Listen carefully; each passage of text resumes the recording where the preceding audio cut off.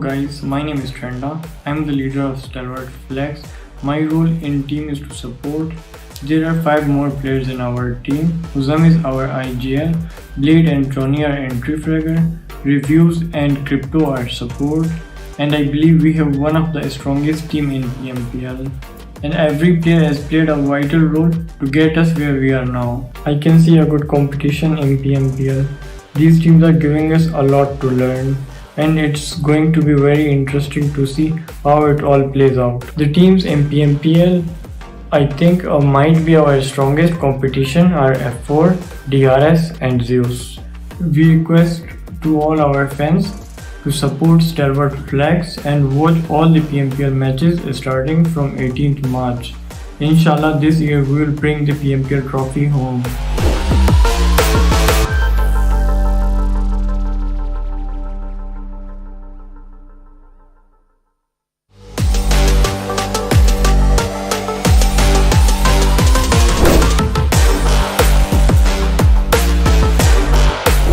Hello, my name is Namanar of the Gulok and my in-game name is A1 Kante and I play for A1 Esports. Our journey started from PMCO Fall Split 2020 and after that we qualified for the PMCO final and then we got invited for PMPL last season and after that we reached PMC and PMCO final.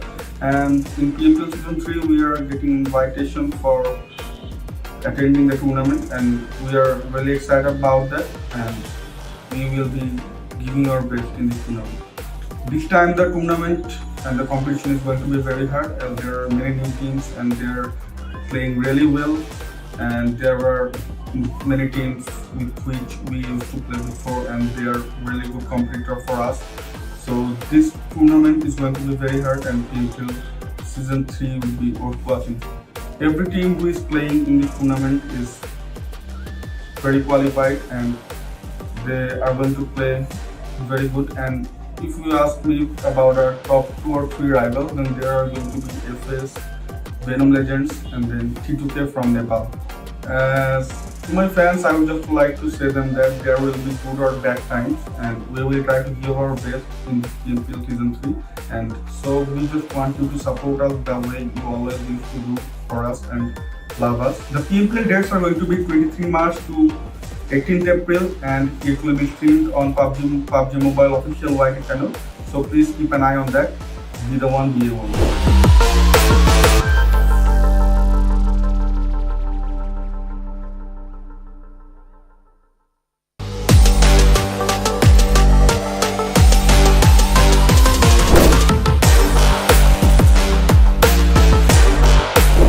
Hello everyone, it's me Pranira and my in-game name is Z3us and I play as the support for the team. My journey has been really fantastic till now. There were lots of ups and downs. I actually started playing competitive from Squad of Fury, but later on our team was disbanded. So we created a new team known as High Voltage. So from High Voltage we have already played PMCO South Asia Fall Split and PMPL South Asia Fall Split Season 2. And currently we have been qualified for the PMPL Season 3 as well. Talking about PMCO Regional Finals, it was really tough, but PMPL it's gonna be more tougher than the PMCO Regional Finals because we'll be competing against best of the best team from each and every region. All the teams that have been qualified for PMPL, they are really strong, but still I think DE, G2K, SC, they are gonna be our top rivals, and the strongest team of the tournament I think it's gonna be DRS. At last I just want to say thank you to everyone who has been loving and supporting us from the very beginning, and please keep supporting and loving us, and to watch our matches that's gonna be live on PUBGMOBILE Esports. Thank you.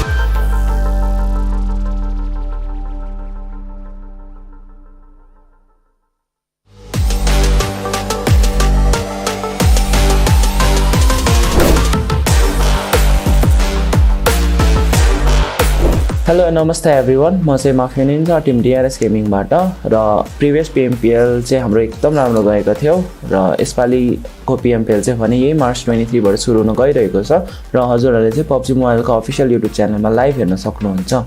कुरा गर्नुपर्दाखेरि चाहिँ यसपालि हाम्रो रिजनमा धेरै राम्रो राम्रो टिमहरू आएका छन् र यसपालिको level of competition चाहिँ एक्सट्रिमली हाई छ अनि राइभल्सको कुरा गर्नुपर्दाखेरि चाहिँ हामीले एक दुईजना मात्र पिक गर्न चाहिँ सक्दैनौँ किनभने सबै टिमहरू एकदम राम्रो खेल्नुहुन्छ र सबै टिमहरूलाई चाहिँ हामीले इक्वल नजरले हेर्ने गर्छौँ र फ्यान्सहरूको कुरा गर्दाखेरि चाहिँ हजुरहरूले हामीलाई PMPL सिजन 2 मा जति माया र सपोर्ट देखाउनु भएको थियो आशा छ कि यसपालिको PMPL मा अझ धेरै सपोर्ट र माया गरिदिनु हुनेछ हाम्रो टिमलाई र त्यति अहिलेसम्म जति माया र सपोर्ट देखाउनु भएको छ त्यसको लागि धेरै धेरै धन्यवाद र जाँदा जाँदै believe in DRS।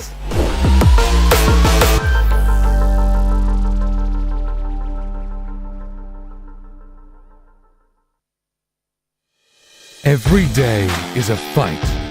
Every moment is a race against the best. Beat the clock. Be on top of your abilities before the rest.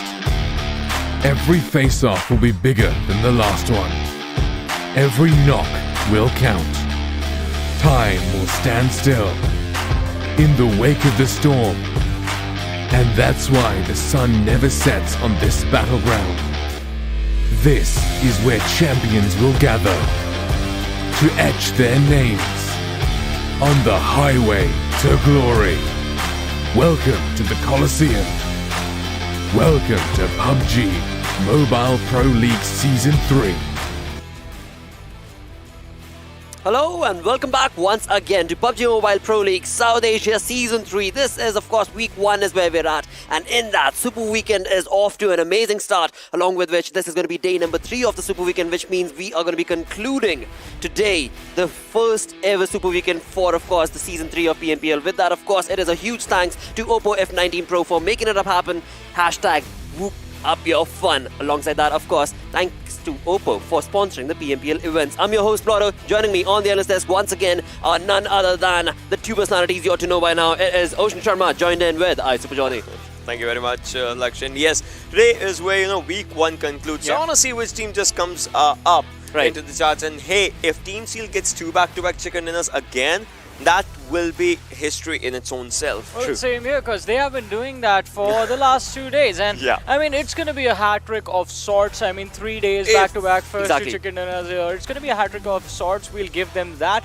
But if, I mean, again, they get the first 2 games, they get the first 2 games and write their names all over it, third time is going to be the charm probably, and we're going to see the hat-trick happen. Exactly. But also, I want to point out, yesterday, in the last 2 matches, we saw a change in momentum. Exactly. That is what I was going to lead down towards, because yes, when it comes to the first 2 days of the Super Weekend, it has been a story where Mongolian teams certainly have been dominating, but as the day 2 came to an end, it was a different affair altogether. But combine all of this together, you're looking at 16 teams that of course have moved on from the 20 teams that initially brought on along into the PMPL. But that again, we will be looking at the 20 teams when we move on to the league plays. But right now, when it comes to the Super Weekend, only 16 teams are going to be participating.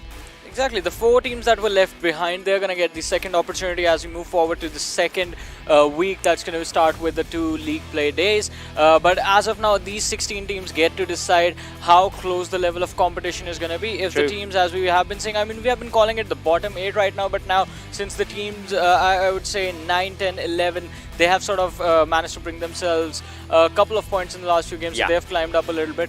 The competition below them, that's where things get a little more interesting. Those teams need to start performing, catch up to the rest of the lot, and then things are going to get heated up. It's gotten dicey, I would say. Yeah, I mean, it has gotten dicey, but then, in that thing also comes down, right? Because the teams that are gathering points right now, they should be there in the next week as well, because otherwise there will be a stagnancy in their points if they don't come out there. Plus, right now every chicken dinner gets you $1,000, so that also matters. Exactly, because when you talk about Seal, well, absolutely, they have gotten that chicken dinner for themselves, not once, not twice, but in the past 2 days, 4 times altogether. And along with that, of course, they've gotten $4,000 for themselves. Exactly, and this is where things get a lot more interesting. And I think you have to enjoy these things, because you might be a team sitting on the 16th position. There's absolutely no way for you to catch up to Seal Esports, A1, Zeus, all the leaders of the leaderboard. Absolutely no way for you to do that in just 5 matches. But you might just be able to get that one chicken dinner, secure $1,000, and then, well, basically you're done that week. That's going to put you up from the 16th, probably in the 13th, 12th position, somewhere around that marker. and from the next week, if you requalify, you can try and climb up. Try and apply again, absolutely. Because again, when you're looking at the entirety of it, you're looking at $300,000 segregated for the entirety of this event, but it's only $150,000 on the line when it comes to the final for PMPL South Asia. But alongside that, of course, when you look at the point system, I mean, this is where A1 Esports has just been dominating. You talk about placement points, Ocean, or the kill points, right? Yeah, I mean, talking about the placement points, obviously they have been the most consistent team out of the bunch, out of the lot right now. Plus, if you talk about Team Seal, obviously the 15 placement point marker, that's what they have been enjoying all together.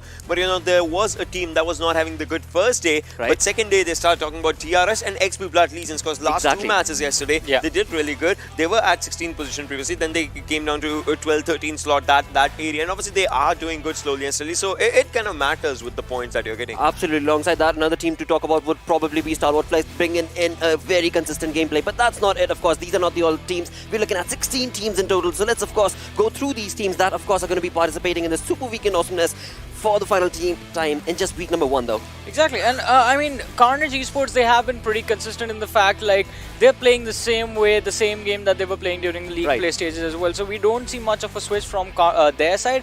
But apart from that, Seal Esports, Zeus Esports, StalwartFlex, complete surprises. And I mean, Seal Esports leading the charge. I mean, the back-to-back chicken dinners that we constantly talk about, like broken records, they are impressive. Zeus Esports, yesterday we did have a conversation with one of the lads from there, and the analyst was joining in there as well, and they told us, like, today they are going to be focusing a little bit more on the placement side of things rather than those skills. Exactly. We're talking about 7C, A1 Esports, F4 and Skylight Gaming. I mean, A1 Esports obviously one of the most consistent team out here. All they need is a chicken dinner, and that will actually just, you know, push them even further if you just want to talk. Plus, they are the team that is kind of challenging Seal right now in that fight of the first, second position. I want to see which team ends by the end of the day at the first position. If there is a miracle or A1 Esports just, you know, rushes up forward, they might as well just go for the contestation. Absolutely, because again, I mean, when you talk about the consistent gameplay, of course, these teams are bringing that up. But as you move on along the conversation, it is a bit of an interesting conversation to talk about Venom Legends first things first. Johnny, what do you think this team is going to be bringing to the table today? I mean, today, Venom Legends, I mean, there's going to be the opportunity for them to go absolutely YOLO, but they have been putting up decent numbers every now and then. Right. But it's just the consistency that is lacking. On the other side, I want to focus a little bit more on R3D and Team T2K. T2K doing really well during the league play days, but as we move forward to the Super Weekend, well, the performance is a bit shaky. R3D Esports, they started off really well. They were being consistent, but yesterday was just not their day. Exactly, and again, I mean, Ocean, another team to talk about would be XP Blood Legion. That was right there, but move that conversation along towards Deadeyes Guys as well.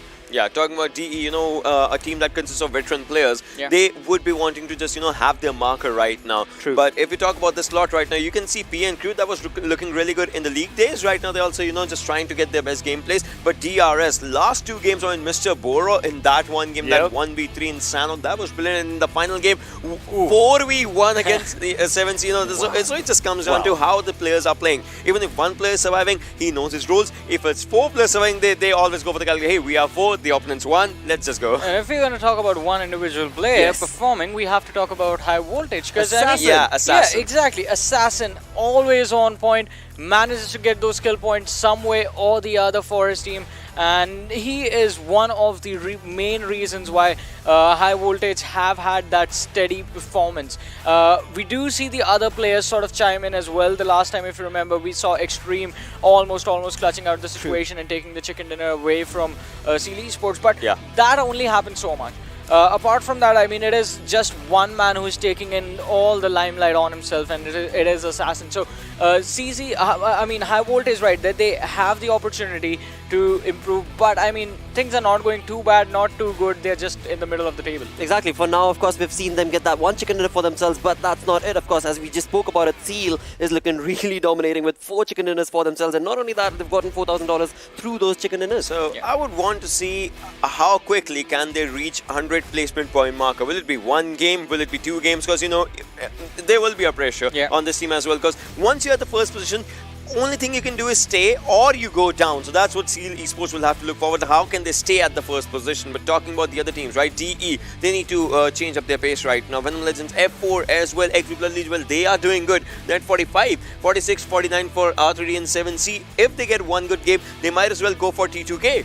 Yeah, 1 chicken dinner, and that's going to allow you the opportunity to challenge T2K, because the teams below them, actually, there is a bit of difference. So it's going to take like 2 games to actually take T2K over. But one good performance right off the bat. If you actually can bring yourself between the 12th and the 13th position, I mean take over the 12th position or climb up to the 13th position, then that sets you up to have a successful day today. Yep, I mean we're talking about one good game. On the other side, of course, you have Seal Esports taking 4 good games for themselves, just absolutely decimating the lobby. Let's have a look at the teams to look out for, and right off the bat, of course, it has to be a Seal Esports conversation. Well, definitely, and we do see the man, the myth, the legend right there, the man who lives up to his name, Killer.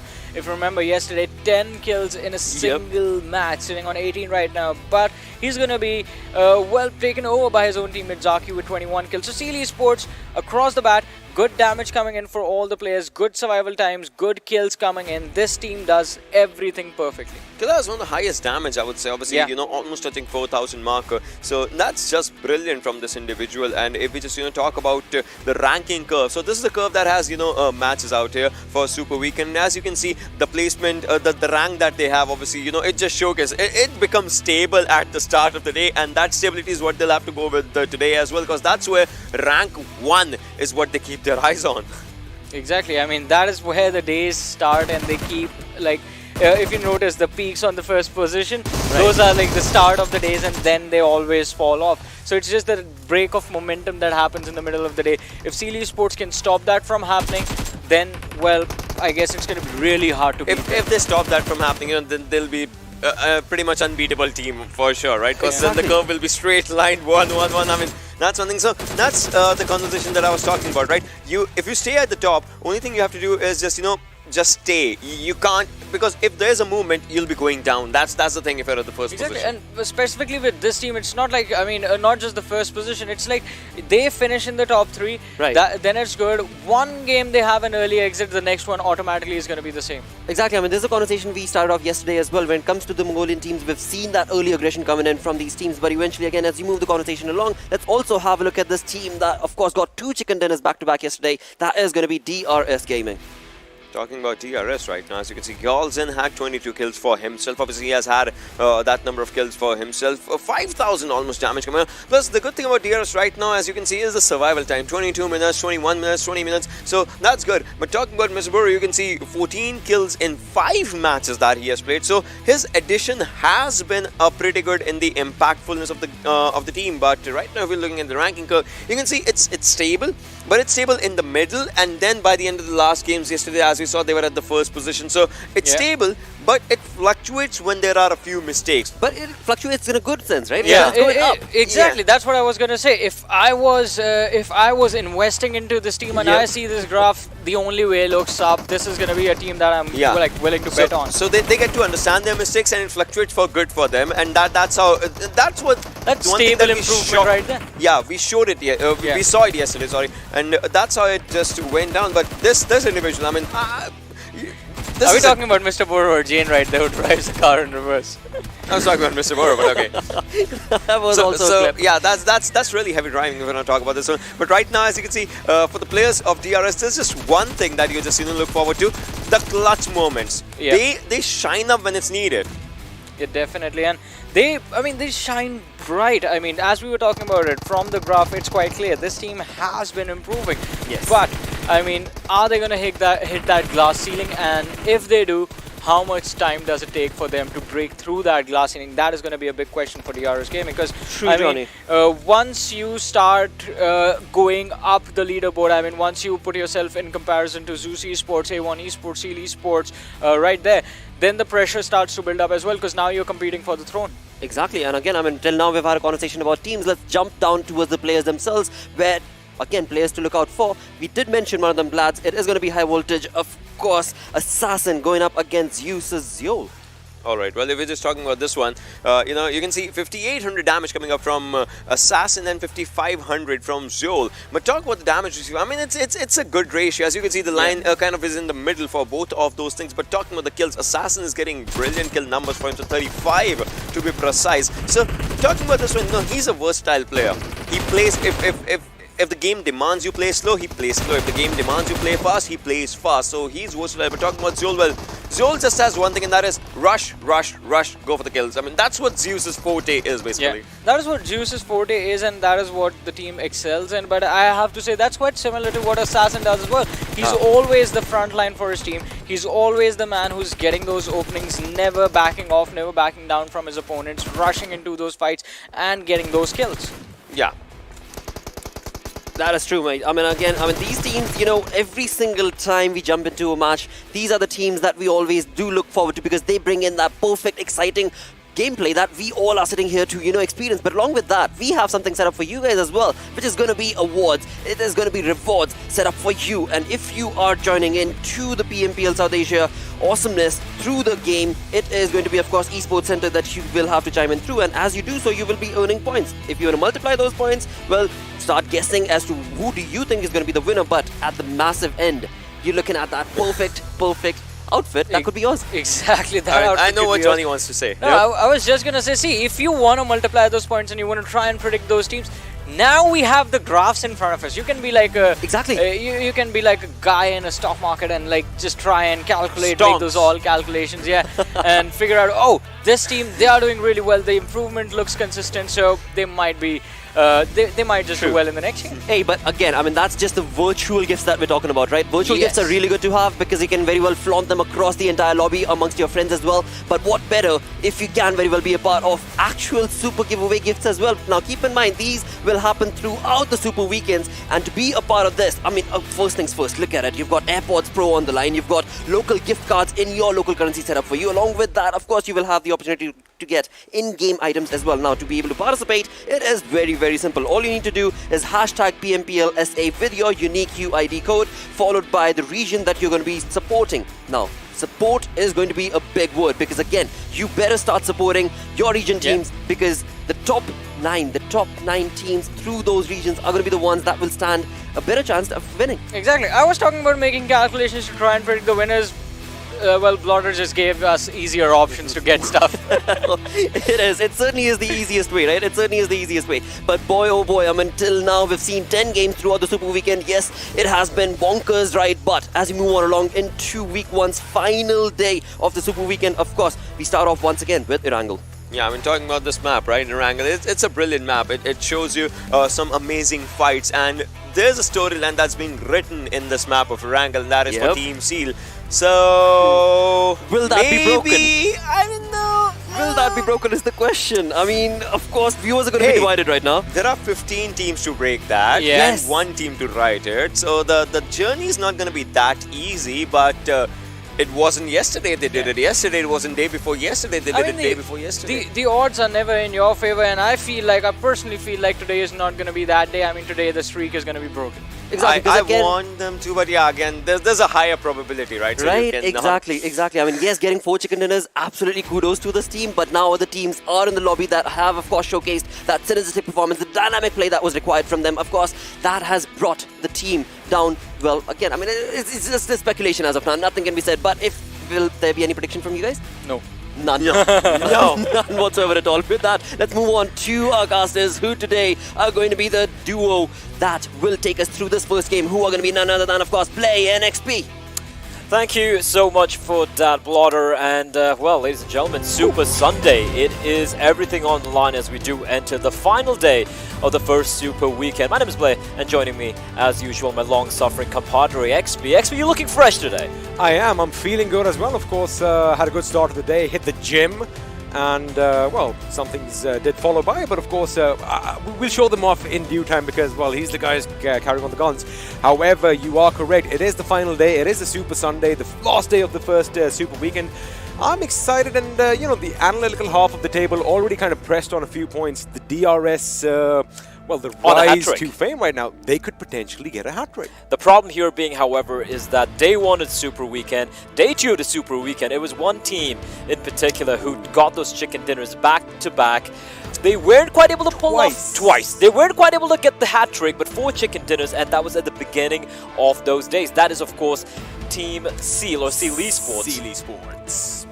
Do you think Seal 6, as we like calling them? Yeah, but do you think they're going to be able to pull it off again here? Because I don't know, like, can they continue the streak? It's going to be incredible if they do. Now, if we have a look at the pattern that has, perceived us before this, I mean, they should win game 1 and 2 again, because that's what they did in the Super Weekend, day 1. That's what they did on day 2. So, technically speaking, it could be possible. However, the match is going to be underway. Play, take it away.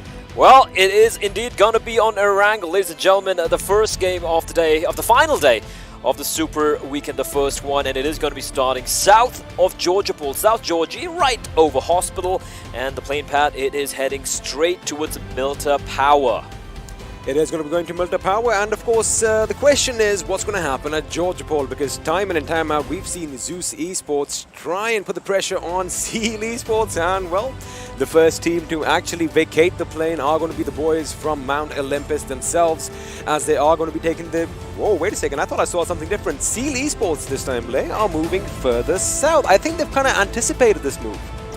That's interesting, right? They're going to be heading way down south. Could be a drive for Quarry, maybe even towards Primorsk. We don't know. The one thing I do enjoy about Z3us and Seal are how unpredictable they can be. Talking about unpredictability, or it also could be because the first game of every Erangel on every single day, the circle has kind of formed in the southwest region.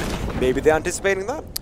Well, let's see if it will play out the way Seal are anticipating. We can take a look at the overall standings as well as we wait for the teams to land in their favorite location. Seal on top with 149 points. A1ES still holding on the second spot without a single chicken dinner to their name yet. Today, I'm calling it, they're going to get a chicken dinner today. DRS on a hat-trick. If they win this game here today, they will have pulled off the 3 back-to-back-to-back. Z3us on 99 points. They have slowed things down a bit, and unfortunately for the side of Seal, that circle is not going to be to the southwestern side. In fact, this might be the most central circle, first circle we've seen on Erangel thus far. Absolutely. When you have Rozhok as pretty much your epicenter of all the action that might follow, it is definitely one of the most central circles we've seen at the beginning. Now, you did kind of mention DRS. They are obviously going to be heading to Yasnaya Polyana, which is their favorite drop spot. However, I was kind of anticipating maybe somebody might come and contest that. Of course, you want to thwart that hat-trick. R3D this time, they aren't really heading up northeast, Kameshki and Stalwart as they used to, but that could change as well, because I do see AJ is going to be driving past them with a vehicle that is definitely going to be a lot of high velocity. The question is, are we going to see some shots fired, and is the team that is on a hat-trick, are they going to lose a man early on? Judging by what I just said, it's not going to happen, because he's already made it to safe haven. He has made it to safe haven. In fact, I'm going to go on a limb and say that I don't think any of these teams are going to be having to go up against anyone else here. Are you looking? I'm taking a look at the map here. Venom Legends landing towards Milta Power. That's where they usually head towards. They're just like a few meters away from the play zone, right? You have Seal who have to push on in, but apart from that, everyone else seems to be pretty comfortable.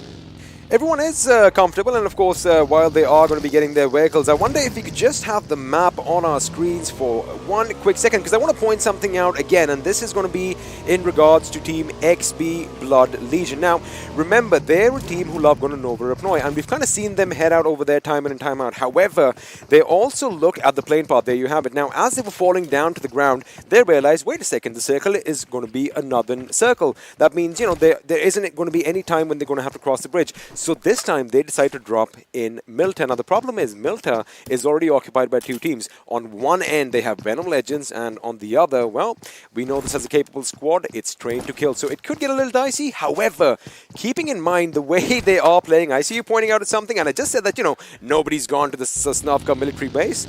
I guess I've been proved wrong, as StalwartFlex are heading there just now. I like how StalwartFlex are very single-minded in their drop location. That doesn't matter what the plane path is, doesn't matter what the circle is. They're going to be heading towards the military base. They're going to be looting up what they would call their loot. Their loot. They're like, yeah, we're going to be going there. No one's going to be heading towards the military base. Especially now, even though, yes, it's a bit... I would say it's a risky play considering the circle is still... There's a bit of the southern military island in the play zone, but... I can respect that. I can respect a team who will commit to it like a bulldog. I mean, these guys are pretty much what I'm carved out as well, because Military base is where I love going. In my opinion, you find some of the best loot, some of the most consistent loot at the military base, but of course, I could be very well mistaken. Now, the point of re-entry is something that, you know, we kind of dabble over once in a while. The thing is, they already know that the only team they have a chance of kind of running into is going to be A1 Esports, but I'm going to hold my thoughts as it looks like Z3us Esports are finally going to pick a fight with Seal. Yeah, I mean, we did see this take place a couple. Okay, okay, Abel. Did he get out in the nick of range? time? I don't think he did. Oh, he did. He survived. He got in the nick of time. Oh my lord, the long range spray from Abel with the Scar, and in the nick of time, Seal, the player, drops off, so he doesn't get taken down. But that got a little scary, and for Seal, they're going to be thanking the lucky stars. They didn't lose a player that early. You know, and it's kind of funny when you kind of predict a few things and they do come right. I'm not trying to, you know, just paint myself in a good light over here. But again, Seal definitely had that in their mind that, you know, they were expecting a little bit of a southwestern circle. And the moment they realized, it's not going to be working our way, they started heading north. Now, the thing is, they did kind of anticipate Z3us to already be in position. And it looks like their woes are not over yet as Carnage Esports want to tango with them. I don't think Carnage wants to tango with anyone. Manish is just going to be going for a swim. It's a dicey position to be in. Don't expect Killer. Oh, Killer. Oh, he's going for it. He's aware someone was nearby, and Manish is going to try and hold his breath. He's going to go snorkeling without a snorkel. Actually, he's going to be going for a very comfortable backstroke. He's very comfortable. He's managed to cross on over.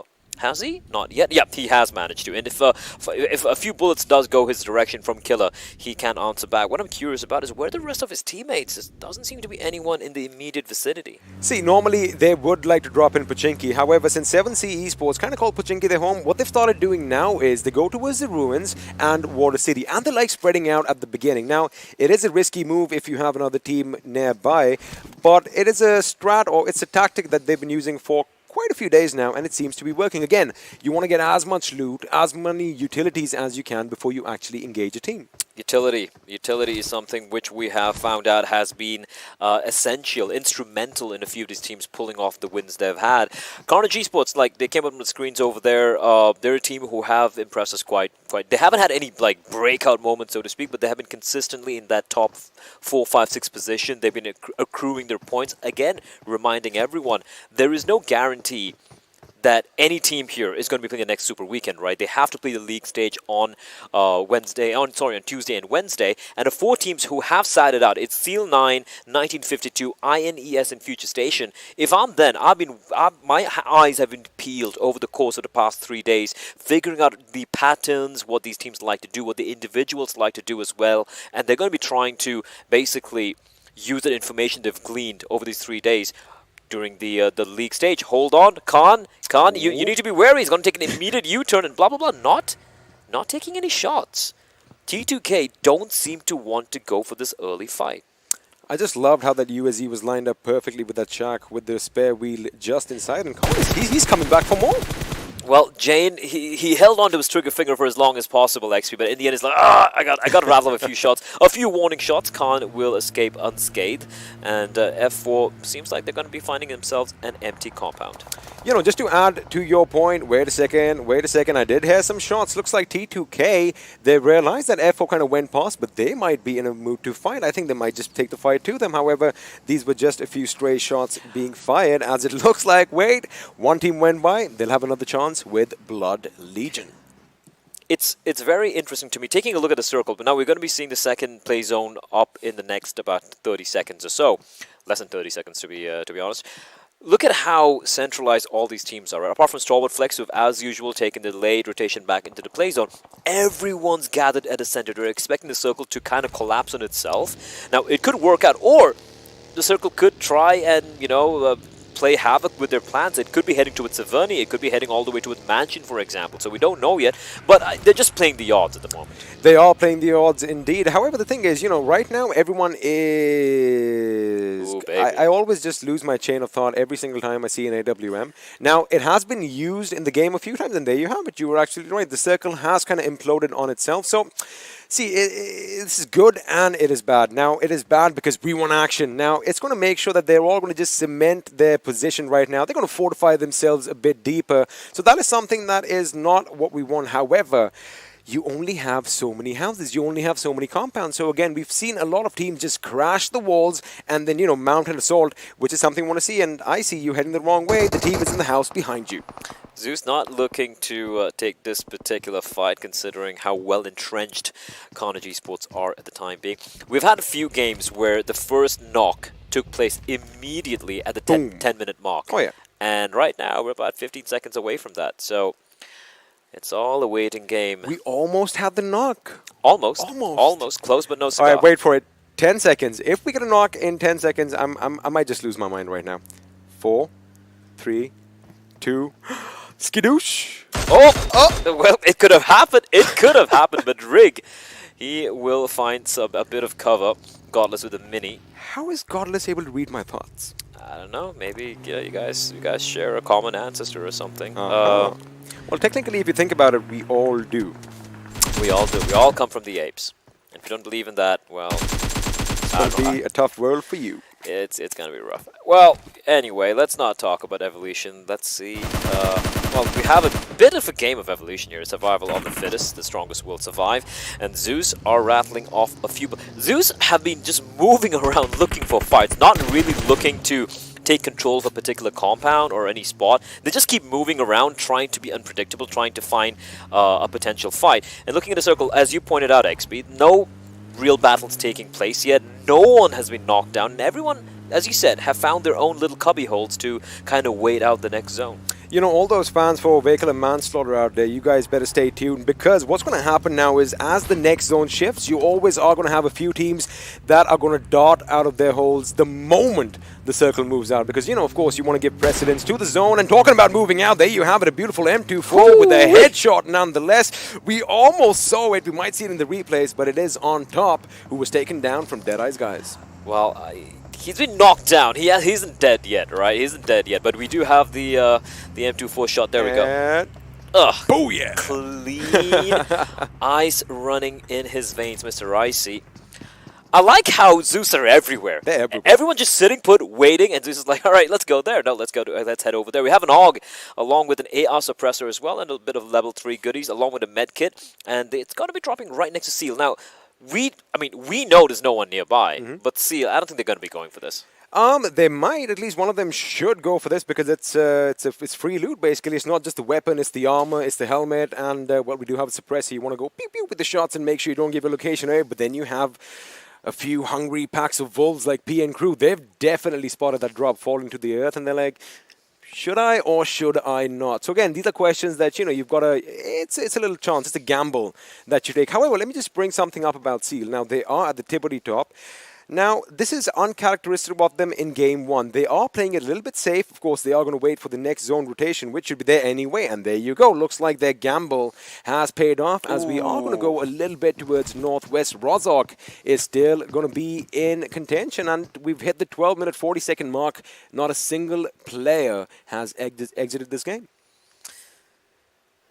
But as we took a look at that circle with the migration taking place, all these players going to be on a mass exodus, and the bullets will ring out. Zeol taking shots at two teams. It's high voltage. We haven't really had a chance to see them so far in this game, and T2K, just for the time being, they've called a temporary truce and just driving past each other. I have a question. How much ammo do the Use Boys carry, Blake?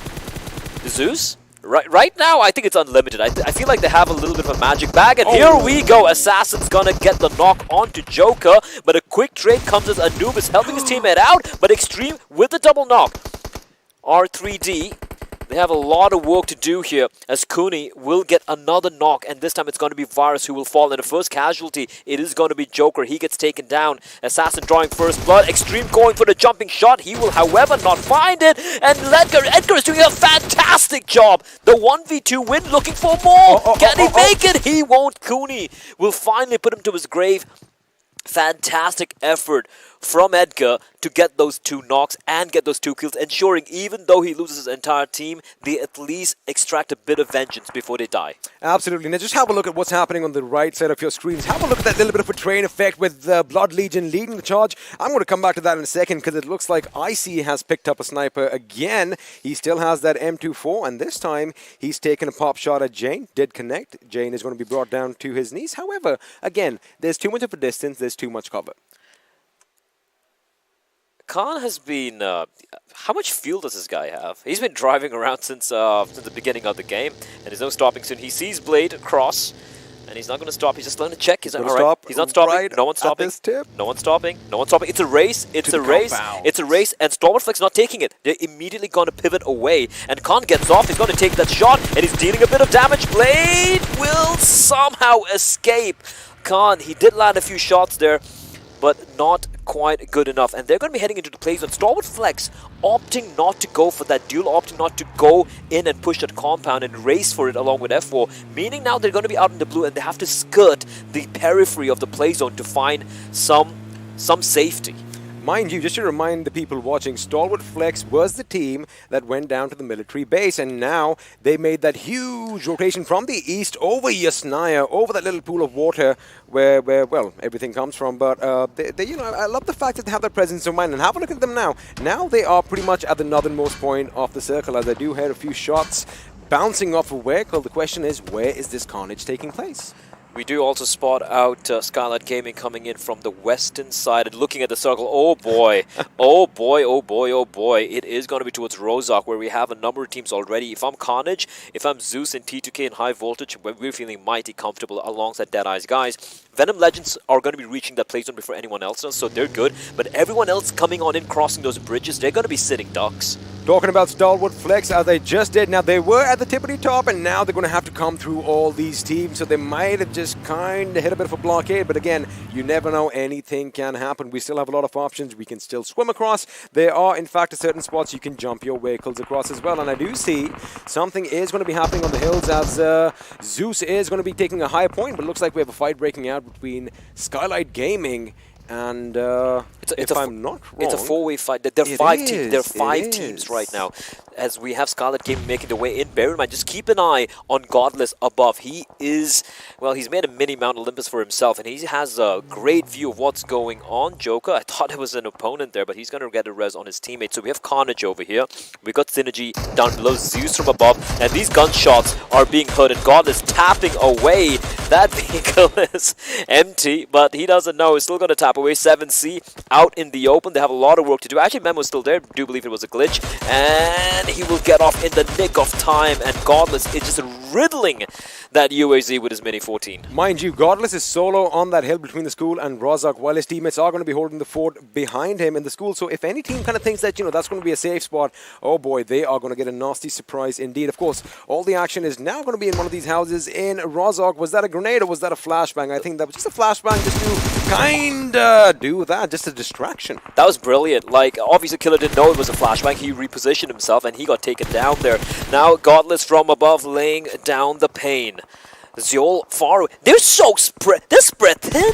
They're all thin. Solo, and he's still taking down members. Look at Godless from above, delivering death and destruction, and Zeol's nearby to finish off the job. If Seal make the mistake of thinking that Z3us Esports are going to be up on this little hill, they are in a world of trouble, because if I was not wrong, IC in fact just took off right for that fallen comrade of, well, Seal. Baron was the one who was knocked out, of course. He does have his teammate nearby, but right now looks like Khan is going to take the fight to A1 Esports. And Khan coming in from behind. Oh, when he gets spotted out, Dante. And it's actually going to be Nineboy. He's going to finish him off, but Voltrox pushing alongside Zaydan, and this is going to be rough. This is almost impossible here. It's all down to one member of the side of A1 Esports, and they can't hold the fort down. F4 will eliminate them. Mind you, Khan was not knocked down by A1 Esports. It was rough with Venom Legends from across the field that got that lucky knock. Oh, wow. Oh, wow. A1, man, like, oh. One day they're going to get a chicken dinner, and I will celebrate for them. Right now, unfortunately, it's not looking good for them. They get eliminated in the 15th position. DRS on the hat trick. Right, they're in a good spot. They have they have only 3 members alive. They haven't got a single kill yet, but they're in a pretty good spot for the time being. If the circle does head down south, they are in a bit of a pickle. They have to cross the water, they have to cross over the bridge. Either way, it's not going to be that easy.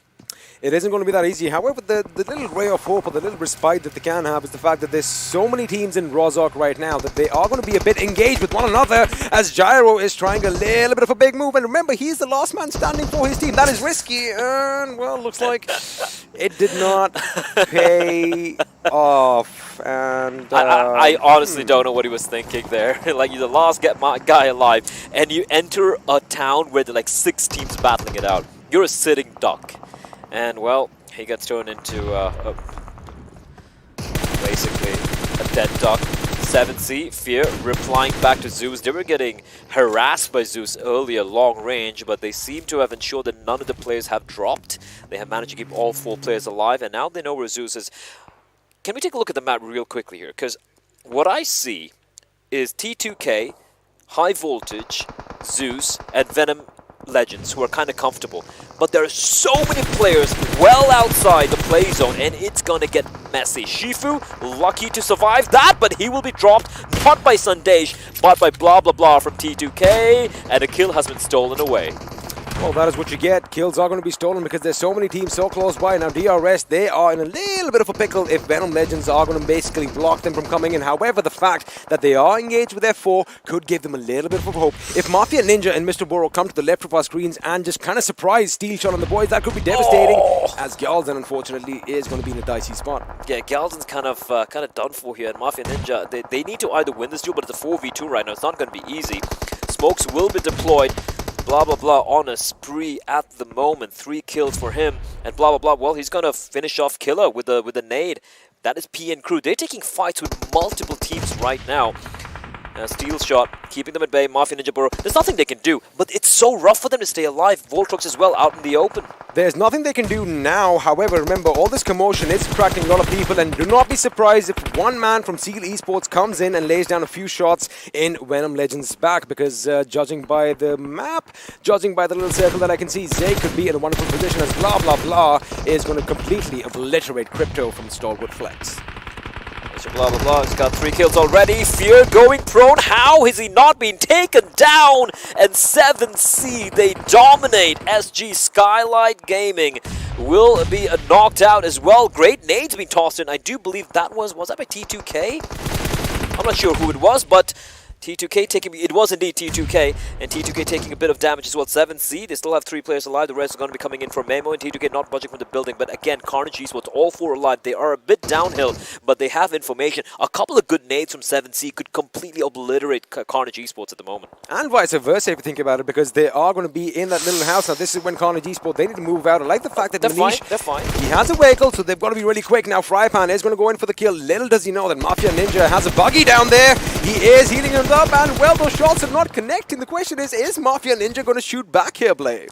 He's not moving right now, and Frypan's trying to spot him out. He spots him out. He is just rattling every single bullet he has, and Mafia Ninja, he's just alive. He's almost immune right now. And Venom Legends, they want to finish him off. Mafia Ninja, the sole surviving member for DRS, and they were a team on a hat trick, but right now, the dreams of that 3 back-to-back game, it looks like it is dwindling away. T2K on 8 kills, have all 4 players alive as well. They haven't had to move from that position of theirs, but eventually now they have to. Looking at the play zone, it's not looking that good. For Carnage Esports, they still haven't pushed on up because there are 2 teams gatekeeping them, and they're going to actually go for a very ballsy play. I like the fact that they use a smoke to block the vision from 7C, and they're going to be pushing on in using the vehicles. But a Molotov from Turulov preventing one angle. As Turulov outside, he's going to take a few shots here. He's going to drop snipe, and this is just complete, absolute chaos. Turulov looking for more. He pushes on in, but then he's going to be met by Manish. Manish still standing. Praveen's there as well, and they have done a fantastic job. They just need to find the one final player remaining for 7C. It is going to be Memo, and it's going to be Praveen who's going to finish off Fear. Fear getting taken down means there's not much information being conveyed to his teammate, but now the 1v1. Memo and Praveen.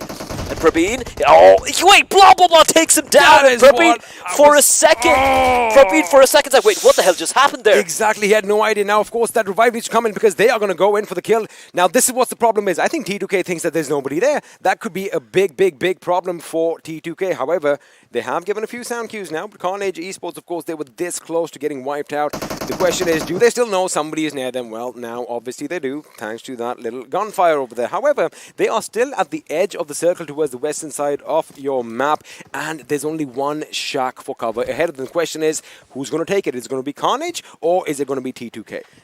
Well, that's a big question here. Zeol from Zeus. Zeus have 3 players alive. Carnage taking some fire, and it is not from T2K. And with that knock, T2K are aware, oh wait, Carnage are still nearby. They're still in the vicinity, and you can see Raiders are taking a few pot shots.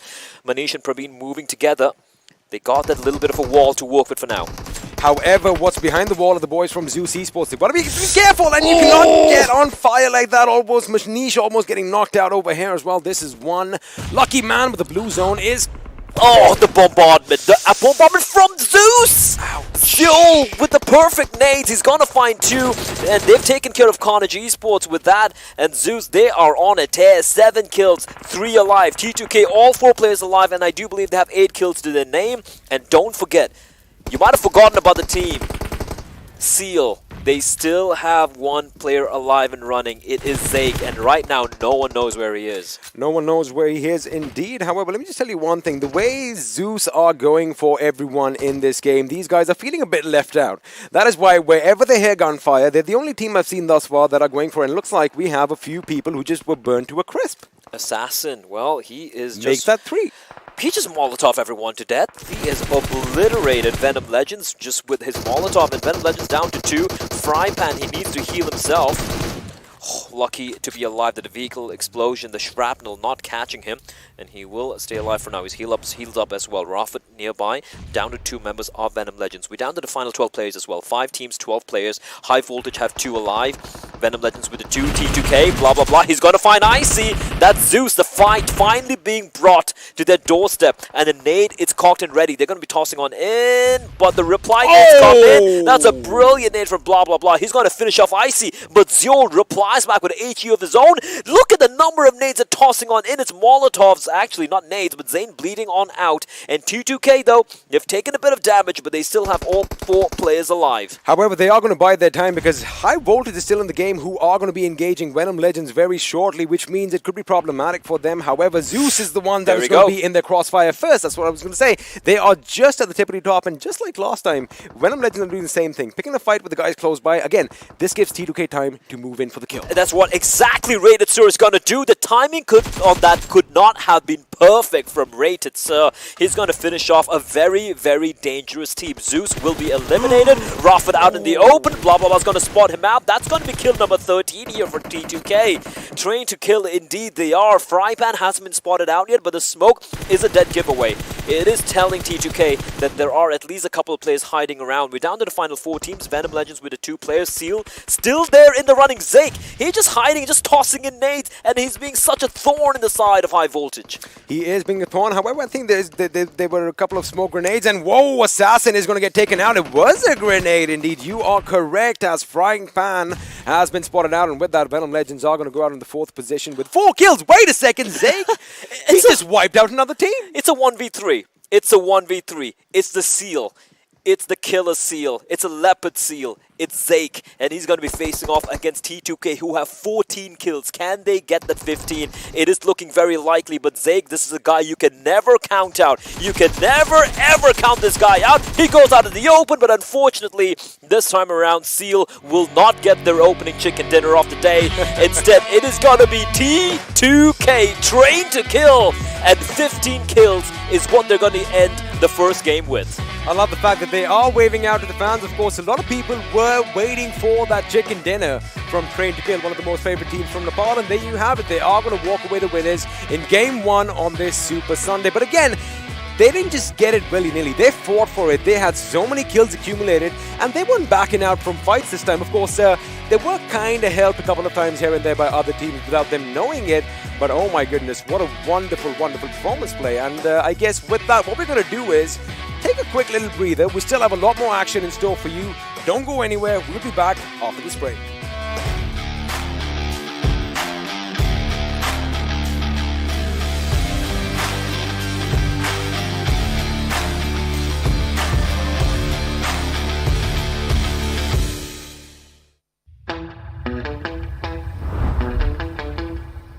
we keeping it real?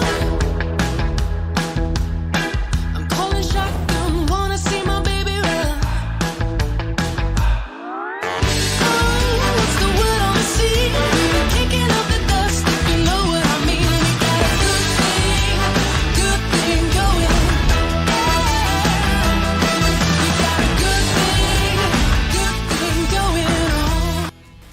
Hello and welcome back once again to PUBG Mobile Pro League South Asia Season 3. We just got done with game number 1 in the Super Weekend Awesomeness. This is day 3 of the Super Weekend, and indeed right off the bat it was train to kill, taking a chicken dinner very convincingly. But with that, let's move on to the analyst and find out when it comes to this game. Dudes, I mean, that is something that you, Johnny, were mentioning. T2K is going to come online, and they did so perfectly. Well, I felt it. I mean, the teams, yesterday it started out as the teams on the lower part of the standing in the very last game were doing better for themselves.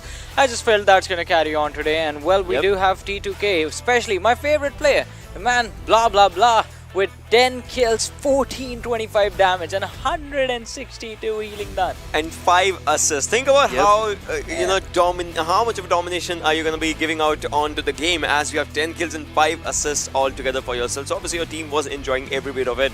Talking about his contribution, as we were just looking forward to this one. Survival is the one with the lowest percentages and damage taken as well. So yeah, damage taken, obviously you need to have that on the lower side and talk about yourself. But kills, 26.7% contribution. That's a lot. Again, we're looking at Mongolian teams, we're looking at Nepal teams just dominating the lobby as of now. I mean, Seal coming in second with 0 kills, but absolutely just staying to that ground. And that was, again, really, really good looking for this team. But move on that conversation towards the top players coming in from this game.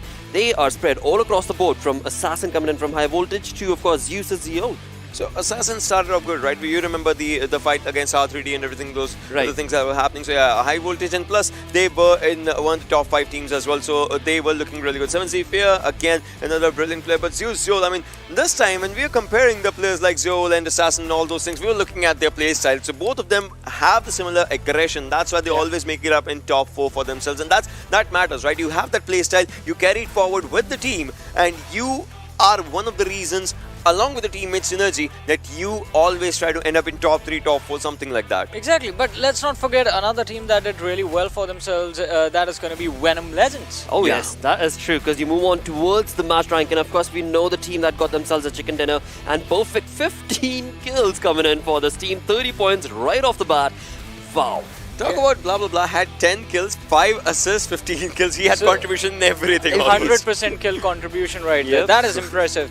But, I mean, looking at the standings, I also want to focus on another team that's coming in from the second page of the overall standing, but this time the level of aggression from them was impressive. That is Team F4. You see that 7 kills being brought to the table. I mean, they might have had an early exit, but the fact that they got 8 points from this one game, that is something that I think that's going to keep the team hopeful for the future matches. Absolutely. And this is where one team is missing. That was in the top charts. That's going to be A1 Esports. That's where I would just, keep my attention on, because they were one of the most dominating teams that did not have a chicken dinner. Plus, obviously, they were challenging Seal in a neck-to-neck competition. So today, the start is not good. Maybe they'll just carry forward a good game, hopefully. Also, I want to know what your views are. I mean, XP Blood Legion yesterday, towards the end of the day, it felt like we saw the signs of life coming in from this team. They were stepping back into the action, being aggressive again, getting those kills, getting those points again and again. But again, not to a good start to the day. So this is where, I would talk about that thing. We were talking about momentum and acceleration, right? Yeah. So their acceleration is not good. Physics.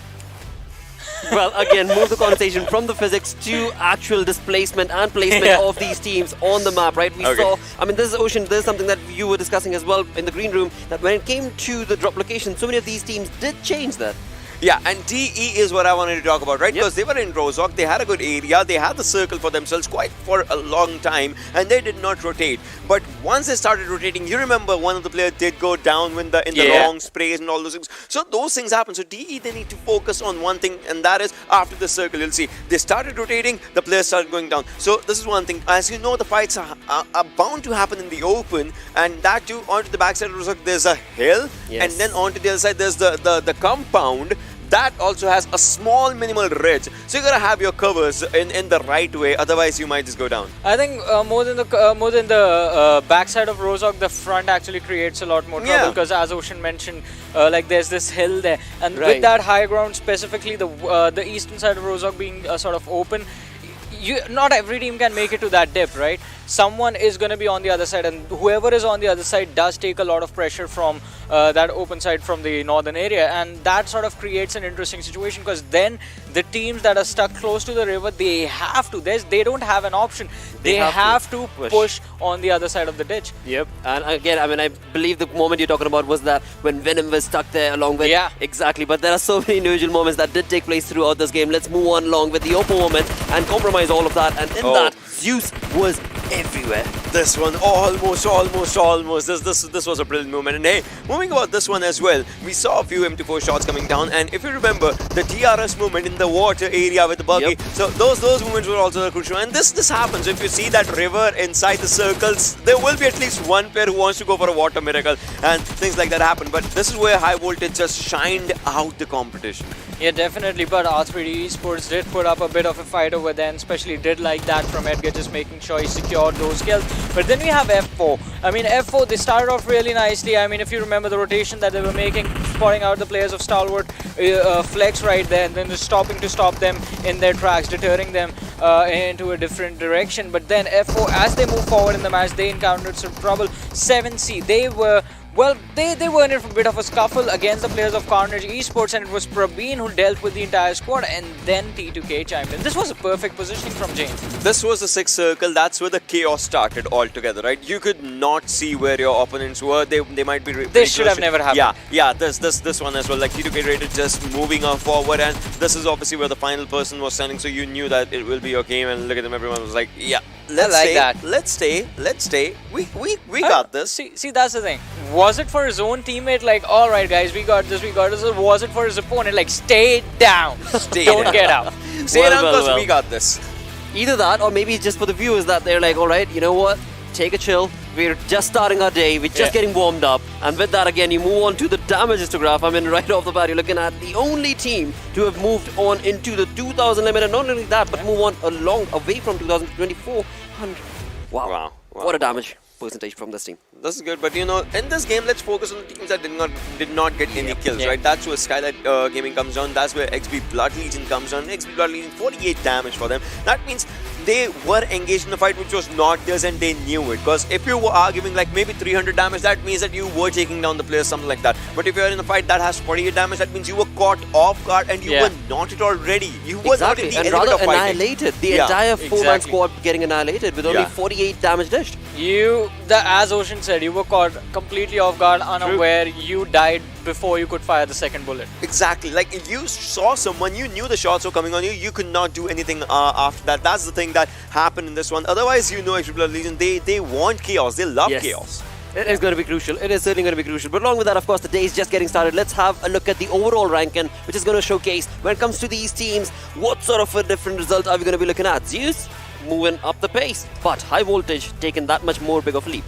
Yeah, definitely. I mean, high voltage also climbing up quite steadily, sitting on the 5th position right now with 99 points. So one more game like this, and they're going to be challenging Zeus. They could be sitting on the 3rd position even, or the 2nd. Yeah. But I mean, it is going to be again Train to Kill also making the climb, sitting on the 8th position with this match, 90 points to Train to Kill, and well, then we have Zeus on 113. So the fight within the 2nd to the 8th spot. That's a pretty close one. It's pretty close, but Z3us Esports is at their own different location right now. Talk about 9 to 16. This is where things start getting tricky, because 88 to 33 is a difference. Obviously, teams can be out there, but talk about PN and Skylight. I mean, for PN as well, they would be needing a chicken plus, high kill game if they want to challenge Skylight right now.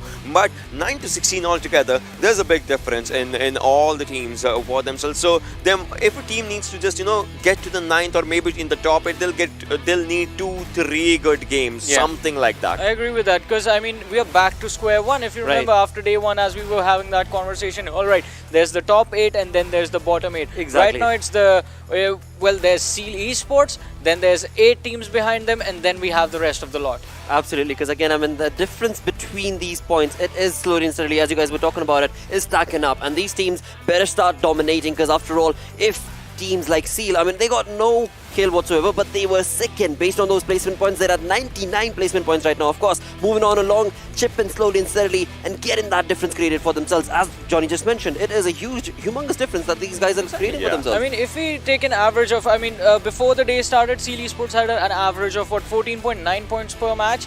They got 14 from this one as well. Just, exactly. Yeah, so they are keeping that bar. They are maintaining that pace. And that is the most important thing. We talk about consistency. I mean, that is the definition right there. Absolutely. Exactly. I mean, again, Ocean talking about consistency. Yesterday, we saw Extreme Blood Legion bring in a bit more of a consistent gameplay, of course. But right off the bat today was not a decent start for them. But on the other side, you talk about Venom Legends.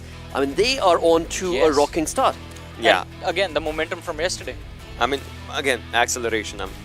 All right, well, with the word acceleration being used, I think it's time to move on along, pedal to the metal. Let's move on and have a look at the second game that is going to be coming right up. Let's find out what map it is going to be. Well, just like yesterday, it is going to be Miramar.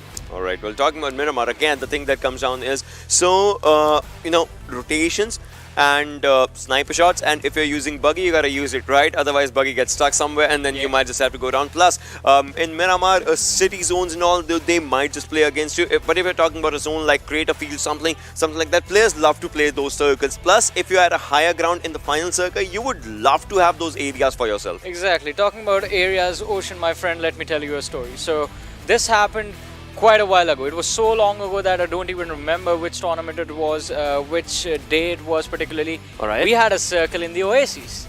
That's what I want. Yes, I remember that. PMCO. Yes, I think it was PMCO. We had one and only circle that was unexpected coming into the OSS, and that was again a phenomenal turnover. But again, was it Pakistan? Was it South Asia wildcard? But it was a PMCO. I remember. I think it was South Asia, but I think so too. But boy, oh boy, I mean, again, It was a while ago. It was a while ago, absolutely. But again, I mean, you move on the conversation towards these teams. Well, they are rocking, dominating. So many of them, as we were discussing yesterday, from the bottom half of the leaderboard, are showcasing that we are here to prove our worth as well, and are of course wanting to slowly and steadily, get back in the form. Amongst all of this chaos, what teams are you going to choose when it comes to Miramar? I mean, that's the thing, right? As Ocean says it every time. I mean, Miramar, it's going to be the fact that how close you are to the circle. If you are in the center, then you are going to have a comfortable time. But the reason I want the circle to be in Oasis is, as once we said, I mean, not once, we said it yesterday only, what happens when the circle is not in your favor? Right. What are you going to do then? That's what I want to see from these teams. And so far, the only ones that have been good to adapting to sort of curveball situations that are thrown at them is A1 Esports. I would love a city circle, like in any city. Maybe make it El Pozo, probably make it Los Leones, make it Chumasar, like some sort of a city area where a lot of teams are in their own buildings. Yes. And if they have to rush, you remember we casted the game, in PMCO Pakistan, and there were like, if it was in the city area, teams, they know that there's a kill right next to them. They can go and take the kill, but once they go down in the open, they will be shot down from the other direction. Exactly. So in Miramar, teams in Miramar, the only big brain play that the circle does is go to the city side. Absolutely, boys. I mean, that is just going to be a phenomenal turnover when we move on into this game. But right now, what we're going to do is go on a very, very short break. You guys stick around. We're going to be right back with the game. That's going to be second game of the day on Miramar.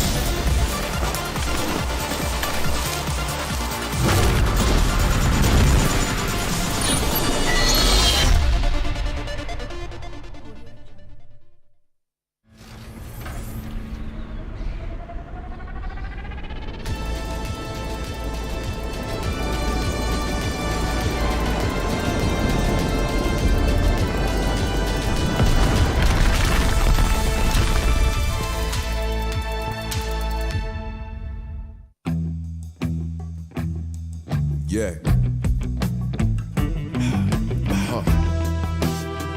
Ready? Strap up. Yeah. It's ready for what I'm pitching. Nothing but heaters is in the pick 'em off from a distance like. About to get the drop on. Roll up with the squad on. How you gon' survive when we ride? You can't hide or run. Try to stall, but your time will come. We gon' ride it together better than riding alone. Stuck us out of the zone, but before we head home, I'm right with my scope, and there ain't nowhere to go. Yeah, if I miss, I don't quit, so let's stay with this zone. Yeah, coming at you like I got nothing to lose. Clearly, I might be missing a couple screws. Call me the handyman, cause I'm known for carrying tools. Ain't a problem that I can't fix, please don't get it confused. 6 million ways to try, which will you choose? Many hope to stop our team, but we refuse. Act like you want it, bet y'all get it. Winner, chicken dinner is about to get barbaric. Can't call medics, I embrace pain and walk it on. Meanwhile, these cowards are praying, we call it off. Never not at all. In it to win it, we'll keep trying. While the zone's closing in and we're watching the time sliding. No loud sirens coming to save you, you better forfeit. Artists with the shotty, I paint a picture that's haunted. Pretty ugly, missing money, but they nearly struck me too. They must be feeling lucky, spraying it by in that mood. About to hit these dummies, get them money before they getting you. Revenge is coming, take one of us, we'll take out your food. Bring it back. Enemies ahead, about to put her in it, they chapter. Survival of the fittest, the only mission that matters. My sharp as a dagger, my mama ain't raised a stacker. Coming in high and heavy to break them and make them scatter. Made a platter that's ready for what I'm pitching. Nothing but heaters, listen to pick 'em off from a distance. Man, listen, got the drop on 'em. Roll up with the squad on 'em. Hey, how you gon' survive when we ride? You can't hide or run. Try to stall, but your time will come. Yeah, we got the drop on 'em. Roll up with the squad on 'em, and we going hard. You survive the night, we ride, you try to hide.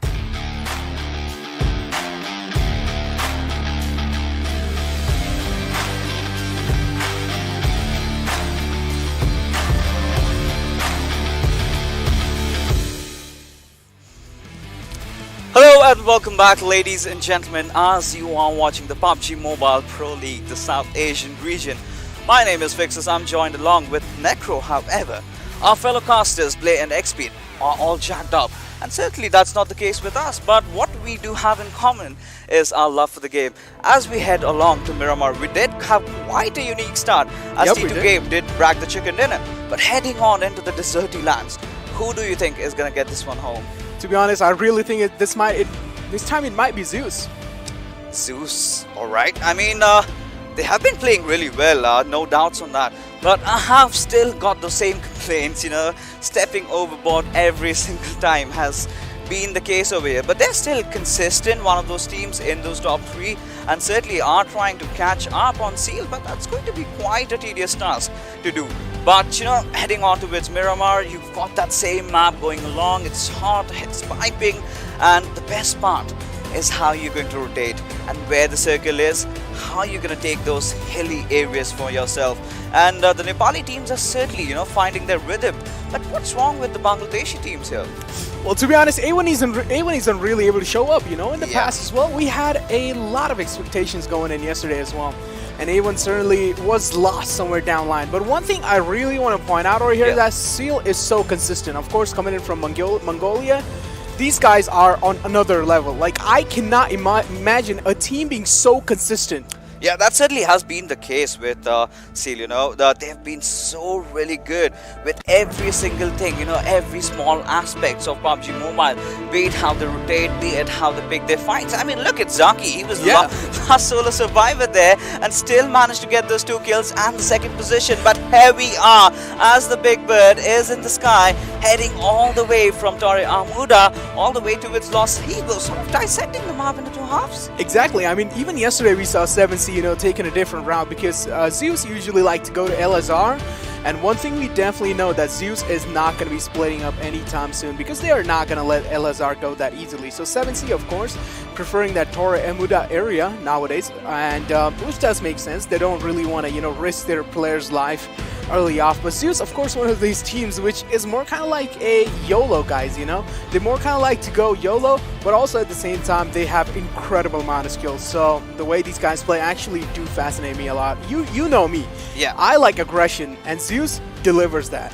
They certainly do, but in terms of getting points, you need to have the perfect balance between aggression and making those smart moves. But 7C certainly have seemed to have done that because the first day we landed off in Miramar, and it was El Azhar where we had seen the fight break out between these two teams, where Zeus, of course, did come out on top. But as we look at all these teams taking their plunge, so DRS always tend to go down south, so that has always been their thing. Now, a lot of teams are heading towards Los Leones. Maybe that's where we see that first blood coming in. And even one thing I really want to point out here, take a look at A1 Esports, TDK, and StalwartFlex. They are all in Los Leones, and that might be a massive collision if these teams decide to fight against each other. And I can already imagine the damaging factor between this fight. But take a look at Carnage as well. Now, Skylight Gaming, of course, this time kind of separated out. A little bit separated out, not that much. But still, if any one of those players get knocked out initially from the players of Carnage, then there might be a little, troublesome. But for now, seems like Seal. And there's going to be one more team, which is going to be High Voltage in those nearby vicinities. And it doesn't really seem like Seal is quite aware of High Voltage's presence nearby, but High Voltage certainly Assassin. I really feel like this man does have an idea that some players are in those nearby vicinities, but which team are they? They probably don't know. I mean, they might just know because, Team Seal, High Voltage, they've been locking horns for quite some time. And if they manage to get this big, I mean, this is going to be huge.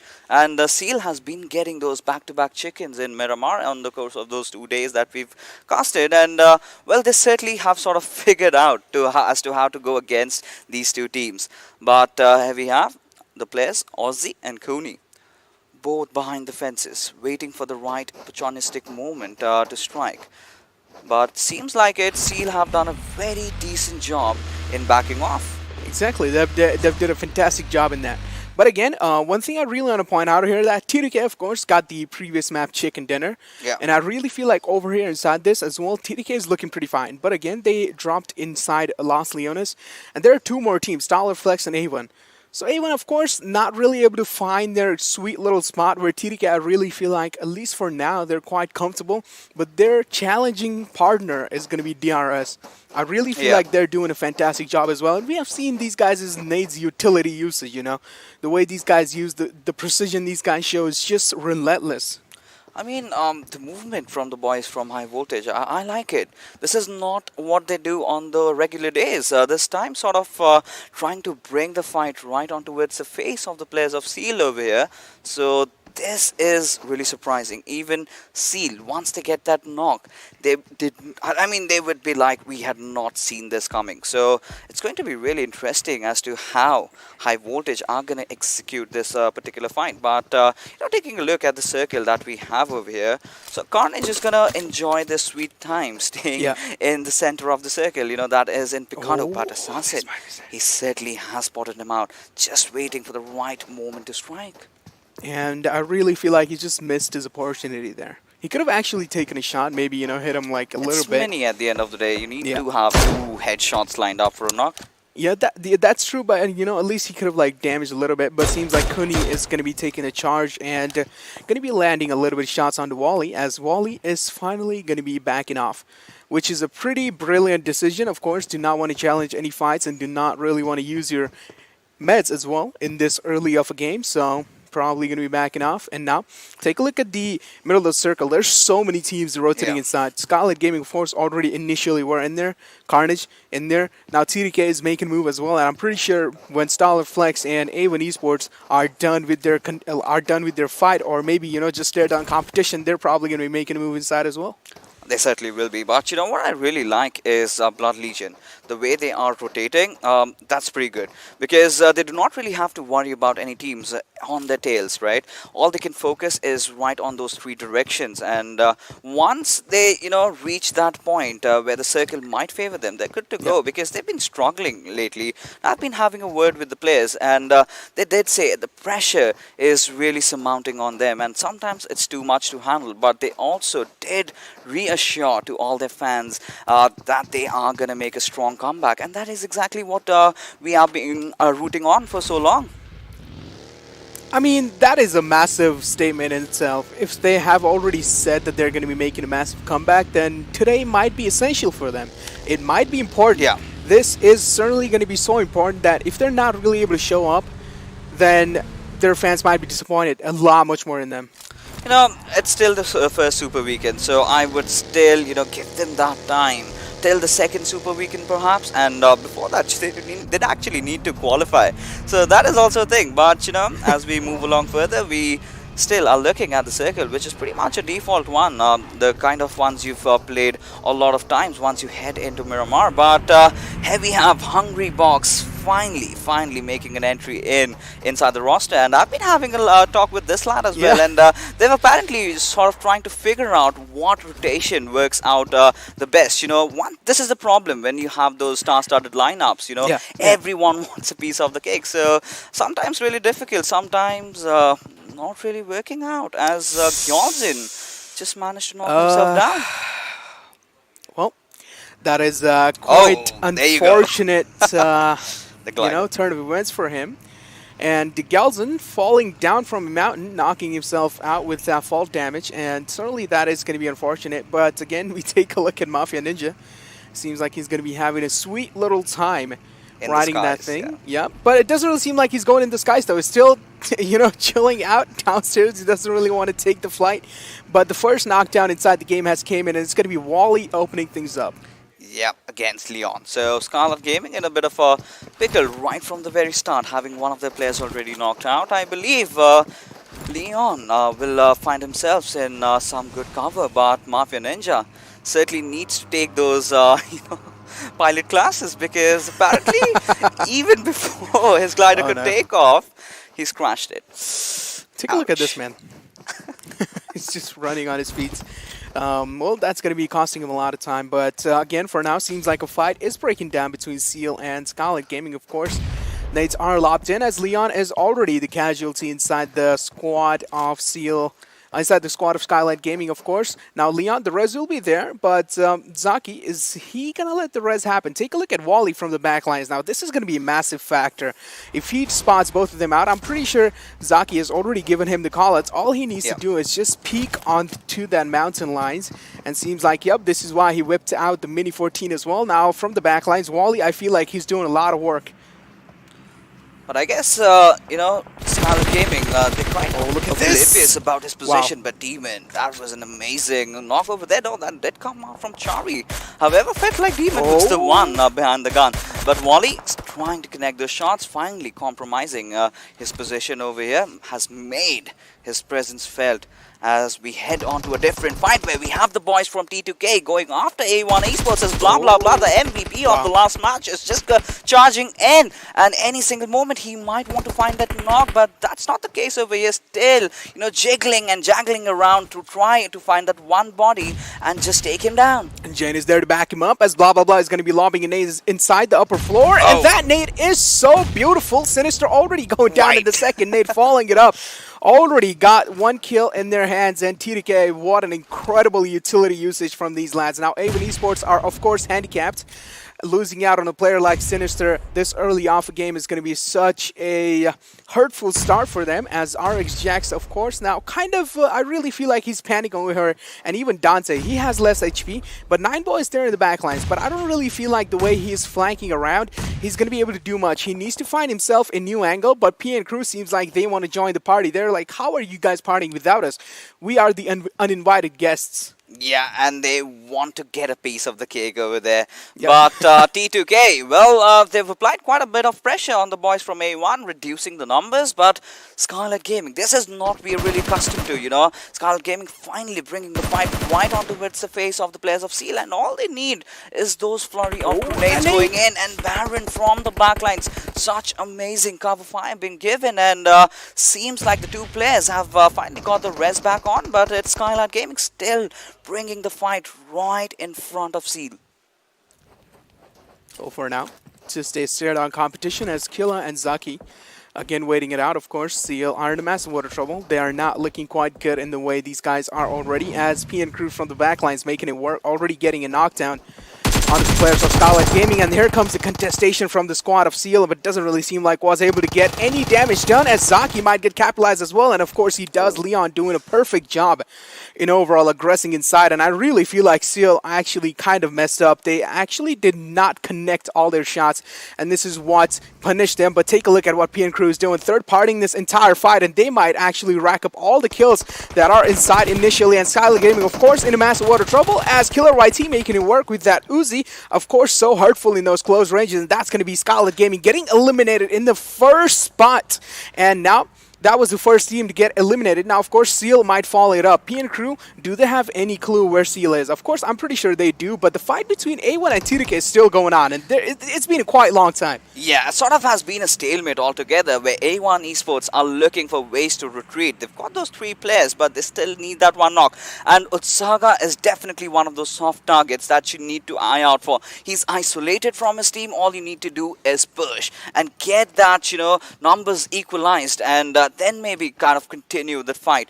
But by the looks of it, again, playing that waiting game, finding the nooks and crannies, you know, every single angle. But at the same time, you know, going back to the previous fight in hand, PN Crew did go in for quite some bashing onto it, the players of Skylight Gaming, giving enough room for the boys of Seal to get those res back up. But look at the airdrop. It's right behind the players of PN Crew, and it's like a cherry on top of the cake if you're going to be getting that airdrop right next to you. Seal trying not to make any sound, but I really feel like Zaki might be giving his sound away by the way he's moving, but doesn't really seem like they are going to be able to find any clue where Seal is. So PN Crew might be taking a little passive step inside the fight, as the circle shift is going to be completely down south, and that is going to be quite damaging to a lot of teams. If they want to make a move inside the circle, they will have to rotate all around in the open. And this nade might be damaging. This nade might be doing it. No. They're quite lucky. Not devastating as it looked like, to be honest, because we still have the boys from Seal sitting with all 3 players alive, just Wally being taken off right from the start. So that was the story over there. But Baron, look at him. He's retreated back to his position, trying to provide that important cover fire that you need. But PN Crew, well, they're still not aggressing, you know. They do not know the exact positions, as we are back to the fight that we are watching for quite some time. It's still A1 going against T2K. Well, I mean, I don't really know what to say exactly, because it's been such a long time. These teams are just fighting against each other, not really able to find an opening anymore. T2K have all their players alive inside this situation. Of course, it's 4-on-3, but take a look at what RH Jackson and 9bar are doing. They're moving inside the flank line, but Dante, of course, in a position where he's not really being expected, but seems like Redditor is going to be spotting it out. And of course, Dante in a massive water trouble, he has been taken down, and Redditor, of course, with those lightning fast reaction, is going to be enough to punish Dante in his initial position. But take a look at 9boy, of course. These guys are moving a lot, and of course that is going to be creating so much breathing space for them as well initially. But TDK seems like they have a pretty good job. They've been doing a pretty fantastic job in overall capitalizing the entire squad of A1 Esports, and that's going to be A1 Esports getting eliminated in the 15th position. Another fight breaking down between the players of PN Crew. Baron might be in massive water trouble with Molotov, but doesn't really seem like that's going to be hurting him anymore, as Baron is moving quite efficiently in those small little compound that he has been provided. Take a look at Killer YT. He was burning by his own Molotov. The house has been incinerated, and any single moment the players of PN Crew are just gonna charge in and take down Baron himself. But here he has, popping up the last first aid that he did have. But right now the push is finally on, and they're pushing in tandem. That's a good thing. And Well, Baron, how long is he going to stay alive? And he did try to get a knock or two, but that's just about it. Was sort of caught off in a corner and could barely move. And with that, Seal Esports finally off to an early exit. We don't see that quite often. I mean, finally we see the presence of PN but talking about presence being shown, Venom Legends getting the first knock on the players of R3D, but Joker from the backlines is going to be doing work, and that's going to be quite detrimental start for the players of Venom Legends, of course. Now, Frypan has went down, but take a look at Rafa's position. Brilliant positioning coming out from this lad. Of course, on the right line, spotting Joker out. Joker's position has been compromised, but Joker doesn't really want to peek right into his crosshair, so he is going to be quite stepping onto that passive step as the zone is going to be moving in. He will have to make the move, or the zone is going to be doing quite a lot of damage, and that might be quite hurtful as well. It certainly will. But you know, right now, taking a look at the circle, StalwartFlex, they are enjoying themselves right in the epicenter. And this is where you want to be. The perfect place. You've got that hilly advantage. You've got those ridges also to play around with. You've got all the, information, the crucial information that you need for your fights to, start going in and engage. But Zeus, well, it's just the last player surviving. And how long he does that? That's going to be a big question, as P and crew have been caught off guard while they were traversing around the map, and it's Carnage dishing out all the damage over there. Well, of course, the Swag Mirado is going to be the vehicle, so stepping outside of that is going to be a massive factor. And Pre and Crew somewhere down line realizing onto that factor. But take a look at this push coming in from the players of Deadeyes, pushing onto Khan. And of course, we have seen F4 Khan do a massive work in those close range initially. Of course, that Uzi making it work, and Khan dropping one man down of Deadeyes. Shifu Sir is going to be the casualty here. But certainly, Khan might be in a massive water trouble. Now, for now, he is looking quite good. And that nade might be detrimental. Illusion was right next to the window, but barely backing off at the last second. Quite lucky there, not gonna lie. He certainly was, but he is cooking up another grenade, and he might have heard that first aid. But no, Khan does back off, as he's just a lonesome player of F4 right in this current vicinity. And any single moment, Deadeyes might just get the fight right at his face. The nade being dropped over there, and there you go. Just blasting it off, and F4 taking an early exit. Wow, Deadeyes, what incredible utility usage. But I gotta give props. Yeah, but I gotta give props to Khan, the way he was repositioning himself after that each and every single knockdown that he was getting. But take a look at Saul in a massive water trouble. The entire squad of Venom Legends is right in front of him. What is he supposed to do? The Molotov has been thrown as well. He's going to be taking a lot of damage from that, but no. The utility precision is certainly not on point, as Zol is barely surviving just onto that little corner of the hut. And wow, he's going to be thanking his god at this point, because the way this man has survived from that nuke and Carnage is quite impressive.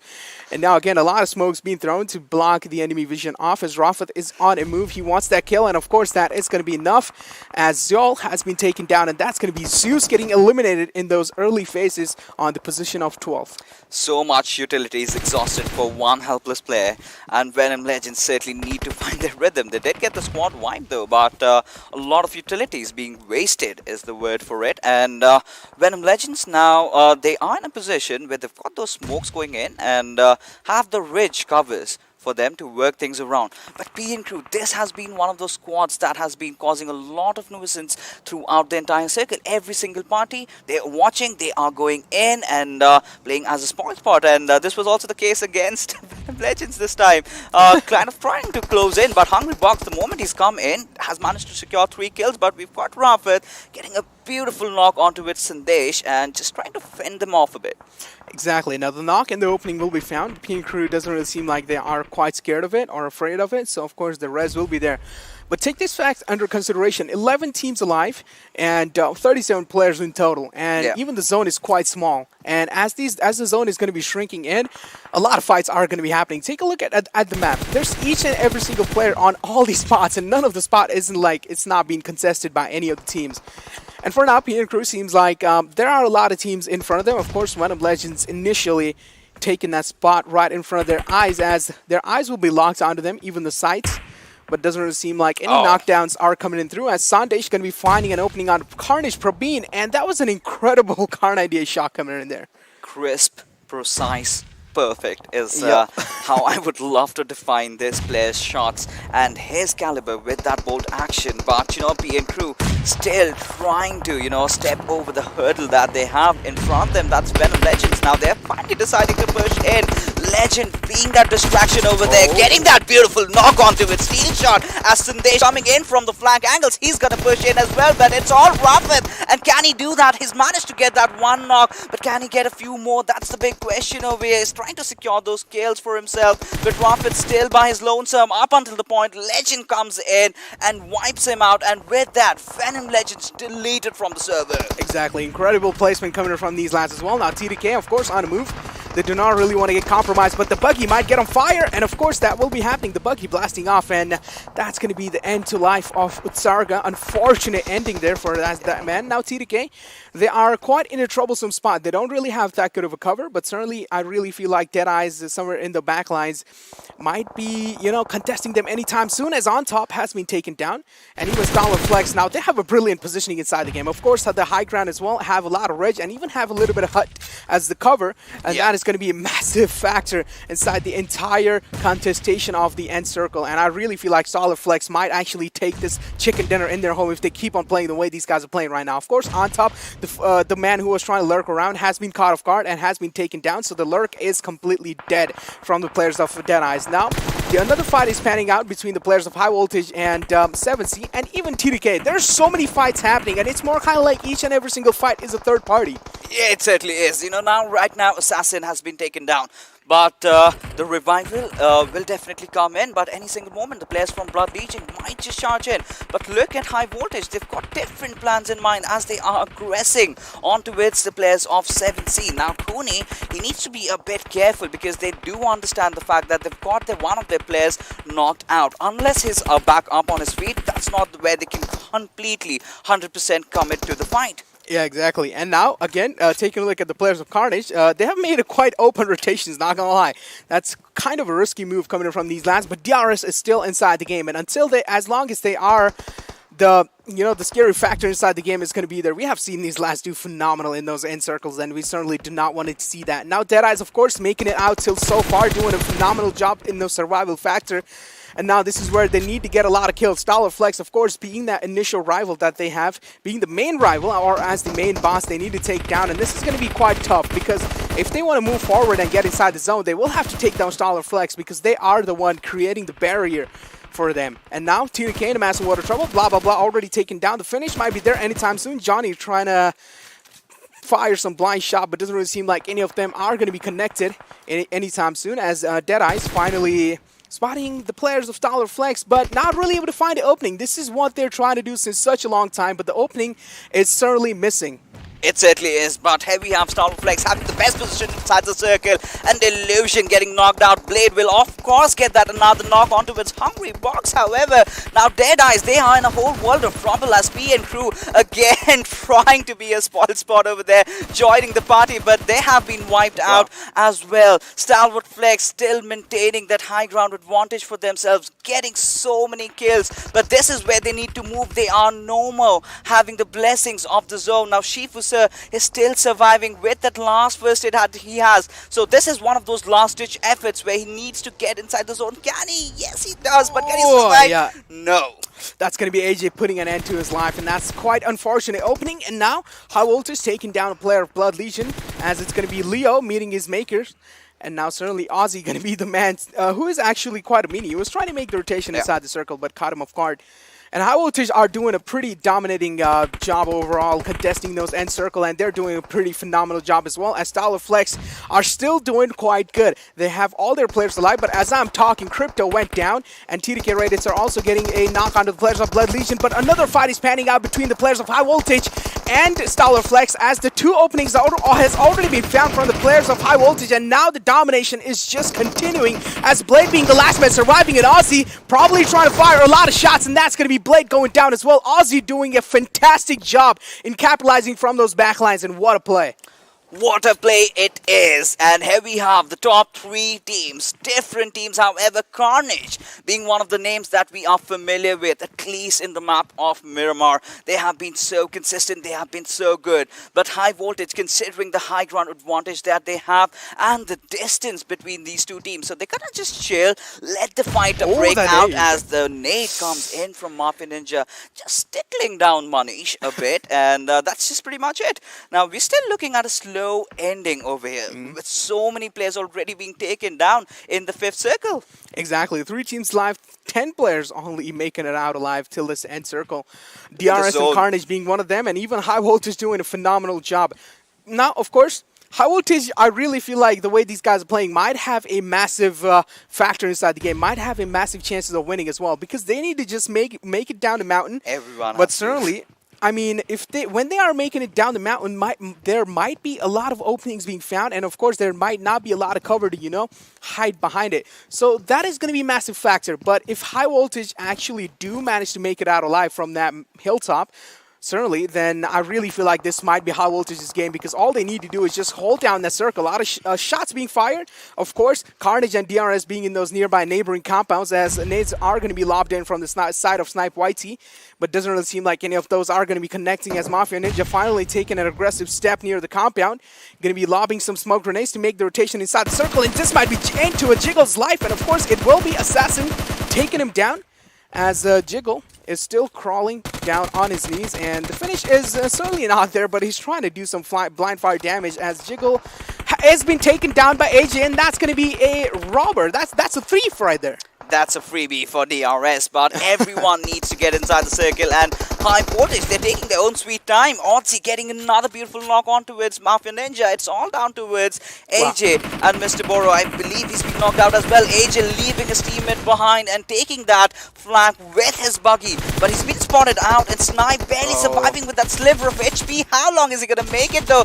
Mr. Boro just continuously spraying down with his AK. Does get the final kill confirmed, as we have the last 2 teams. That's High Voltage going against DRS. And wow, AJ, of course, the last man surviving for how long, though his HP is not really the way he wants it to, but finally the medkit has been popped, and probably the revive will be there on the Mafia Ninja as well. But High Voltage might be on the hunt mode right now. They're of course making a lot of move, as Kuni is going to be on the aggressive step, but finally going to be backing off. Doesn't really want to risk his life away, as DRS might be getting a lot of initial time to reset as well inside the fight. The frag nades will be popped in. Is that nade going to be doing damage? But no, is it going to be the answer, as AJ has been spotted taking damage onto his head, as his helmet is barely about to go down, and so as West, and this is going to be such a detrimental factor for the entire squad of DRS, and this is where the flank comes in from Kuni as well. Kuni doing a lot of damage, but certainly DRS are doing a fantastic job in overall holding down the ridge. This might be a massive clutch coming from these lads. A 2v4 almost happening right in front of our eyes. Ozzy being the last man surviving, and this was an entire throw coming in from the lads of High Voltage. This is a disaster for High Voltage, and we have seen this in the past. Yesterday's game of Sanok, it was Mr. Boro, the last solo player surviving. He clutched it, and DRS, oh my goodness, they are living the moment. As Aussie, he needs to start thinking right now. The numbers advantage that he had has finally been taken off, and Mafia Ninja and AJ, they completely are ready for the fight, and they are waiting the circle, and they also have the blessings of it. So they had to wait for Aussie to make that move, and suddenly DRS having the upper edge in this fight. Exactly, circle is going to be favoring the players of DRS, and Aussie will have to make a move. Mafia Ninja certainly not going to be peeking out, and doesn't really want to give his head away that easily as well. They want to make sure Aussie is moving out all in the open. The spray is there, and that's going to be DRS taking the chicken dinner. What an incredible and brilliant play from these lads. How on earth could High Voltage mess that one up? All they had to do was push it at him, and you deserve it. You deserve it. Yeah, once you start pulling off wins like this, clutches after clutches.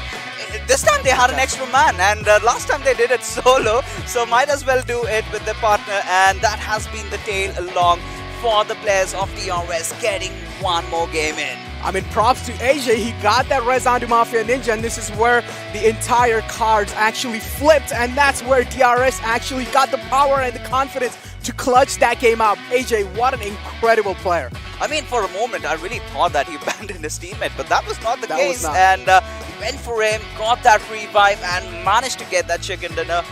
What an impeccable play. But with that being said, ladies and gentlemen, we will be heading out for a short little break because coming right after are our beautiful analyst and our host to break down all the fights.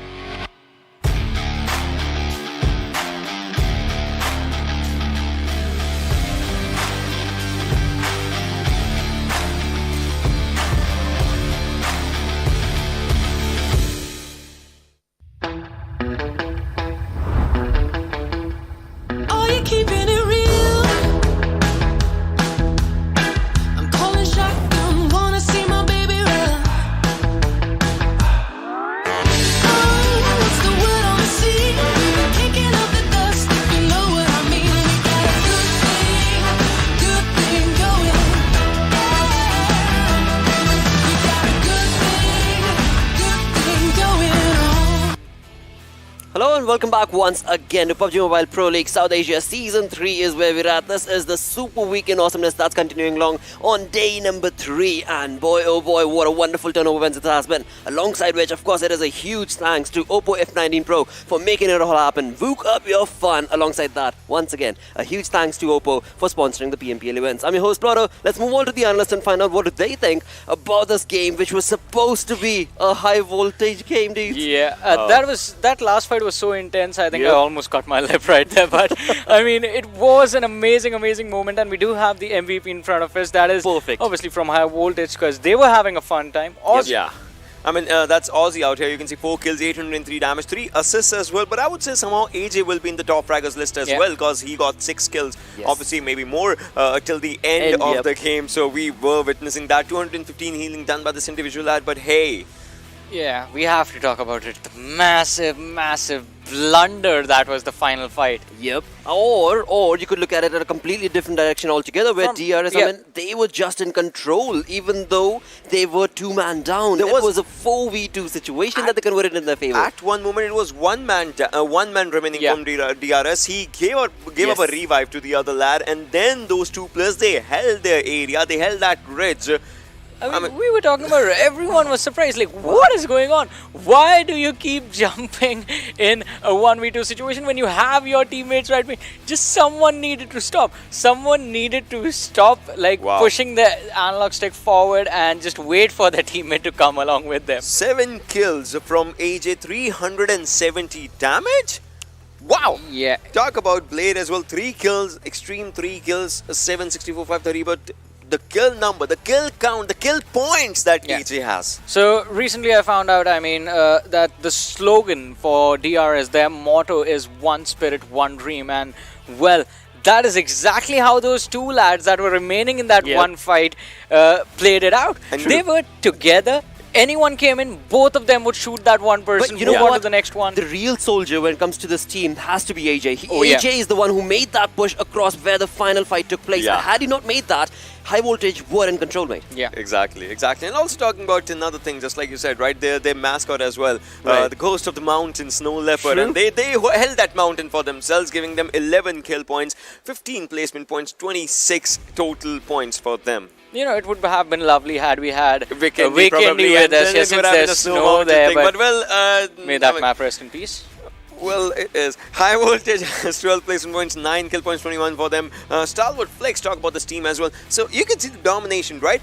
You can see right now Venom Legends is on the 8th and StalwartFlex on the 3rd, and then it's like Nepali flag just rising up in this one, top. Like, that's good. That is really good. Move on to the second page. Of course, you have XP Blood Legion right off the bat right there with no kills, but placement points certainly working in their favor. But Z3us Esports, there are 2 kills. In 2 8 kills teams. in total, 9 to 16, only 2 kills. Yep, that's it.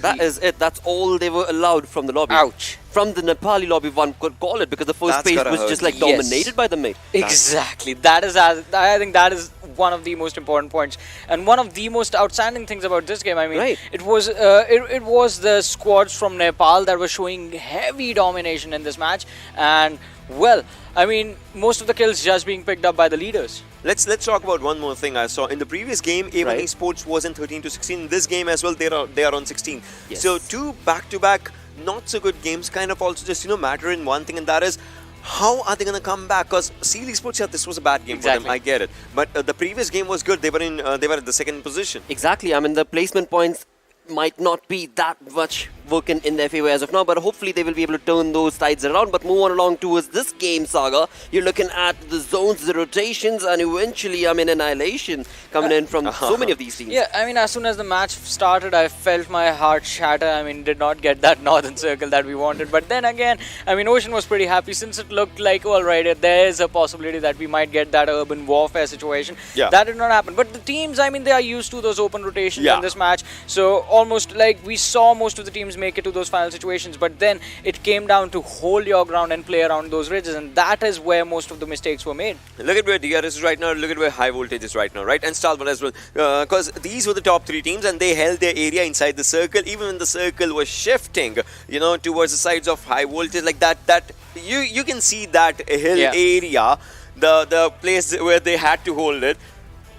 Still they did it good. I don't know, because talking about this one, I mean, this would have been their game. The circle was in their favor. There was no team against them to take up the fight.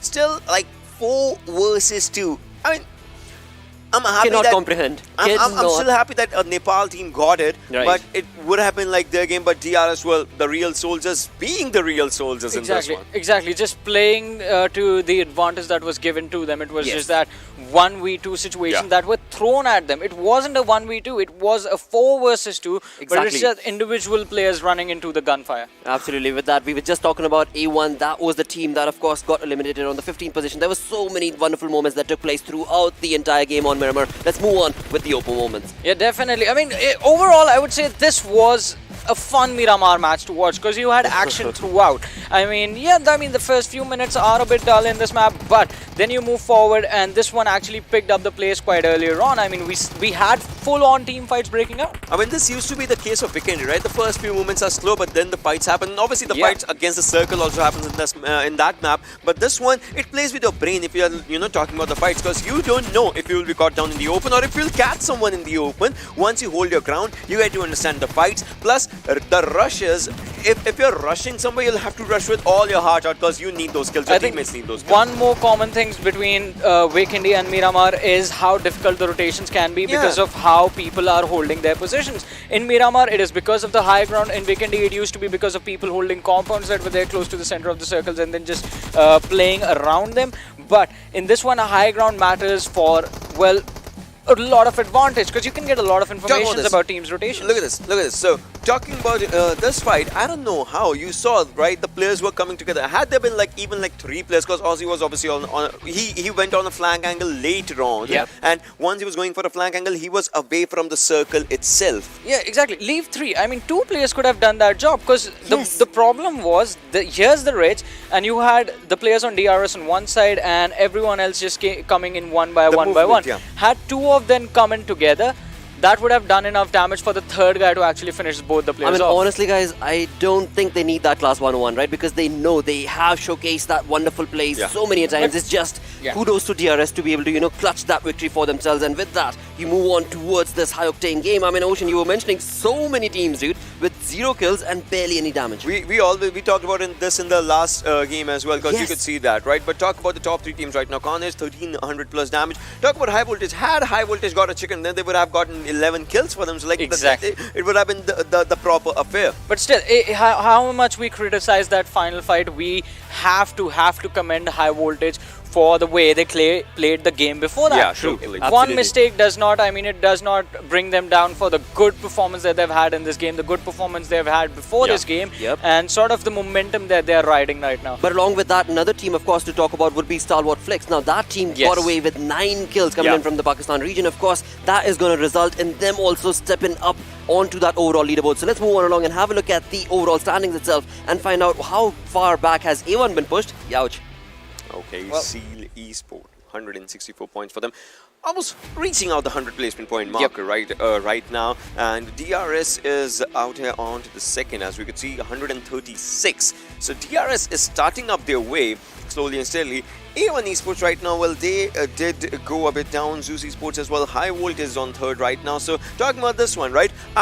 We were talking about it that Seal Esports will take the three-digit marker onto the placement point, but that is still not happening. That means the other teams are doing something out of the box.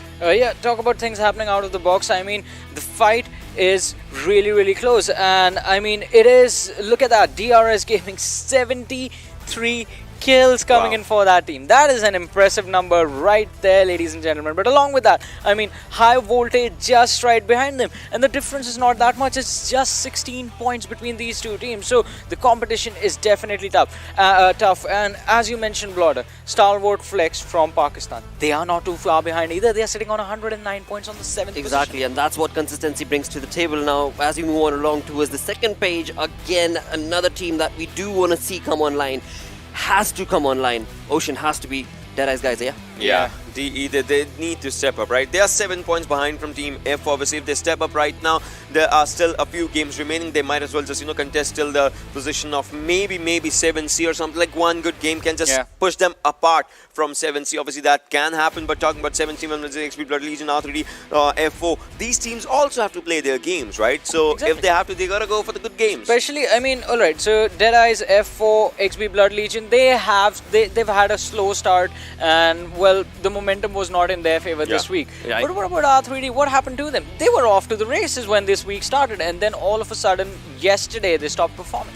Well, that is true, mate. But again, I mean, that is the kind of gameplay that all these teams have showcased us up until now when it comes to two games that have already been done. But alongside that, another thing that is set up for you guys sitting back at home is going to be the rewards. It's going to be the incredible rewards that are set up now. Those of you who do not know, you can very well be watching the game through the Esports Center in-game itself. As you do so, you will be earning points. You can then multiply those points with guessing weekly winners. But at the end, you, of course, get the opportunity to get so many of these wonderful gifts. And alongside that, the perfect outfit for PMPL South Asia. Yeah, the perfect outfit. I mean, it is quite perfect. I mean, looks awesome, has the logo as well. But wait, there's more. There's a lot more indeed in store. Because again, I mean, that's of course just the virtual gifts and items that are set up for you. But as you move on along towards the hardcore prize, the super giveaway that's been set up for you all sitting back at home, it is going to be the airports on the line for you that you could very well be a part of. You could, of course, get the in-game items alongside gift cards in your local currency. But to step into all of this awesomeness, you're going to have to do a couple of things. The most important is to, of course, follow your team and showcase that love for your team and share that support across the board with the hashtag of PMPL SA with your unique UID code followed by the region that you are following from. Now, at the end, few of you lucky ones could very well be holding AirPods Pro and playing the game with that much more finesse, hopefully. Oh, yeah. Totally. I mean, yes. Yes, I mean, we'd love to get it. Yeah. No question about it, right? But yeah, move on along. This is just the rewards that we just spoke about. Now, more 2 games on. Let's have a look at the third game. Where exactly are we stepping into? What map is going to be back to Erangel? Yeah, talking about this Erangel, obviously it's going to be different as compared to the previous one in terms of circle, if you want to talk about it, in terms of players' mentalities, because now there's going to be the second last Erangel for this super weekend, right? So teams would want to go for something different, something unique probably. As we saw XP Blood Legion, again changing their drop location in the first Erangel, they went to Milta as compared to Nova Rep Noida. There was, so maybe things might change again. Well, maybe things might change, but one thing that has been a pattern since yesterday is Sanok has been the domination of the Nepali teams. Yes. And you yourself said in the last game as well, I mean, Miramar was totally dominated by those Nepali teams. I think that is going to happen this time as well. Totally. But when we talk about the map chance right now, you can see, Team Seal obviously just standing on top of every other team of the competition. P and Cruz out there as well, as they've had 5 kills each in the average, as we just talked about. But Team Z3us, so they like to play really good, I would say, because Team Z3us is one of the most consistent teams, if I'll talk about, this map, because in the previous game as well, in the first game of Erangel, they were looking out there in top 3. Zol was...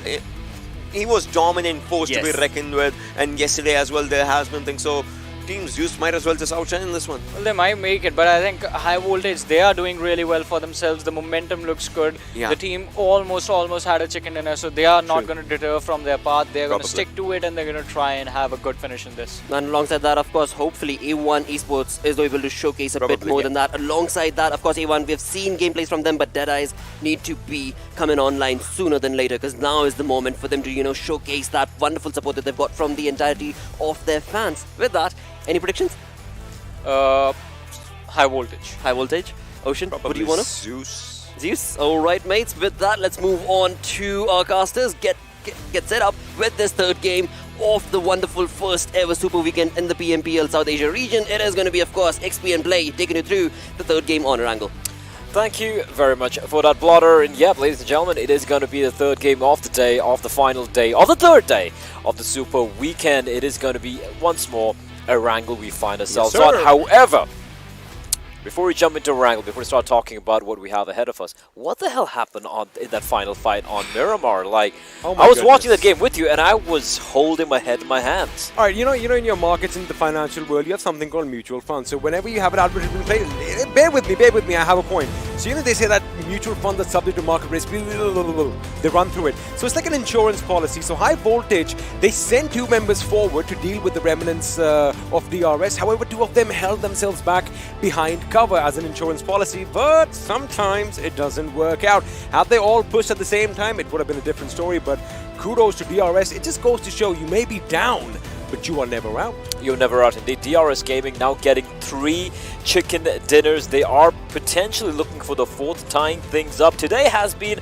a quiet day for Mongolian overlords. Seal alongside Zeus, not really having the impact we've seen from them, at least in the first 2 days of the Super Weekend. But everything could change here. It is going to be Erangel. It's a map that these teams really are very comfortable on. And this time around, the playing path, you can see for yourselves, going to be starting smack on top of Severny. So if I'm R3D, I'm very happy with that. And it's going to be ending towards my favorite town. It's going to be heading towards Primorsk. However, the thing is, lately Primorsk has been the hub of all the action. I'm pretty sure you would rather be in Kameshki or Zarki play. But anyway, coming and having a look at how the teams are going to be dropping off. Of course, Kameshki is not a place with play would want to be, because R3D Esports are going to be heading in that direction. Of course, that is the one spot these boys are most comfortable in. Now, my eyes again are going to go around the Georgia Paul region, because, well, Seal Esports are going to be expected to drop down over there. However, are Zeus still going to be chasing them? That is the question, right? It's interesting how these 2 Mongolian teams... They are. I mean, these 2 Mongolian teams, I don't know why they have it out for each other. Usually we see teams from the, from the same region, from the same country, kind of, I wouldn't say help each other out, but kind of be like, all right, until the final circle or later in the game, we're just going to let you be. Seal and Zeus, they kind of have it out for each other. Interesting how Venom Legends are dropping towards Primorsk. They usually like dropping to the Milta Power area. We have seen them drop towards Primorsk as well. It's not like they're stuck to Milta Power. And looking at the plane path, they're like, yeah, we're going to go in for this. But one thing is certain in life. I'll tell you what it is. It's death, taxes, and StalwartFlex heading to the military base. And this time around, it is 100% the right call. It is going to be a military circle, at least for now. At least for now, and of course, I love that. I love that. 3 things are going to be certain in life: death, taxes, and stalwart. I just love it. Note this down. Anyway, yes, they are going to be heading down to the Sosnovka military base. Of course, the thing is, now since the circle is as it is on our screens, we could expect a few more teams to come and try and play a little spoil sport as far as all that loot goes. However, as my eyes are just going to be scanning the entirety of the map, of course, Georgia Paul is going to be hotly contested by Seal Esports and Zeus Esports. And as you did mention, I think it's a good call as far as Venom Esports go, because again, they have the lay of the land down below, and they're going to have a lot of loot. What is going to be a little surprising, or a little crucial in fact, are the boys from High Voltage. Now High Voltage again, when you lose 4v2, it is going to be a little bit of a detrimental effect on your psyche. If they don't let that happen, I would actually agree with Johnny, because he did pick High Voltage to win this game, and you never know. But let's see if the nerves are settled. Well, let's see if the nerves do get settled or have settled already, because, again, there is no time to really, you know, kind of marinate in your misery, right? Sure, you had the chicken dinner opportunity, it slipped away from your hands, but hey, there's another opportunity right now, right here on this map. You can see the early rotations already taking place. Talking about opportunities, have a look at Team F4 now. They are going to be crossing the bridge. I'm pretty sure Nova Repnoi is going to be their grand destination. However, the question is, are they going to be a little wary of whether Blood Legion have dropped in or not? So we're going to see whether they're going to go nice and easy or they're going to be sneaking their way in. Now, T2K, of course, is nearby, but hold on a second because action is breaking out between Blood Legion and Deadeyes Guys. Dominic leading the charge. I do remember his Hail Mary drive through Rozok in the first game. Didn't quite pan out, and looks like Deadeyes Guys, who are, again, the biggest shock for me in this tournament so far has been how absolutely rough it's looked for these guys, right? They're last place right now. They're only at 40 points. And Blood Legion, who had a rough start, they've actually managed to kind of, I wouldn't say claw themselves out from the bottom. They're still in 49 points, but yeah, Deadeyes Guys, it has been a shocker for me. You know, as far as Blood Legion goes, I mean, they didn't get that chicken dinner. They were so close yesterday, although it was DRS who finally won all the glory. They did have one good game, which goes to show, since remember, this is still the first Super Weekend. Now, if they get a chance to make it back next weekend, all they need is a couple of good games and they can perpetually just catapult themselves up on the leaderboard. Because remember, wait a second, that was kind of picturesque the way Leo and Rayan just came in, but on top could be in a position to lay down some hurt. The question is Leo even aware that the enemy is nearby? I think he is because, well, Gyro has been taken down by on top. Gyro has indeed been taken down, and this is it's a bit of a prolonged battle taking place here. Blood Legion, they need to get that res onto Gyro. Shifu getting dropped as well, and Deadeyes Guys not looking good. Shifu will be finished off, and that is going to be the first casualty here for the side of Deadeyes Guys. They're still together. Illusion away. He can provide some good information. In fact, he could even be a surprise, a jack in the box with a few bullets as well. If Blood Legion do opt to push Deadeyes Guys, the problem is if they push from outside, sure, he's going to have a line inside of them. If they're pushing from inside, it's not going to be easy. We can also see on in the kill feed that Venom Legends are being abused at the moment by Skylight Gaming. Well, they are being abused, and it looks like Steel Shot is going to be put in the ground, but I did kind of see one thing that was kind of interesting. Wait a second. What just happened there? Why are they fighting out like on the beaches like this early? They're trying to recreate Normandy right now because you have the tanks, you have everything over there. The only thing is, where are the machine gun nests? Well, and I think the question is, what are they doing out there? Yeah, what are they doing out there? I'm just very surprised. Like, okay. While we do have Blood Legion making a run for it here, they're not looking. Oh, but Dominic's getting shot at though. He is getting shot at, and it is High Voltage coming in and joining into the fray. And Blood Legion's like, oh crap. We're kind of trapped here. Can we take a look? Okay, there's a bit of lull in the action here. Very quickly, can we have a look at the map, please? There's something which I'm sure is gonna make you a bit excited here, XP. All right, production map. Come on. Give me the map. Give me the map. If I have the same thought in my mind.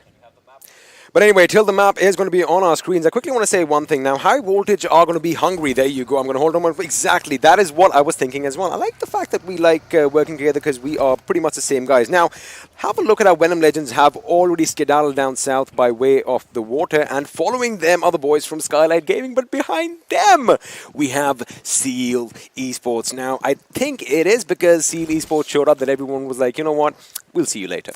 For me, it just kind of reminds me of how the Suez Canal is blocked right now, so everyone's having to go around around the Cape of Good Hope, all down the way south in Africa. It's kind of like that. Also, since we have the map open, I just wanted to point one thing out. Look at 7C's position. Wait a second, I'm going to come back to that, as Seal are going to be opening up on Skylight Gaming. Seal not allowing Skylight Gaming to make an escape, and Zake, that was a team nade. It's not looking good at all for Seal. 2 players down.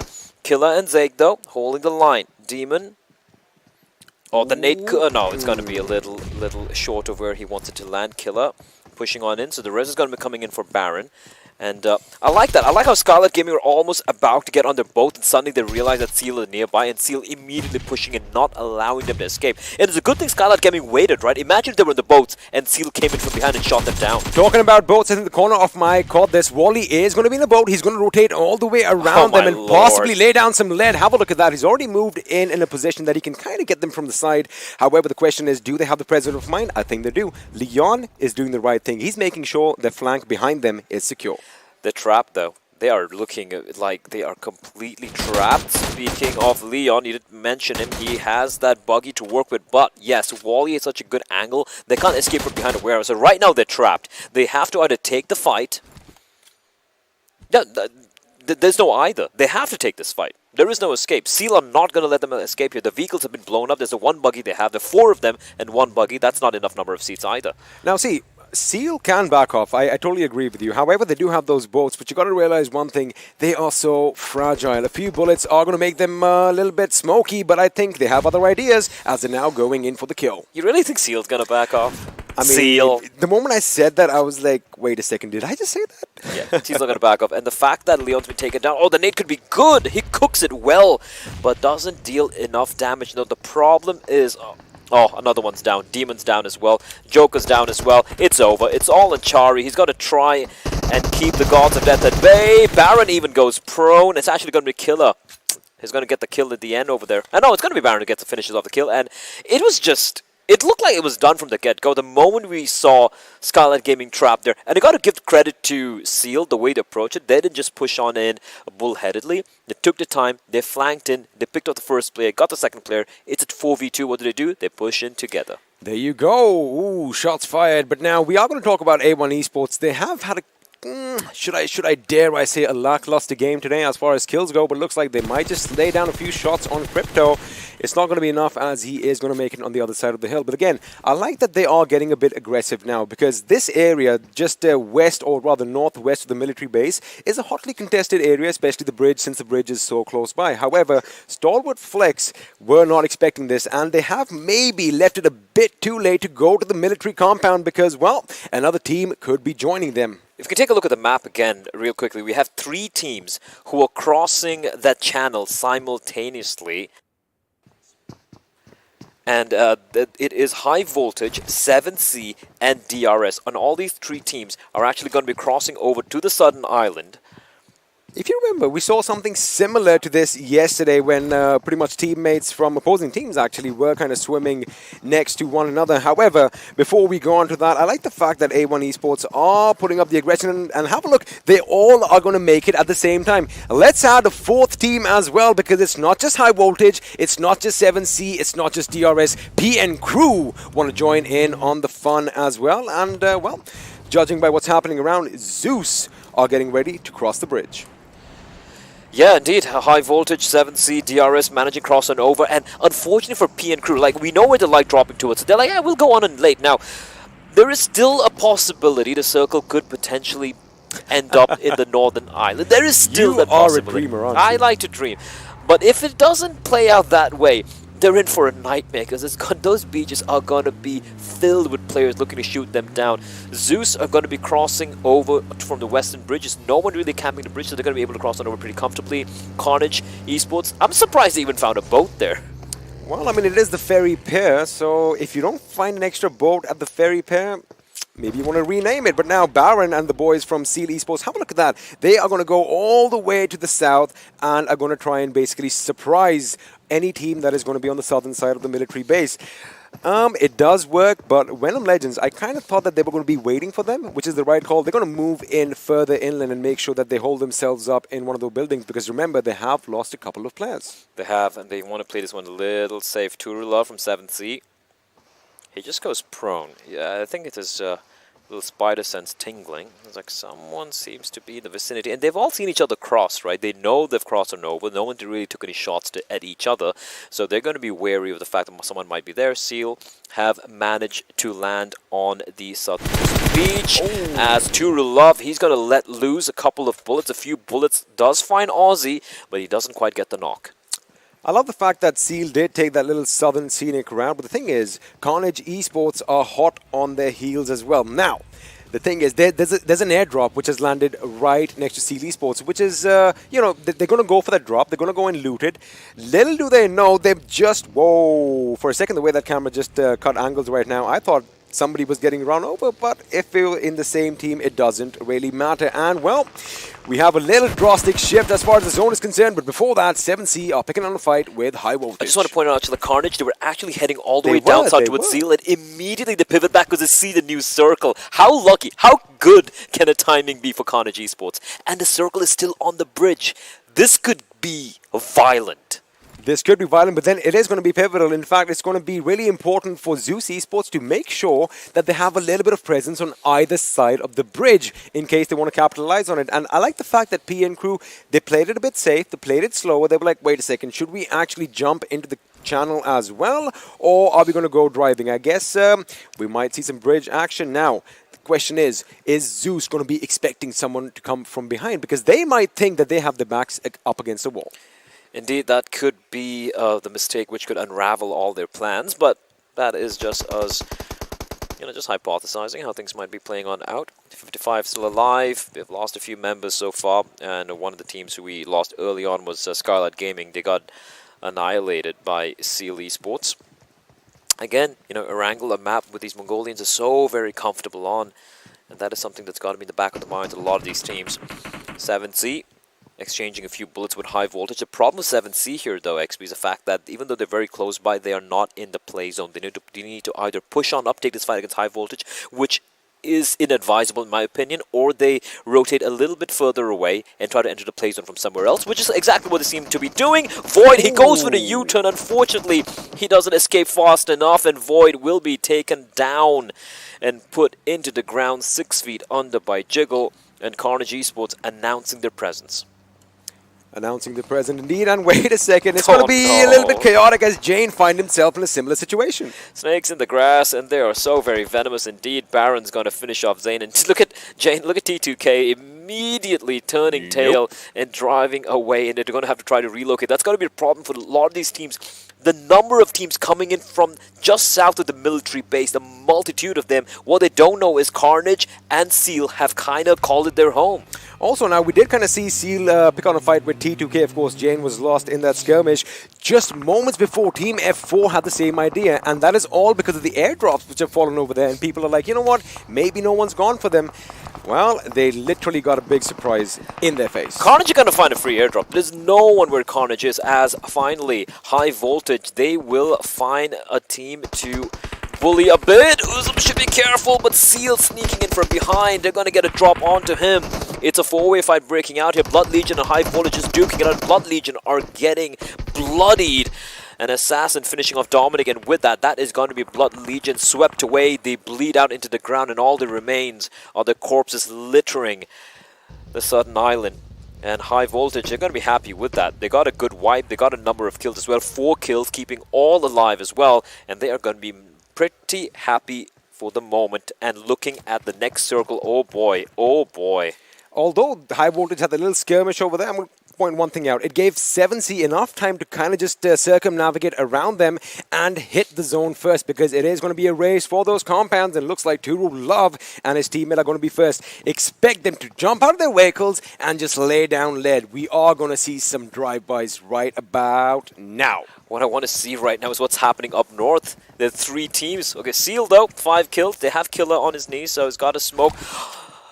StalwartFlex, they're very close by. They have the high ground, and Seal are now trapped between 2 teams. Sure, they have Red Virus in their sights, but from behind it is going to be StalwartFlex who are going to be laying down the lead. Z3us in the meantime taking the fight to PN Crew. That's way up north of the bridge. We can get back to it later on, but for Seal, yes, they're looking good right now. That was so beautiful. They're so good at taking these fights. StalwartFlex, they opt not to take the fight. They opt not to take the fight. Instead, they drive straight towards DRS, who have 4 chicken dinners to their name, looking to make it 5, and this is not looking pretty at all. You know, I am not complaining. I'm loving this aggression that StalwartFlex are showcasing today, and they have been doing good. They haven't won the chicken dinner, but they have racked up quite a few kills, have they? They have, and up north, by the way, it is a bloody battle. Z3us have completely dismantle PN Crew. They will fall. They just get 1 kill to the name. And Deadeyes Guys, 2 players survive, but they only survive because they jump into the water. So you can see the Deadeyes Guys, if you look at the map later on, they are in the water, swimming through the certain circle. And Zeus, they're still holding the north side of the bridge. Now, they didn't do what you expected them to do, where they would split in two in a team of 2 pairs. Instead, they opt to play all together. They're going to be crossing the bridge. Again, it's all thanks to P and crew suddenly showing up, because they did think that they had the backs against the wall. Well, they definitely dealt with it, as now we're going to see StalwartFlex still picking a fight with DRX. However, we do have a couple of teams moving in. R3D could be in a dangerous position. Ooh, that was close. He was almost knocked out. And again, remember, the doors are made of wood. The doors are made of wood. Bullets will definitely go through them. Seal Esports on 7 kills, all 4 alive. Taking a look at the circle, as Zeus have crossed on over, and they're going to be making camp at the end of the bridge. They're not going to be crossing over towards the island because they have no eyes. They don't really have any information as to what is going on over there. Uzum is trying to blow up his UAZ to provide a bit of non-explosive cover. And for the time being, StalwartFlex are in a decent place for the time being, but Seal are moving in, F4 are moving in, and right in front of them are DRS. It's going to be 4 teams in the southern part of the circle. If you look at the other parts of the play zone, it's kind of safe for most of these guys. Oh, I thought he almost missed him, but it looks like Killer is going to meet his maker, as he is going to be put out of misery. But have a look at Zeus's position. Now they have the option to either A, stay up on the bridge. Mind you, they can even drop down, and there's a lot of cover as Wally is going to be sneaking in on Ozim's position. They want that. They want the revenge XP. They want to get those kills. They want to punish StalwartFlex for taking down Killer. Now the res is coming in. It will come on in for StalwartFlex. Again, for StalwartFlex, they have 3 players alive and kicking. It's been a pretty good game for them so far. They have 5 kills to the name, but they have to face off against these guys, Wally and his men. And Wally already 400 points of damage, although he just has 1 kill to show for it. And he's slowly creeping on in. Uzum's going to get into the buggy. He's going to get into the buggy. The fact that he kind of had cover from that UAZ is what allowed him to get away. But of course, Wally doesn't want to give his position away as well just yet. Because remember, you might not see them on your screen, but there is still a team behind them. And of course, Stalwart Esports are going to be surrounding them. That was a bait. That was a bait play coming up from Stalwart Esports. They fooled Seal Esports into thinking that they had actually evacuated the premises, but they didn't. They get the knock. Wally trying to reply back is pushing into its blade. Backup should be arriving in the form of Johnny, but Johnny's far away. It's all on himself. He's got to heal himself. He's got to somehow make sure none of the bullets land, and he's going to use his first aid kit, and he's going to actually make his escape. Baron barely alive on sliver of health, and 7C, they are smack in the center. I don't even know how they find themselves here, but they're looking good. Zeus nearby, and Deadeyes Guys, amongst all the commotion, have managed to reach the beach. The best thing that works for 7C is the fact that they have the only bunker in the vicinity, and those sandbags are going to provide some much needed cover, as DRS is going to be laying down their sights on Seal Gaming, who currently just have gone by, and Baron once again ran himself over. We've seen that in the past as well. I think he needs to stick to the skies. Well, it looks like that's it for Seal. I think Seal just got knocked out. There were too many teams to contend with, and it was Wolverine who lays down the pain and, well, deals the final blow. StalwartFlex as well getting eliminated. Both Seal and StalwartFlex will fall by the wayside. Seal getting 8 kills, though, as we see nades raining in back and forth. A1 and R3D. It is a battle, a war of attrition. And look at the number of nades these two teams have. The next one from 9boy is perfection. Anubis will drop. Dragon and Red Gear trying to keep them pinned down, trying to prevent 9boy from pushing in. But 9boy, he's got balls of steel. He's still pushing up. He's still going to be pushing on up. But Joker is lying in wait, and they're going to mow them down with their guns. Sinister has everything to do. He's barely alive. A1 alive by a single thread. Another nade sails in, and it is so brutal, but not good enough to get the kill. A little bit of a mistake over here. 6ix9ine kind of gave his position away because he took that buggy right on his teammate, and that preemptive strike through the grass was primarily because they expected a vehicle to be coming at them. So, again, these little things are something that you have to keep in mind. Some blue closing on in. It's just going to stop right at the edge. Anubis gets finished off. In the meantime, he's crawling around, crawling to safety. Edgar, last man, he's spotted out. He's gone prone, but he will be spotted on the horizon. Praveen from inside the house. Look at the circle. Look at the final play zone. 7C smack in the center. And like you said, they have a little hut to work with. The only team with any cover. Deadeyes Guys on top is still in the water. Zeus, they still have 2 players alive. They're outside of the play zone, but they're going to make a run for it. Carnage Esports are in a fantastic position to potentially get a chicken dinner because they have all 4 alive. Z3us Esports at this point are just biding the time. They are keeping an eye out on 7C's position. They are waiting for another team to just storm that compound, storm that bunker from the other end. That is when they are going to be sneaking in. They won't make a move before that, but as soon as someone hits that bunker, that is when Z3us Esports is coming in. And as we have Abel spotting out A1 Esports in the distance, is he going to get lucky? Yes, he is. Oh no, he gets hit by Turu Love. Turu Love joins the party, and that's going to be Sinister left alone. He is just going to drive straight into the water, joining on top, but does he survive? No, he doesn't. Sinister will be taken down. He goes down in the blaze of glory. I love this. I love this. They waited for another team to come in. They knew that 7Cs are going to be having all their attention drawn towards that side. Did you look at that? That was clinical, the way they moved in behind the next piece of cover. Z3us Esports, now that their countrymen in the form of Seal Esports have been eliminated, Z3us are like, alright, time for us to shine here. Although they're down to just the 2 members, DRS have been obliterated. That nade from Manish completely demolishing each and every member. And with that, well, we are down to the final 4 teams. 7C. 1 member alive, it is Fear. Abel in the water, he's spotted on top. He knows where on top is. Oh! The boat explosion almost finding both of them. And look at Abel, he wants a kill. He wants to finish off on top, and on top just swimming around. It's like, yeah, no, you're not going to find me. So for the time being, a temporary truce being called between Z3us and on top. That is from Deadeyes Guys. And now, the real battle here, it's going to be between Carnage. On top's been finished off. 3 teams remaining, and 1 player still alive for the side of Z3us, but now Carnage versus 7C. It is a 4v3. Abel is lucky that that boat has been blown to smithereens because I don't think anyone's aware of his position. It is the perfect cover, the perfect angle against a team like CNE, and oh my goodness, Carnage are out for blood. 11 kills already, all 4 members intact. And the circle actually is still in the water, and Abel's been spotted out. He's been spotted out. Carnage, Snipe will finish him off. The 4v3 now, 7C. They haven't beleaguered, they have struggled, but this is a golden opportunity to finally get the first chicken dinner. Shouldn't have been splashing around in the water that much. Shouldn't, couldn't, wouldn't, I don't know. We have a new drop though, and I like what Carnage are doing here, right? I know they're splitting up in pairs, but that's, basically trying to circle 7C, keeping them pinned down, keeping them trapped. And bear in mind, Carnage are in the circle, they're in the play zone, but they have been dropped in this rotation. And Fear, he's going to try and blow up that UAZ. Praveen's there from above as well, and that is going to be Praveen. I take his name, and it's going to find Rig. It's a 2v4. It is a 2v4. As long as Snipe stays alive, the vehicle will be blown on up, and Praveen is doing a fantastic job keeping True Love and Fear at bay. If they can hold on to this fortification towards this rock, towards the beach, 7C have to cross open terrain. You got to remember one thing. Since they have the man advantage, I love what Praveen did. He is giving the best cover. That is what someone like him needs to do, but then he gets knocked out. This is what I was going to get to. If he gets knocked out, they have committed 3 members out there. That means now their flank has been decimated. It's been wiped out, and now this is when 7C from their fortified position can put the pressure on. Fair is down. True Love is the last man standing, but does Carnage know that? I don't know why he peeked out that wide to the right-hand side. He knew there were at least 2 players there towards the beach. And I don't know what Jiggle's doing out in the open. Return fire, Manish, 3v1 for the time being. Praveen's still alive, mind you. But Fear, crawling behind the rock. He's trying to convey a little bit of information, but there's nothing True Love can do. He has to take the fight, and he can't win it. And Carnage, they leave Carnage in their wake. They get the chicken dinner. And boy, oh boy, that was a dominant win.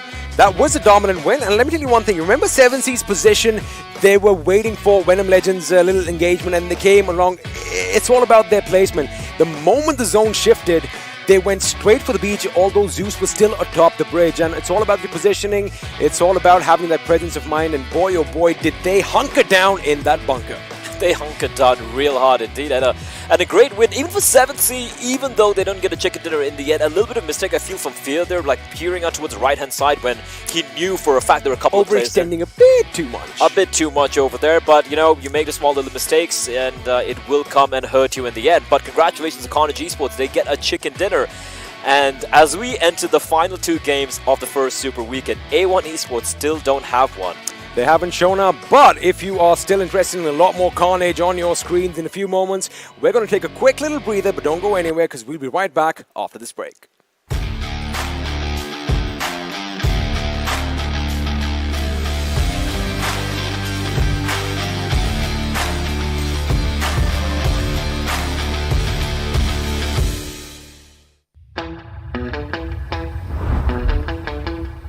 Are you keeping it real?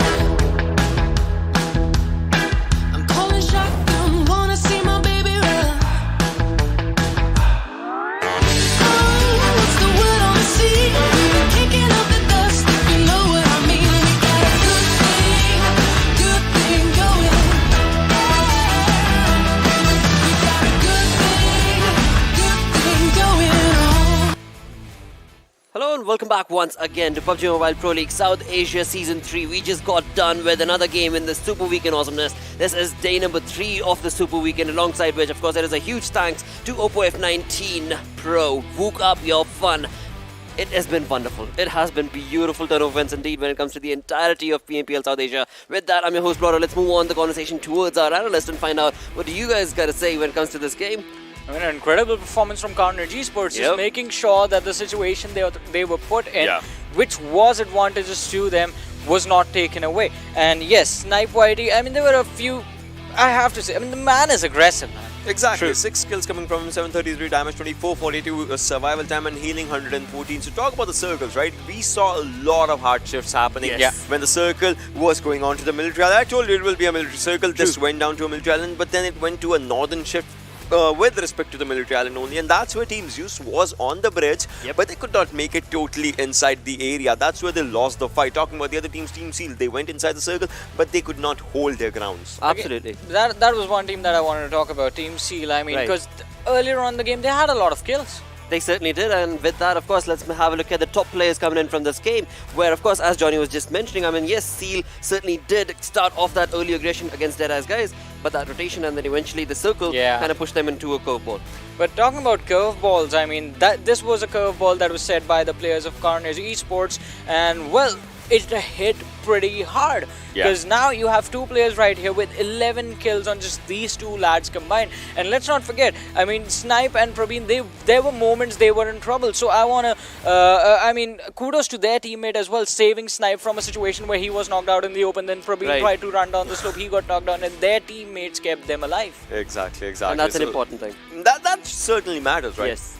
True. And, well, of course, with that, let's have a look at the match ranking, where Carnage Esports taking a perfect chicken dinner for themselves with 15 kills. The amount of aggression coming in from this team. The only team as of now with 2-digit kill department. Exactly. I mean, this time, I mean, today has been quite an interesting day, because now we have had multiple matches where there's like a lot of kills coming in for teams in the top 3. So DE, you know, letting on top play in the roster right now. I would say this kind of just starts up their day, because right now in this game they played for the placement points. They did not go for the kill points, obviously, and obviously they were inside the water area, so they could not go for the kill points. So I would say they needed a placement point game. Now they might just go aggressive. Plus 2 games remaining, it's needed. They would not want to be the team that ends at 16th position, right? That is true. That is certainly going to be true. But again, I mean, if we bring the conversation towards Venom Legends or XP Proud Legion for that matter, it has been a very having tricky a fun affair. time, No, not at all. Not at all indeed. On the other side, of course, you talk about Skylight. Again, that was one of those teams that was taken away. Well, again, it was this team that just dominated against them, and that was, of course, Stalwart Esports. But when you convert all of that together, it was the zones that kept on moving and churning along from one to the other, as Ocean was just mentioning. Yeah, I mean, as you can see, the military base is 100% inside the circle. That means the circle had to go down, and the circle did go down in this one. But now comes down one thing, and that is, you can see A1 Esports, right? They had a good area inside the circle. Team Seal just went from the water area. Carnage, they went from the back sides. But once they knew that the circle is out there, they you can see how immediately they just turned themselves to be inside the circle. They knew at this shoreline no one would be there, and they held their ground perfectly. And in a situation like these, one of the biggest challenges that you can face is how do you cross over to the other side. And that is why we saw some individuals in the water. The players from Team Zeus also tried to take that approach when we saw Ably trying to charge in. Zeol was left behind, but that was the problem. Your teammate is left behind you. You charge in, you have been spotted out because they saw him go in. Exactly, and boy oh boy, I mean there are so many of these moments that took place throughout this entire game. That of course was, well, brought down to the knees as you just saw, but let's move on to the opponents directly. Alright, well, talking about this one, you could see, right, how aggressive the game was right from the start. Exactly, I mean that is one thing that I want to say as well. I mean right off the bat, a lot of aggression, a lot of team fights breaking out, and all of that happens when the circle is going to take a weird start. I mean this time as well, right off the bat, military island circle, and as soon as you land you start thinking, alright, we gotta move fast. That's needed in these kind of circles, because you know the only way to move is either from the bridge or from the water lines, and hey, if you are caught down in the water areas, it might be a crucial affair for you. If you're on the bridge side, you have only one direction to go and not the other one, so those things kind of just matter. This was the final fight, and you could see, you know, Fear went down, there was one player remaining, there was True Love. He tried to, you know, just sneak out his way, but that did not happen. I mean, you move out, your head is there, and that's where the headshots arrive, and, you know. Exactly, and GGs. they converted that into their favor just perfectly. And with that, when you look at the damage histograph coming in right here, of course we see Carnage Esports right on top with 15 kills coming into their favor, whereas all the entirety of the lobby, well, a decent turn of wins, but not so good for Venom once again. I mean, no one could escape the Carnage. Talk about Seal right now, 1861 damage, and they had 8 kills. And yeah, you said it right, you know, no one can escape the Carnage, that's for sure. But if you just talk about the damage, I mean, there were 2-3 teams that had everything good for themselves, but then there were other teams. I mean, talking about DE, talk about DRS, they had 0 kills, but they managed to get good placements for themselves. And sort of a weird turn of events from the side of R3D Esports. I mean, where you have 1,000 damage being converted to just 1 kill. I mean, as Ocean said, good fights and bad fights. That fight was pretty nasty. It certainly was. Another fight that I do want to talk about is going to be the one that, of course, SnipYT from Carnage just took down, where it was Zeus on the receiving end, and we're going to be getting into an interview with SnipYT in just a few moments. But before we step into that interview, let's have a look at the overall rankings, where, of course, the journey, the story is going to bring it down to what has been this event been. Wow, talk about Carnage. You know, now they are in top 3. And that too, 1 point shying from DRS. Wow. 1 point away, just one point that I think they might be able to catch up. So by the end of the day, we should be able to see this team on the 3rd position. They have been consistent. One thing I would like to point out, they have been really consistent, because look at this. They just have one chicken dinner, which they just got. Before this, they did not have a chicken dinner, and they were still in the top 8. They were still in the top 5. Yeah, I mean, talking about all the placements out there, Seal Esports, they did reach the triple-digit marker for themselves. DE, Explore Legion, R3D, they are just out there, but you know, they'll have to just start up their game right now, because again, 2 games remaining. One can change your day, one can change your weekend if you want to just, you know, go on a good stage. Absolutely, because again, I mean, you take it back to yesterday where we had 2 games remaining. It was XP Blood Legion that came online and showcased that, yep, we are here to fight. And again, that could very well be the case when it comes to Deadeyes as well as XP, as well as so many of these teams that are at that bottom 4 position. Exactly. But with that, anything more would you like to add? I mean, I was just going to say, I mean, from this point of overall standings, like before we started the day, we have 3 segments where the teams were competing. Now there are 4. Yes, that is true, mate. That is so very true. With that, it is time to step into the interview with, of course, Carnage Esports player SnipYT coming on to our screens in any moment. Hey, Snipe, what's up? Everything good. After that, we continue. Oh yeah, obviously. Sure. So I have a really minimal question for you, and the question is going to be PMCO's Carnage versus PMPL Carnage. So how do you see the difference? Because at that time, obviously, Carnage was one of the brilliant teams out there in the lobby. So how difficult or how easy or how, you know, mind-boggling are the gameplays of your opponents if you talk about PMCO and PMPL? What are the differences that you're seeing? Differences are not much, but the competition is very difficult. But it takes us 1 to 2 days. The qualifiers made us in confidence in ourselves. After that, we know the meta of these teams. Yeah. We know the competition is hard, but we play in our own game, and we'll shine Well, congratulations. I mean, that was just perfect play. You've got your chicken dinner. All the other teams, of course, are moving on along with 3 chicken dinners, 4 chicken dinners. Where comes in this team with just 1 chicken dinner? With that, let's move on to the second question coming in from iSuper Johnny. My question is also going to be a simple one. I mean, I just want to know how you guys look at the picture, because you have teams, as Blotter also mentioned, teams getting 3 chicken dinners, 4 chicken dinners. On the other hand, there's your team. That, I mean, you got your first chicken dinner in the Super Weekend, but you guys have been really consistent. So how does the game plan look like for your team? We just go for that chicken dinner, but the zone shifted too hard. That's why. But now the zone ended on ourselves near us, and we get that chicken dinner. We will go further in to get chicken dinner as well, if the zone give us more time. Absolutely. Again, congratulations to you and your team. That was just perfect play, perfect dynamic control of the entire team. One more thing to talk about would, of course, be you rushing on along to support your player. As Johnny was mentioning in the analysis as well, just GG play coming in from your team. Congratulations once again, and hopefully you continue this throughout the next 2 games as well. Thank you so much. All the keep best. supporting, keep loving. Thank you so much. Absolutely. With that, we just heard it right here coming in from Snipe YT. Of course, keep supporting, keep loving the team, because that's what they are here to showcase you guys, the perfect aggression that this team will bring to the table every single time. But with that, do not forget to support the teams from your region. Hashtag PMPL SA, followed by the region that you're joining in from. With that, let's move on the conversation. Let's move on to the next game that's going to be coming on to our screens, and that will take us to the heat map of Sanhok.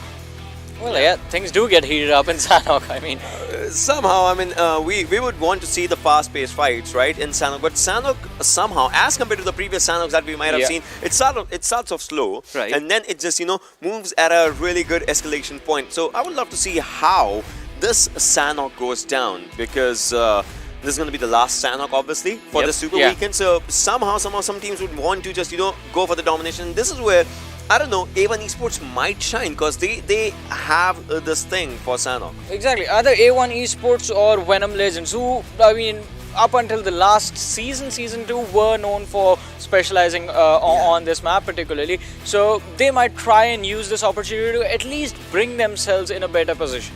Right, and that's going to be so very critical as well, because again, when you talk about the placement points coming in from those teams, as well as the total number of points coming in from the side of course Venom, it is looking a bit tough. But move on along towards, well, what does the stats say? Who is this map going to be favoring? Wow, talk about the kills, right? If you talk about the average kills, it's not a lot in the numbers as compared to the other maps, but that also, comes down to one thing, and that is the fights that usually happens after the 6th circle or 7th circle in this kind of a map. So you will be getting lower average kill numbers, but that's where Carnage kind of just outshines as well, as you could see. Exactly. But another thing I'm very happy to see is on the 4th spot we've got Deadeyes right there, based on the stats, and that is that one team that all of us want to be able to see pick up that pace, mate. You know what? I'm feeling like all these 3 teams that we just mentioned, I mean, the third one wasn't mentioned, but we were thinking about it, XB Blood Legion as well. So XB Blood Legion, Venom Legends, and Deadeyes Guy. So these teams might just make it into the top 5 with decent number of kills in this game. Well, that will be the hope, of course, no question about it. But with that, Ocean, will you have any select team that you would want to predict might just be able to take this chicken? I mean, he's my best friend. Let's just go with this flat only out. Alright, well, that is all there is when it comes to the perfect analysis coming in from these guys, as well as predictions. Now, you guys sitting back at home, you also can very well chime in. If you're joining in from, of course, the Esports Center, well, that's A-OK, and you're earning points, really good. But you can, of course, go onto YouTube and let us know what team are you supporting for, what team do you think is going to take this chicken dinner as of now. But enough banter from us. Let's move on to our casters. Let's get this game rolling across, and that's going to be none other than, of course, Necro and Painfixes taking us through this. Well, thank you so much, Lakshay. And well, it seems like the Gurkhali forefathers have definitely bestowed their powers on all the Nepali teams, as the domination is definitely coming in from that one region and heading into that fury map of Sanhok. Well, I've got to put you on the spot, Necro. Which team do you think is going to come out on top? To be honest, I'm a believer. All right. And everybody knows at this point, I'm pretty sure. So I'm going to go with A1 Esports.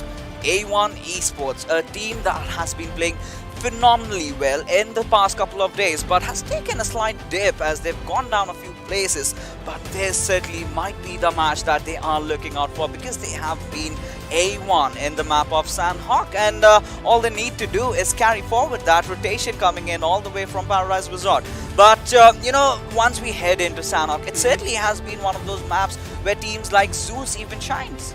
Exactly, Zeus, of course, a phenomenal team. No, you know, taken away, no spotlight taken away from these lads. But the way these guys challenge fights sometimes, it really boggles my mind. You know, Yeah. the way these guys push in opens also that also might, you know, catch them off guard sometimes, and that doesn't really work out all the time in their favor. But Zeus overall is a phenomenal team, and anything can happen. These guys are just on another level. They certainly are on a whole different level. However, we have witnessed teams still taking quite a dip over them. I mean, despite the first game of Erangel that we witnessed, getting that second spot, in terms of kills, they've been falling short, but they have sort of amassed so much points for them that they really do not have to worry. But if they sort of keep being loose about things, maybe there's a slight chance that teams might just catch up. But here we go, heading into this beautiful rainforest that we have as the teams are all geared up. And Necro, my friend, take this off. Exactly. I mean, yesterday we did see, you know, Blood Legion taking a massive plunge and, you know, just dropping off somewhere else. We didn't really expect these lads to drop on the place where they actually dropped, and right now it does seem like they are going to be going for the same spot. Yeah. Docks is going to be where they're heading, and Carnage, of course, they like to go for those camp below there. And now, one thing I really want to point out over here is that Seal always like to go to the area of Tambang and Nakan, and Samhi is a place which is completely abandoned. And now taking a look at A1 Esports, of course, my predictions were that they are going to be winning this game. Of course, they prefer that Paradise Resort area. Yeah. Skylight Gaming, of course, we know they like to go for that boot camp area. So, I mean, pretty, you know, casual drop spot. They're not going to be changing their initial thoughts inside the game. So, I really want to say how the circle is going to be panning out and how these teams are going to be making the rotations. Oh, this is a brilliant circle. I mean, it's quite a default circle. We've also seen that in the past, Yeah. and sort of opens up a lot of possibilities. The circle can either shift towards the northern side. It's definitely going to favor A1 Esports. That's what Necro perhaps is wanting it to be. But we have seen, you know, certain circles sort of tend to go down a bit towards the southern side, or maybe towards the eastern side. Yesterday, we did see those circles panning around the quarry region, where, of course, we did see DRS coming with that beautiful victory. Exactly. That was an incredible clutch coming in from Mr. Bora there. How can you forget that? But now again, StalwartFlex seems like Uzum was taking his quite a lot of time, you know, just staring down at the surrounding.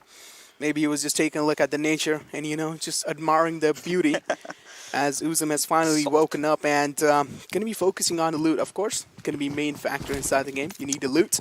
Carnage, the winners of the previous game, what a fantastic job by these lads. They had all their players alive until the end.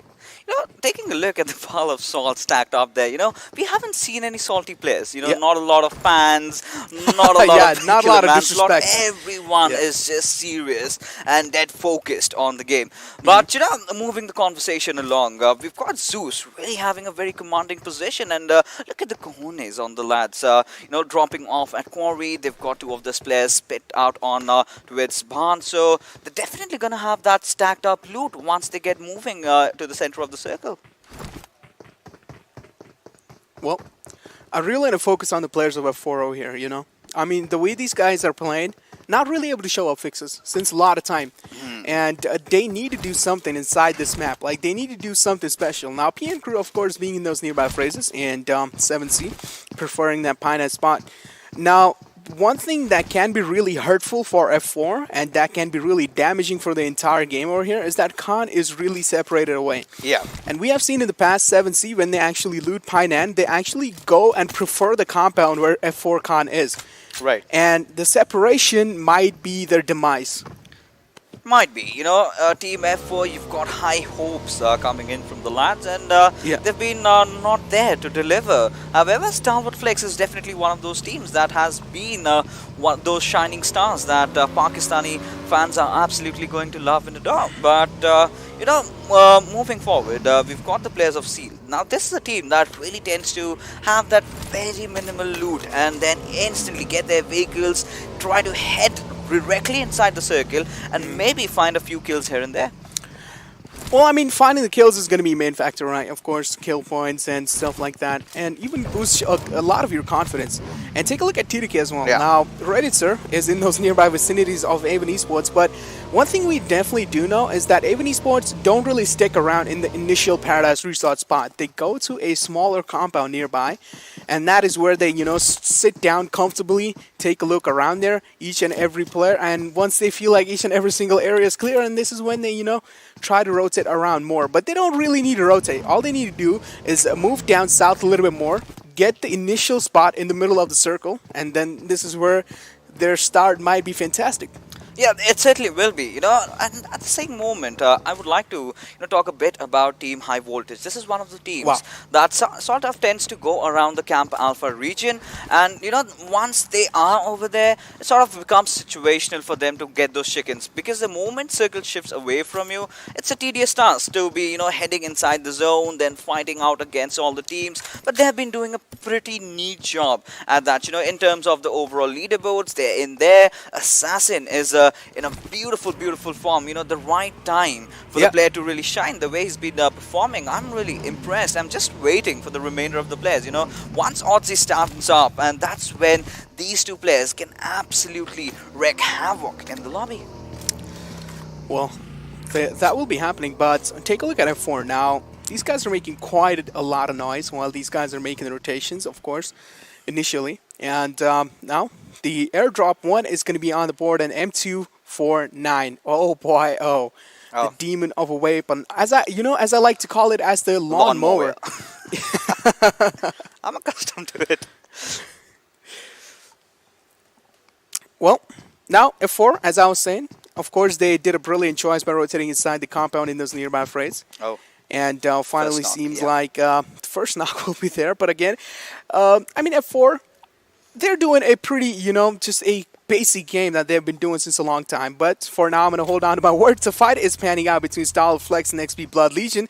As Dominic has already went down, the nades will be locked in from Uzum to confirm that kill, but not really close enough. Somewhere down line, lacking the precision. But that Molotov can be harmful. That can be hurtful. But nope, again, not really close enough. But that nade is going to be doing it. Wow, what a nade coming in from Blade there. Dominic getting knocked off again. Of course, he was just revived on a sliver of HP, and that nade was enough to take him down. It certainly was, as Blade will have to patch himself up, and Blood Legion again in a very picky spot, again caught off guard, and StalwartFlex are the ones who are going to be denying their entry inside the circle as another player falls short, and this is the cue. This is where they start making the move. You know, reviews sort of getting that first aid on, but Blade being blasted off by Leo. But how long are they going to survive? Because the trade-off is certainly there, as StalwartFlex finally making the push onto the players of Blood Legion, just waiting for the revival to come in. And you know, this sort of delay is definitely be very detrimental, because the more you delay, there are high possible chances for another team to come in and maybe go in for a third party. But that being said, Blood Legion have finally backed off.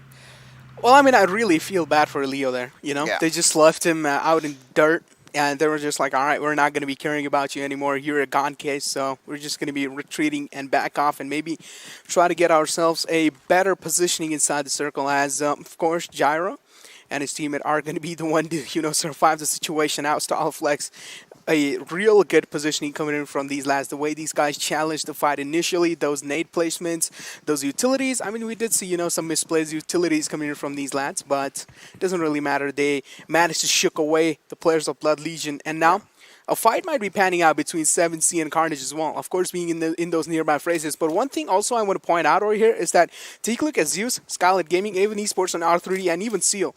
All these teams are so compact in that little spot, and they're just inside the middle of the circle. And if the circle takes a hard shift somewhere else, then when these guys will make the rotations inside the middle of the circle in this next circle, this is where a lot of fights will be happening and the chaos will be starting. Definitely. I mean, just in about like 3-4 minutes, I think that's where we see majority of the fights already happening. But sort of has been a slow start to Sanhok. We've seen that pace dropping off a bit. You know, teams being very, very choosy of their drop locations, then being very careful during the rotations. But the splash of colors are definitely there on the center spot because everyone sort of has realized their circle is a center meta. You know, you need to have it. You need to have the best of the positions, and that's what they're prioritizing right now. Now, F4 is in a very, very precarious position because you've got so many teams surrounding them. F4, yeah, they might be in massive water trouble. Of course, they haven't seen those back lines as well, and Carnage following it up, and then StalwartFlex on the right lines, Zeus in the front lines. It's like a sandwich situation going inside for F4.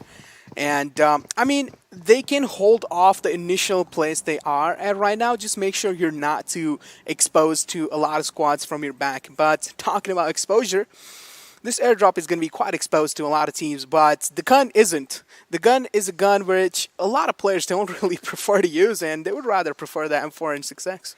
Well, you know, to be honest, hey, we know it's a NOG. The players don't.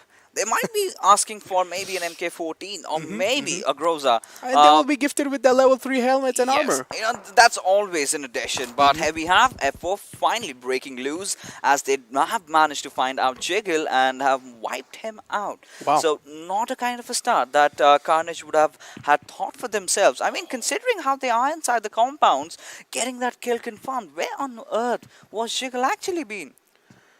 Well, that's a massive casualty as, I mean, Jiggle, of course, being the IGL of the team, he needs to stay alive.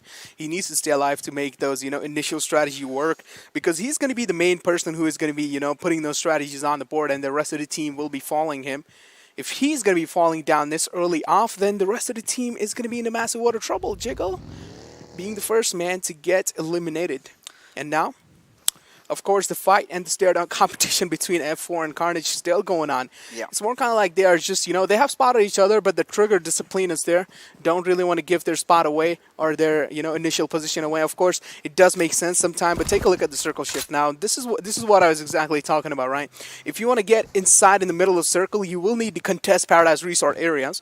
And somewhere down the line, Zeus have a real good position. All they need to do is just hold down the spot they are at, or maybe take a little bit of, you know, more kind of like a hilly area and take that higher ground and then catch all those teams off guard when they're going to be rotating inside.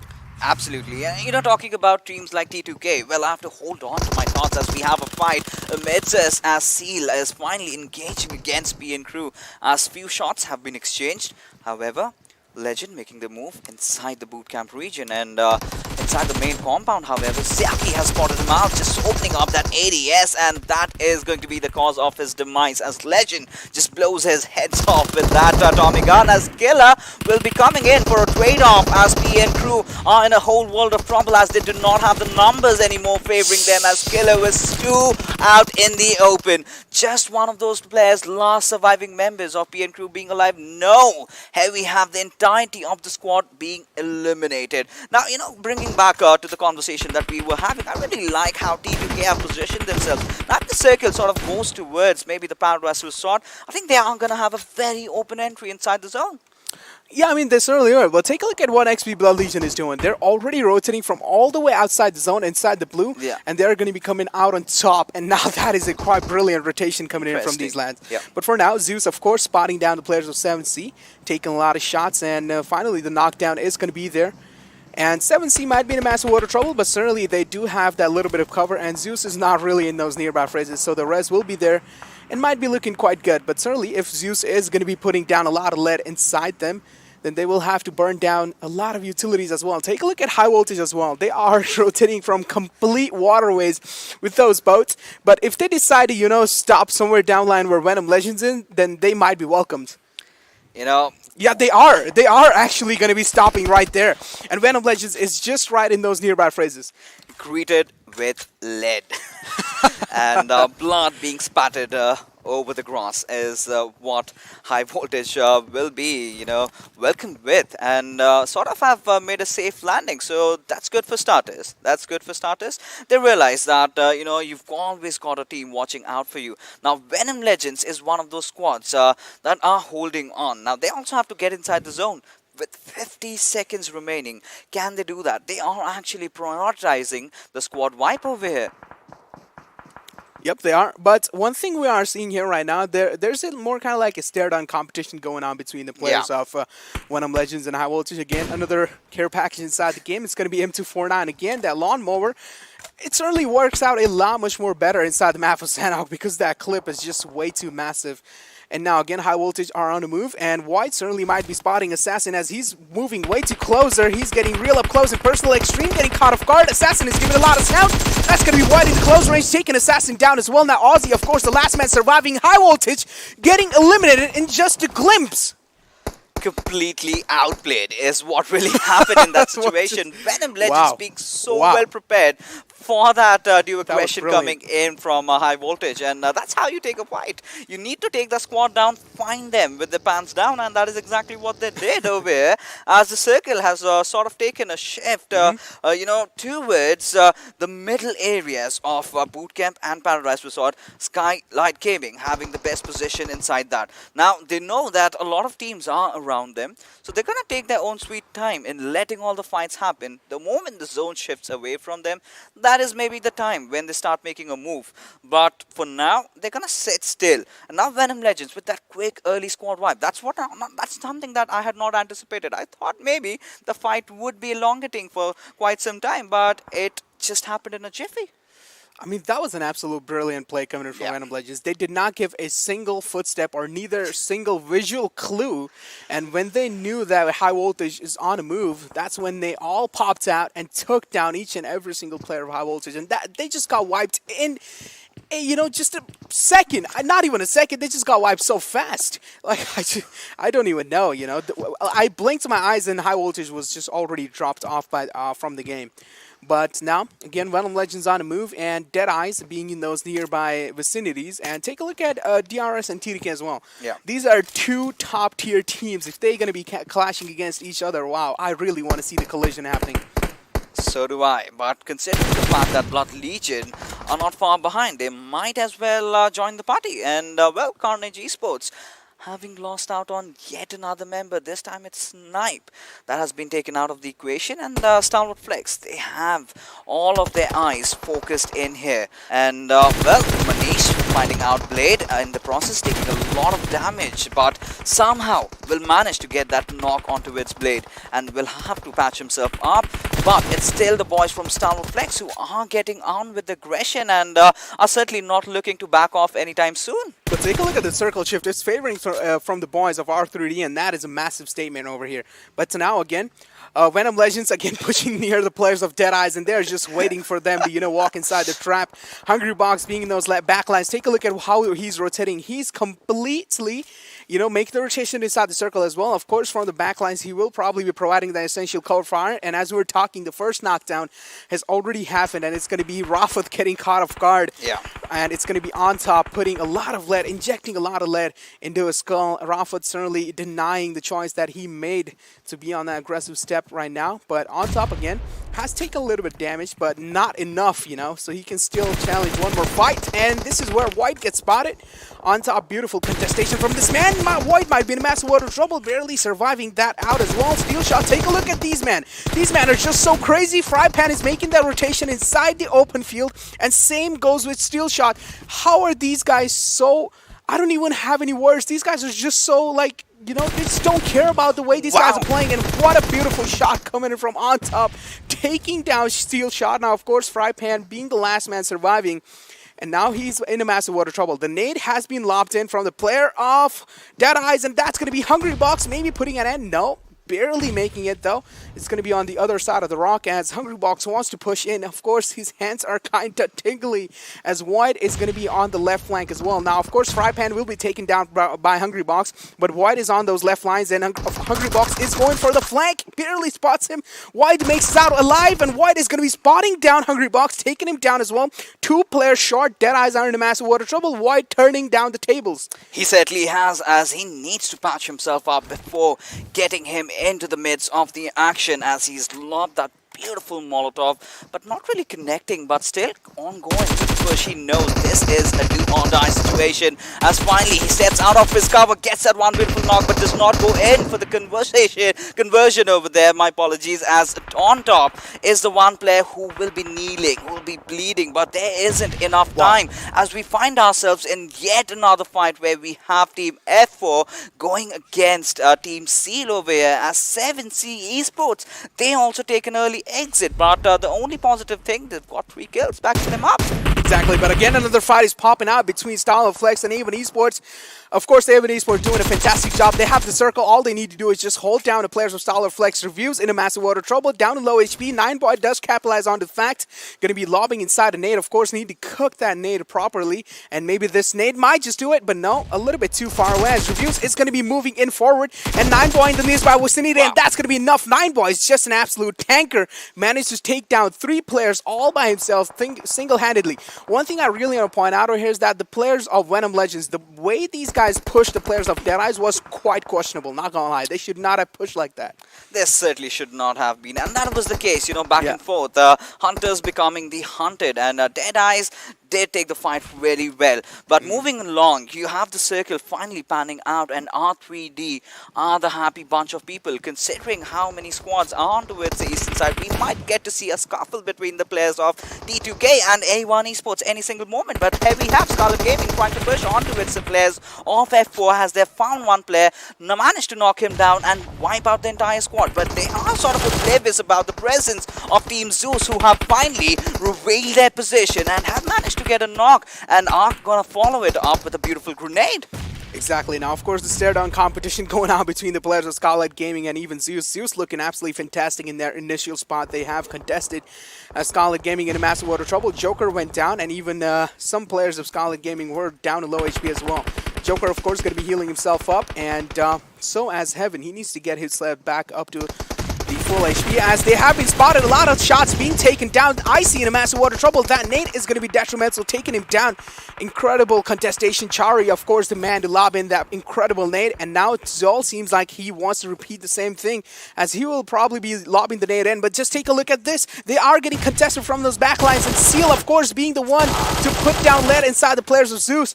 But now again, Zeus taking down Leon, and of course the last man surviving is going to be Joker. But for how long is the question, because he's getting contested from the entire squad of Zeus. And just take a look at the blind fire these guys are putting inside the smoke. But Joker barely surviving, taking a lot of damage in the process. But Joker, again, quite lucky enough, but not lucky to withstand the entire lead being thrown from the players of Zeus and finally falling down. And that's going to be Skylight Gaming getting eliminated.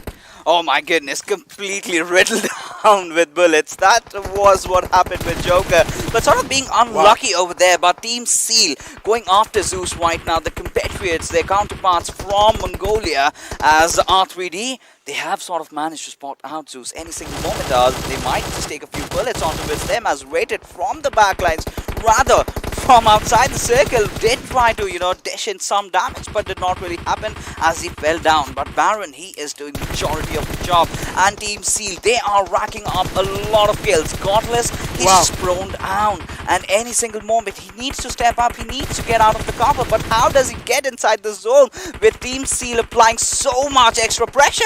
Exactly, Godless being the last man alive. Have you ever heard about this saying? In times of PUBG, friendship falls silent. And this is what exactly is going on between these two Mongolian teams. Of course, Seal doing a fantastic job in the overall almost eliminating the entire squad as used. But again, that last man surviving is going to be a massive factor inside the game. Godless is getting contested by a lot of squads. Even Seal and even R3D, they have their sights locked onto him, as Deadeyes, of course, being in those nearby phrases. R3D are doing quite a phenomenal job in overall surviving this time, because they weren't really able to show up since those last previous game. But right now, they have all their 4 players alive, and this is going to be a massive factor inside the game. And they also have a real good compound for themselves, and that is going to be so fantastic for them.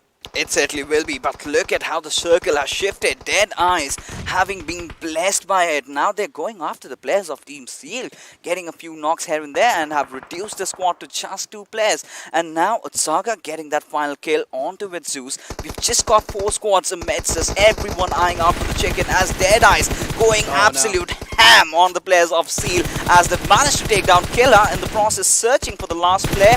maybe for the final squad wipe, as R3D is enjoying their sweet spot inside the circle, having all their players. I think it's going to pan down to these two teams as Baron has finally resorted for the heal battle. Exactly, the circle shift is going to be hurtful for him. And now Seal, of course, wanted to make the rotation in, but got caught off guard. And now Baron, of course, the last man surviving for Seal.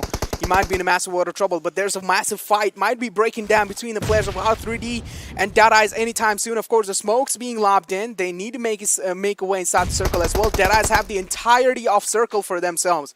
R3D are going to be blocking their vision off with those a little bit of smokes coming in from these lads. But for how long? As Shifu is in those clotheslines, spotting Virus down in the close, but Virus is going to be the one to retaliate back in fashion. And of course, Wadu getting spotted as well. And this is some incredible lightning fast reactions coming in from R3D players. But again, Animus from those backlines going to be throwing down Molotov, making sure Wadu sir is getting forced out of his initial cover that he has on top, lobbing in that beautiful nade, doing a little bit of damage, but certainly not enough to take anyone down. This is certainly one of those games that Deadeyes does want to get back in. And R3D, Deadeyes, both these teams have been eyeing out for the chicken dinner. But only one team is going to come out on top, which is the one as Deadeyes are in a situation. Yes, he is burning into the hells of Inferno as we've got Wadu. He has to barely keep himself alive. He's patched himself up. No, just the bandages to do the work as Anubis gets spotted by On Top as Edgar is trying to provide that quintessential cover fire as On Top will be going greedy in for the finish. Of course, now R3D in a massive water trouble. They need to make the rotation inside as well. Deadeyes, of course, have the rest of the zone for themselves. The first knock in the opening has been found. Joker has been taken down as well. R3D doing a fantastic job, but just take a look at them 249 doing a lot of work. We do know it has those 100 bullets, but that's not going to be working out in their favor. R3D, what a fantastic and incredible gameplay coming in from these lads. 100%. The way they held themselves off, you know, having the better of the circle towards the end, and that one knock on Shifu completely opened things up. I mean, had he not been taken down, maybe it could have been a Deadeyes game, but nevertheless, the lads from Deadeyes were struggling initially throughout, and finally this game with a lot of kills is gonna instill that confidence inside their hearts, and maybe in those last final games they might step up. And with just one game remaining, the storyline has become a lot interesting, but this time we have a winner from the Pakistani region finally. But with that being said, ladies and gentlemen, we will be heading out for a short little break, because coming right after our lovely hosts and our analysts going to break the fights down.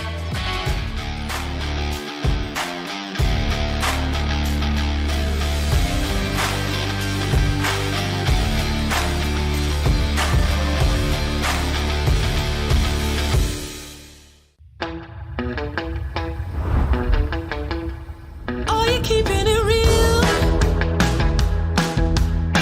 I'm calling shotgun, wanna see my baby run. Oh, what's the word on the sea? Kicking up the dust, if you know what I mean. We got a good thing going. We got a good thing going on.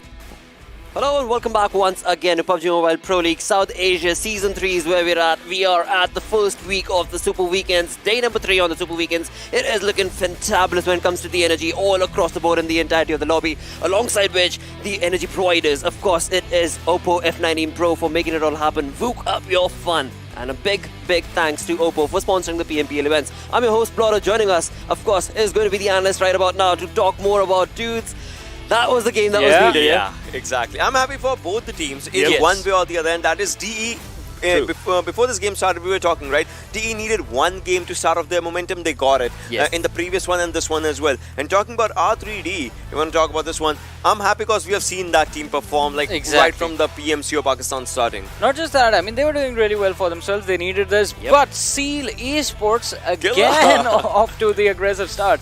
And Killer is going to be the MVP of this game. Absolutely, and looking really in control with 784 damage dealt throughout with only 1 assist and only, rather 161 killing done. That And is good. focus, yeah. So pretty good kill contribution right there. But again, so just like the last game this time as well, Z3us Esports off to a good start. Yes. But the level of aggression, it becomes really hard to maintain it once you reach the final few circles. Yeah, and talking about Killer, right? It has always been a thing. Right. We talk about Team Seal. Killer is one of the front liners who starts up everything. Plus, talk about Team Seal, right? They would have had this game had there been more people, and they had they been inside the circle, because he was the players of Team Seal were doing heal battles. Yeah. And it's not a bad thing talking about the way they were approaching the circle. So overall, pretty good fight.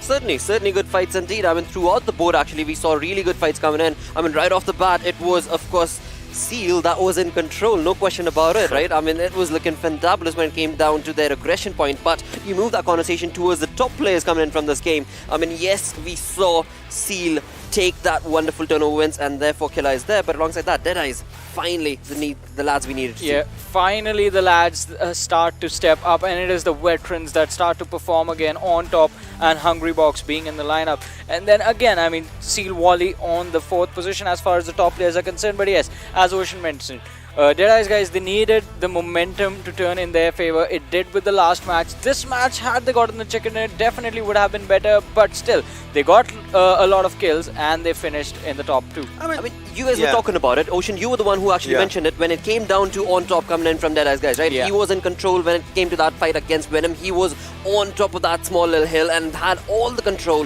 throughout, and that brought that perfect start of points and those kills, yeah? Exactly, and this is the thing with the DE, if you want to talk about it, right? Because once they get a momentum in one game, they do good in that consecutive games, in that day, if you want to talk about it, and they got it. Like, they got placement points, 8 placement points in the previous game. Yep.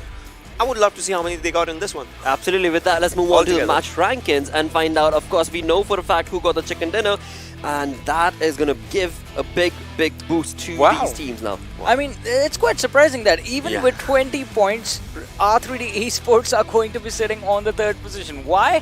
Because of how wonderfully Deadeye Guys and Seal Esports played this game out.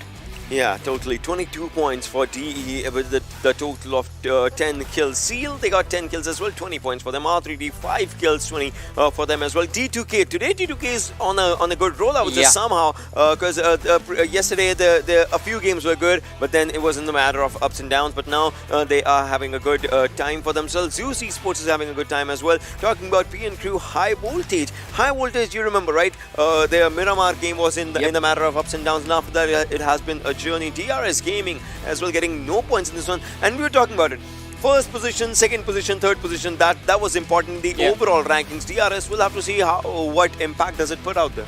Absolutely, because again, when you talk about these games, it always falls down to, well, what circle is going to be, and then based on that, what sort of a rotation are these teams going to be bringing to the table, and with that, we've got the zone on our screens. Yeah, quite an interesting turn of events. As I mean, the circle right off the bat, it was sort of a standard one, but it causes a lot of troubles for the team that actually ended up doing really well in this game. DE in particular, since they were on that Camp Alpha side of things, and then one challenge that you face right off the bat is crossing over. Exactly. I mean, those things kind of just come down. We have seen a few teams, going through the boards for the rotations and whatnot, just using a method for themselves. But like, look at R3D. Paradise Resorts southern side, they held that for themselves. So if the zone favors you, the game should ideally favor you, but that also depends on how you are taking up all the fights, because sometimes you are there, but look at the area around A1 Esports, Skylight Gaming and Z3us, the cluster of teams being forming out there. That was a death trap right there with those 3 teams being present, and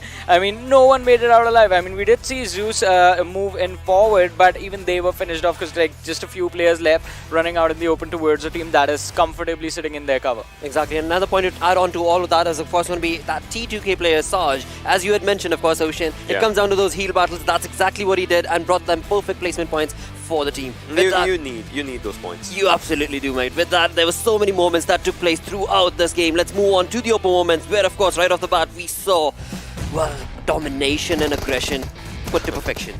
Altogether.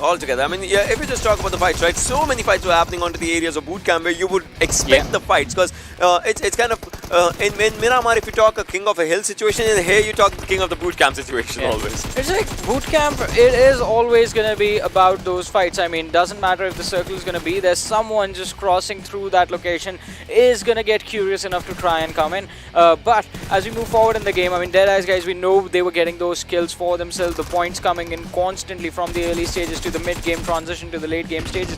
Venom Legends is also a team that tried their level best to get those some of those points. Yeah, I mean, they wanted those points and they were getting those points slowly and steadily. But talk about the circle, this one, like the dash trap that was just, you know, being formed up out here. And if you see someone, if you spot someone, you'll try and take him down. That's what Team Zeus's role was doing out in this one. But right now, this is where the fight was happening. And this is where you would call it, because DE might have had this game for themselves, but R3D out of nowhere just say, and then Molly step, taking one step, one pixel in the Molotov and you burn.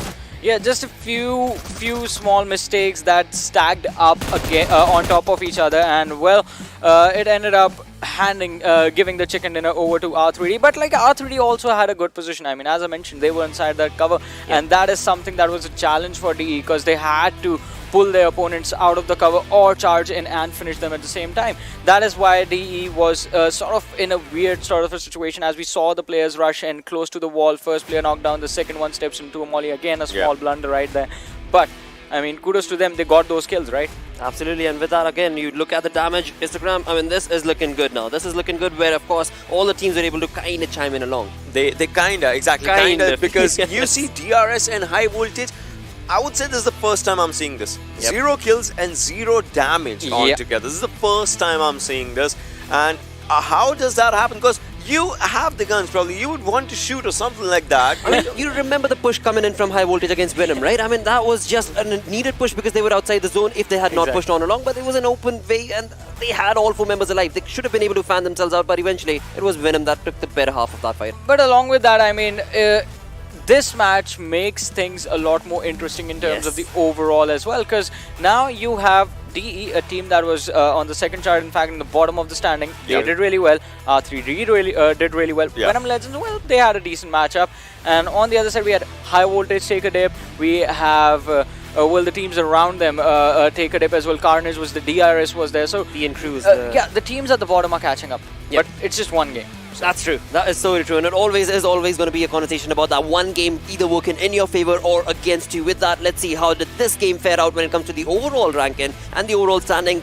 Clearly states that, well, Z3us Esports is working towards the 200 marker already. Wow, talk about that. And well, DRS still at second right now. I mean, now Carnage is there with everything else. Obviously, DRS did not get any placement point. All the kill points are still at 142. Carnage, they went down to 142. Zeus is at 138.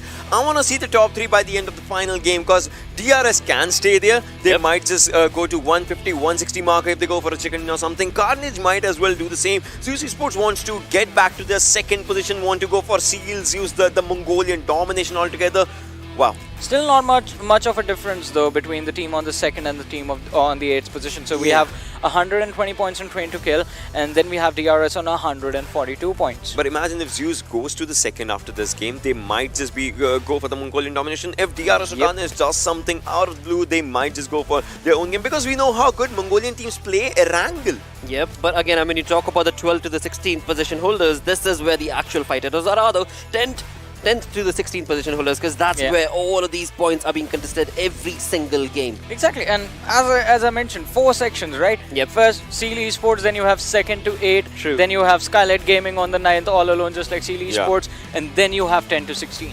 Absolutely, and that is what the story states as of now. Things are looking good indeed, but there's still one more game remaining on this first week of the Super Weekend. Let's move on and have a look at the schedule, where finally, once again, for the final time, we're going to be moving on into Erangel once again. And lads, this time around, who do you think is going to be taking that chicken? Ooh, this is going to be an interesting one, because now there has been a shift of momentum, and I think finally Deadeyes Guys can actually grab the chicken dinner that they want. If the circle's north, I'll still stick with that, because you know about the rotations as we just talk about this one. So if the circle's north, DE might. Otherwise, I feel Mongolian team to end the day, because Zeus, we know how good they play. Seal, they would want to go for one chicken today. might be a thing, or maybe DRS, because DRS always have a role when it's important. Absolutely, mate. Because again, I mean, when you talk about Deadeyes, yes, they've showcased the perfect synergistic play that was required from them, the dynamic approach that they've had to the game. That was a reward and an entertaining one for us. But alongside that, there is another reward that's been set up for you guys sitting back at home, and that's going to be an easy one. All you need to do is, of course, chime in along with the teams that you're supporting and hashtag PMPL South Asia with your unique code, your UID code from the game, followed by, of course, what region are you going to be supporting, and you get a stand, or rather you stand a chance to basically win AirPods Pro, followed with, of course, gift cards in your local currency and also in-game items. But for all of that to work out, you better start showcasing that love from your region teams. Well, definitely. You have to show your love. Exactly. The more, I mean, we have been noticing this. The more you support your teams feel confident. They start to perform better. And, well, when they start performing, you need to keep on supporting them and keep on giving them your energy, just like this is the world of Dragon Ball Z, and help them do better. Well, alongside that, well, I also do want to chime in and say that, well, please do support us as well. If you're not already following the PUBG Mobile Esports YouTube page, please do go ahead and do so, alongside which the Facebook page as well, because that will again increase and multiply your chances of winning and getting those wonderful gifts that are set up only for you guys. With that, any predictions coming in for you for the final game? We just gave it, right? I would say. Deadeyes Guys, yeah. Alright, well, with that, let's move on to our Erangel boys who are going to be taking us through this final game of the first ever Super Weekend of PMPL South Asia. Move on along to the lovely casters, I guess. It is going to be none other than, once again, XP joined in with Blay. Thank you again, Blotter, for one final time of the in the Super Weekend here. Final day, final game. It ends where it all starts. It's going to be ending on Erangel, ladies and gentlemen. We saw a bit of a switch up, and some of the teams are rising to the top. Deadeyes Guys and R3D, they have been languishing at the bottom. Finally, they deliver. 2 words. About time. About damn time. How about A1? Well, A1. About damn time as well. You know, we had a... Thank you, Blay. Thank you. We had a gentleman over here. They were like, you know what? We want Deadeyes Guys to win, or maybe they're going to be performing with DRS or the Mongolians. My heart bleeds for A1. It would be a heartbreak if they end the first Super Weekend without even a single chicken dinner. Now, see, you got to keep one thing in mind. All these points are going to be carrying forward to the next subsequent Super Weekend, so they really aren't in a shaky position, so to speak. However, we were kind of expecting a chicken dinner coming A1 Esports Day. Maybe it could be in this game, or maybe we're going to have to wait another week. We are going to find out along with you all watching at home. But let me just say one thing. Deadeyes Guys finally showing up. It is a bit too late, however, better late than never.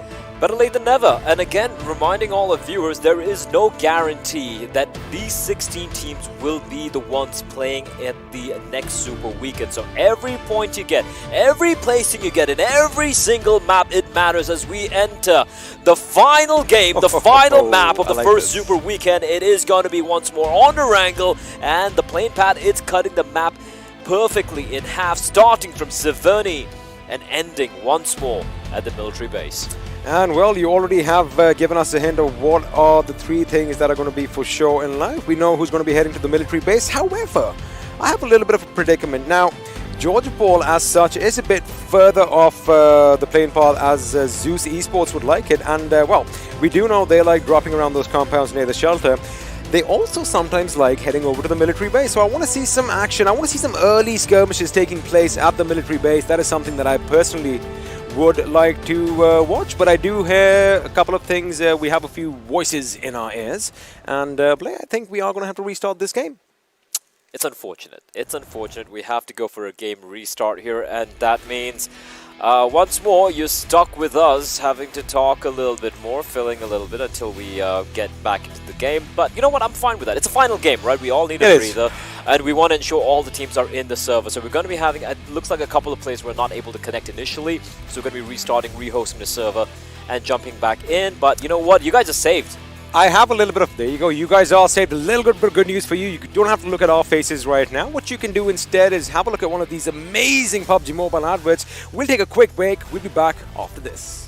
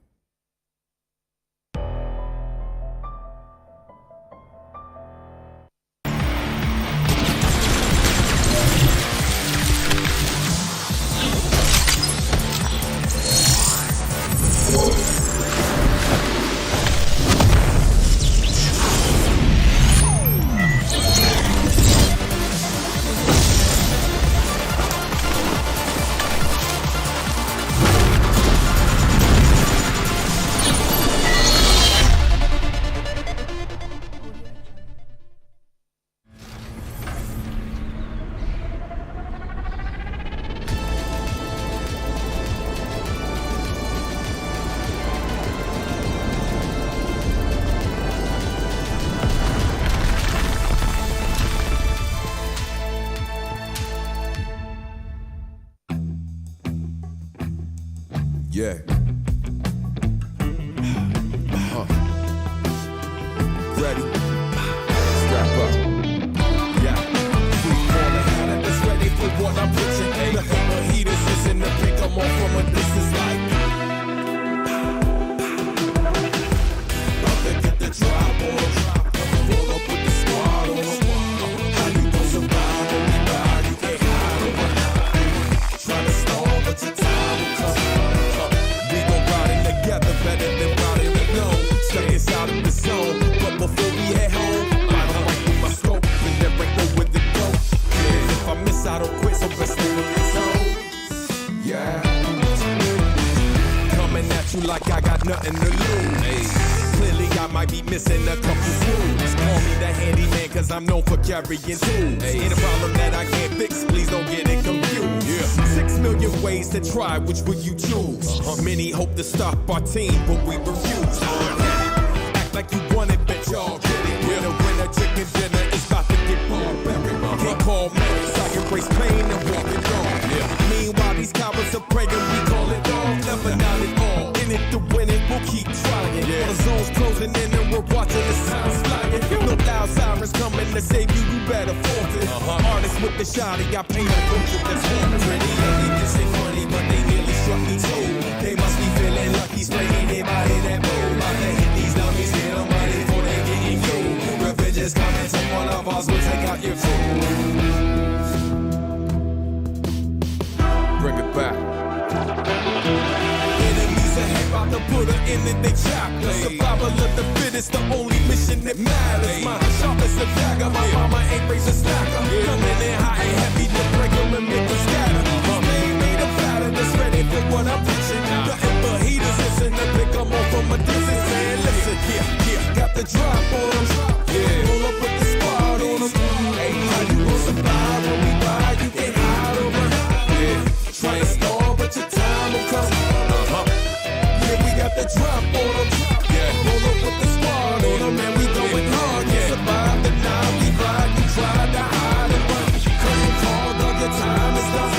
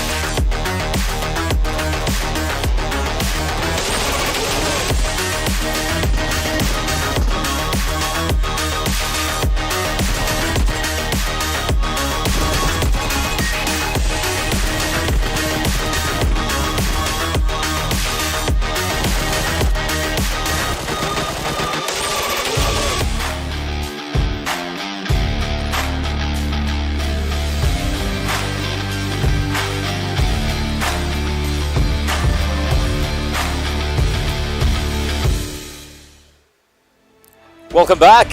That was a bit of a break we weren't expecting, but then you know what, that's done and dusted. We have all the players in the server as well. We're going to be jumping straight into the map. It is going to be an Erangel. We're not going to be wasting any more time here, ladies and gentlemen, and the playing path, it's pretty much similar. It's just the opposite direction. It's starting in military base, but it's going to be ending towards where our dear friends R3D, who got the chicken dinner, really like dropping towards. It's going to be towards Stalwart. It is going to be towards Stalwart, and of course my eyes are going to be who all is dropping in early this time. It looks like, of course, StalwartFlex are going to be heading to their favorite drop spot at the Sanok military base, and it looks like the island is going to be all theirs except T2K, which of course these guys are going to be heading over to Milta. So the question is, where is the circle going to form? Because again, I did kind of mention that a few teams definitely have a look at that. They keep an eye out for the circle, especially someone like Blood Legion. Now, you would have expected XB Blood Legion to already drop out of the plane, because normally they'd either go to Milta or to Nova Rapnoi. But I think they want to contest the boys from Deadeyes Guys at Rozhok, so expect some early skirmishes in the middle of the map once again. Let's see if that does play out the way you called it there, actually. You have it right 9 times out of 10, I won't lie. You do have that little crystal ball of yours. And Venom Legends, you know, they either go towards Fairy Pit or drop towards Milta Power, depending on the plane path. This time around, they're going to be going towards the side of Milta Power. Now, Deadeyes Guys, you can see them. They are alongside Carnage, and they are heading towards Rozok. Now, like you said, a circle. Oh boy, oh boy, oh boy. It is going to be...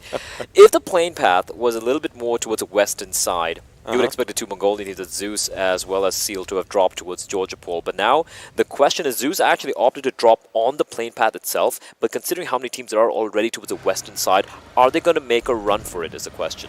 Well, it looks like somebody else might have to make a run for it, because A1 Esports Sinister is quite nearby the enemies over here, and when you hear a vehicle, you definitely want to take some cover in a building. But, you know, again, there you have it, talking about XP Blood Legion. It is what I kind of anticipated early on. They have dropped down in Rozok. They are going for the aggression, and you know what? I am a fan of theirs for that, because, again, when you are at the bottom half of the table, look, if you want to get that confidence infusion, you got to go for it at the end of the day. Oh, yeah. I mean, again, for a lot of these teams, for all these teams, it is the final game of the day, right? And again, there is no perfect guarantee that these teams, all these teams, well, any of these teams are going to make it to the next weekend. So they want to accrue as many points as possible, as we have Blood Legion taking the fight to Deadeyes Guys. Deja vu? The same building, last map. Same building indeed, and well, the last Erangel we cast it rather, but yeah, Chifu's dead. In 3, 2, 1. It's No, Jax who fell first. Backup has arrived, and Hungry Box. Oh no, he doesn't get the kill. I thought he would get the flank on the flankee, but Shifu does find the kill, close range, but not able to finish off the job. And unfortunately, Deadeyes Guys, they are in a bit of a hot spot here. They've lost a couple of players already, and even though Dominic was down, he will be res. And wait, what? That was confusing. Wait a second. In a split second, two teams have been lost already. Are you sure this is the same Erangel we've been witnessing the last 3 days? Bro, what the hell? We just lost 2 teams in 3 minutes? That's never happened. We don't even have a knock for the first 10 minutes, and already we see 2 teams getting knocked out in the first 3 minutes. That is something I don't think I've seen at all. Deadeyes Guys, they wind up dead lost, but Skylight Gaming, they just got wiped out by A1 Esports. That's insane. Now, A1 did lose a couple of players, though, so it wasn't an easy fight for them to take. However, for the side of Deadeyes Guys, the guys that is Blood Legion to knock them out, not a single casualty for these guys. Now, you remember when I said that somebody might get run over? That is when A1 Esports were just dropping down. And keep this in mind. Skylight Gaming already had the vehicles. Now, this is where they got a bit too greedy, because normally you would expect that team to head over to Gatka. And that is what they were doing, but they were like, you know what, wait a second, I see a few parachutes coming down. Let me just go and run them over. Little did they know, a couple of players from A1 Esports were already lying in wait. The dead cliffs, leading to the death of Skylight Gaming, and that is going to be it for Deadeyes Guys and Skylight Gaming for the first Super Weekend. Right now, they're pretty much done. If I'm Skylight, neither am I too happy, nor am I too, saddened about the performance. Kind of middling. They have around 70 points, have accrued around 70 points. Not shabby at all. And if they can qualify the next Super Weekend, they're going to be able to build up on that. And for the side of Deadeyes Guys, though, yeah, they had that second position in the previous game. But apart from that, it has been a very quiet showing for a team who, when they came out of the gate during the league stage, they were going in all guns blazing, mowing down everyone, winning their games, looking really good. And then I think right now they go out in the 11th to 12th position, and for certain teams they'd be happy with it. But if I'm Deadeyes Guys, knowing them, I don't think they're going to be too happy with that. I mean, I don't want to say it, but knowing, like you just mentioned, knowing the caliber of players that they have in their team, and knowing the things, the major accomplishment they have achieved in the past, you don't expect that. But of course, we did kind of think that, maybe they've finally woken up. It is still alright. They are still, they have a few points in the Super Weekends. All they have to do is make sure that they qualify for the next one and subsequently the next one after that. So, they are still in the game. However, they are not in the position we expect them to. And long-range shots over here as blah, blah, blah spots on them. I like the weapon, though. It is the SLR. And the SLR is one of those weapons which, look, as a sniper, it's loud. It is loud. I want to definitely suppress that shot. It is. It does pretty much announce your presence. It also announces your intentions as well. Now, after the 2 teams have been lost, it's a little bit of quiet, before the storm. High Voltage, you see Extreme over here, and you can see he's got a neighbor in the form of Dominic. That is, of course, Blood Legion, who were responsible for wiping out a couple of teams there. And for right now, for Dominic, he's not moving. And is he alone? His teammates are nearby. They are sharing vehicles. They were kind of heading north. Oh, you're talking about... There they go. There you go. There they come. That's what I was just going to say. He is alone for now, but the backup is coming. Ozzy might have just overextended a little bit, though. Oh, and Dominic's aware of this. Oh, he's pushing in, going for the pre-fire, and Dominic, he can't res here. He just got to figure out which window he might be getting pushed from, and he's going to find himself safe. He even finds a first aid pack over there. And look at Dominic pushing in. He's got that bloodthirst, but backup has arrived, and Dominic, he's got to peel away, regrouping with the rest of his teammates. It's going to be a 4v4 fight. It's going to be a compound battle, and they're getting shot at. Gyro taking a couple of bullets to his vest. Nades being tossed in as well by High Voltage, and High Voltage opting not to take this fight. They are going to be falling on back to that larger house, where they're going to regroup together. Interesting to see how Blood Legion are, they're showcasing a bit of bloodlust. Absolutely, and this particular compound, the thing is, you have a lot of different kind of houses. You have a few bungalows thrown in, you have a few houses with multiple stories. So what High Voltage want to do right now is back off into a corner, so to speak, and try and get those angles from the first floor. Maybe someone might even jump off on the roof. So I think that's the right decision, especially since you don't know where the teammates are. Again, a lot of windows, a lot of rooms, a lot of problems.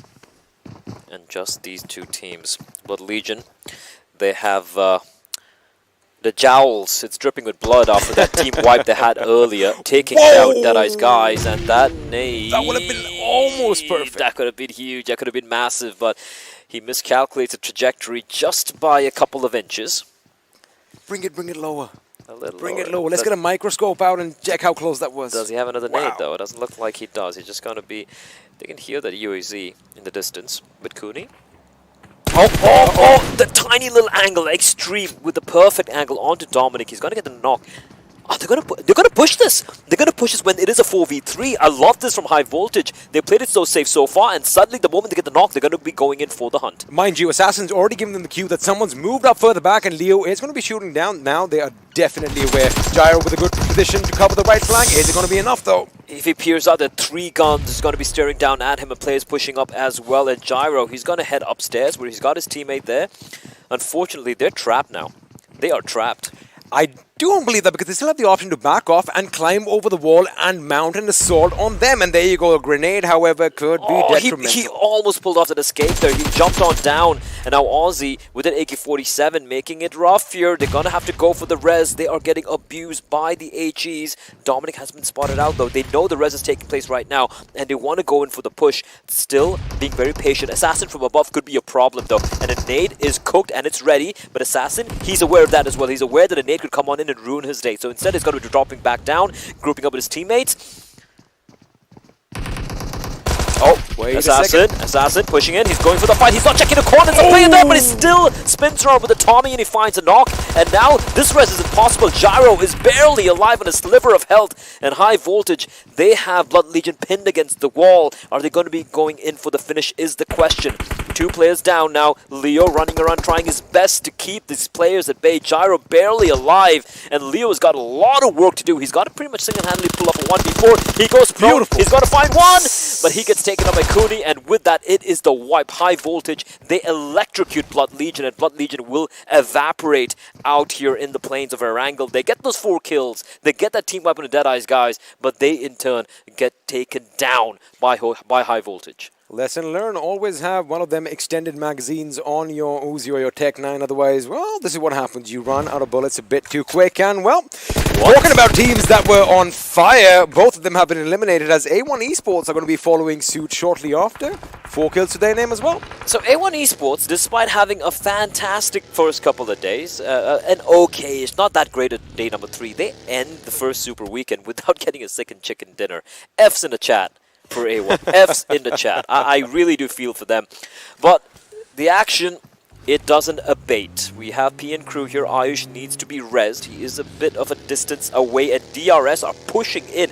They want to prevent the res from taking place, and Ayush, well, it looks like his day is unnumbered. he will be taken down here. AJ just pushing in, looking to confirm the kill, and he will indeed do so. And with that, PN Crew are down to just the 2 players. Check out DRS's presence of mind now. They must have been reading the kill feed when they realized, wait a second, Deadeyes Guys have been eliminated, means Rozhok and the neighboring areas are going to be occupied. Normally from Yasnaya, they would kind of head towards the circle under that river just north of Rozhok. This time, however, keeping an eye on the kill feed, they opted to go up north, which is something that R3D or PN Crew, in fact, as well, were not expecting. Now, they have 2 kills to their name, although they did lose 1 member. But since they have that bunker for cover, we are going to have a little bit of a stalemate over here while we focus our attention to Z3us Esports. Now, it does look like Team F4 are looking good. They have these buildings for cover, but little do they know, someone is coming for them.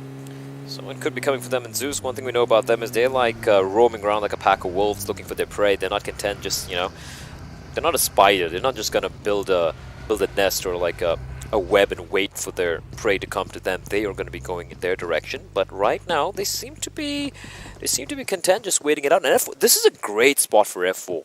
This is such a great spot. Like, oh, yeah, there we go. That was a shot. That was the first domino.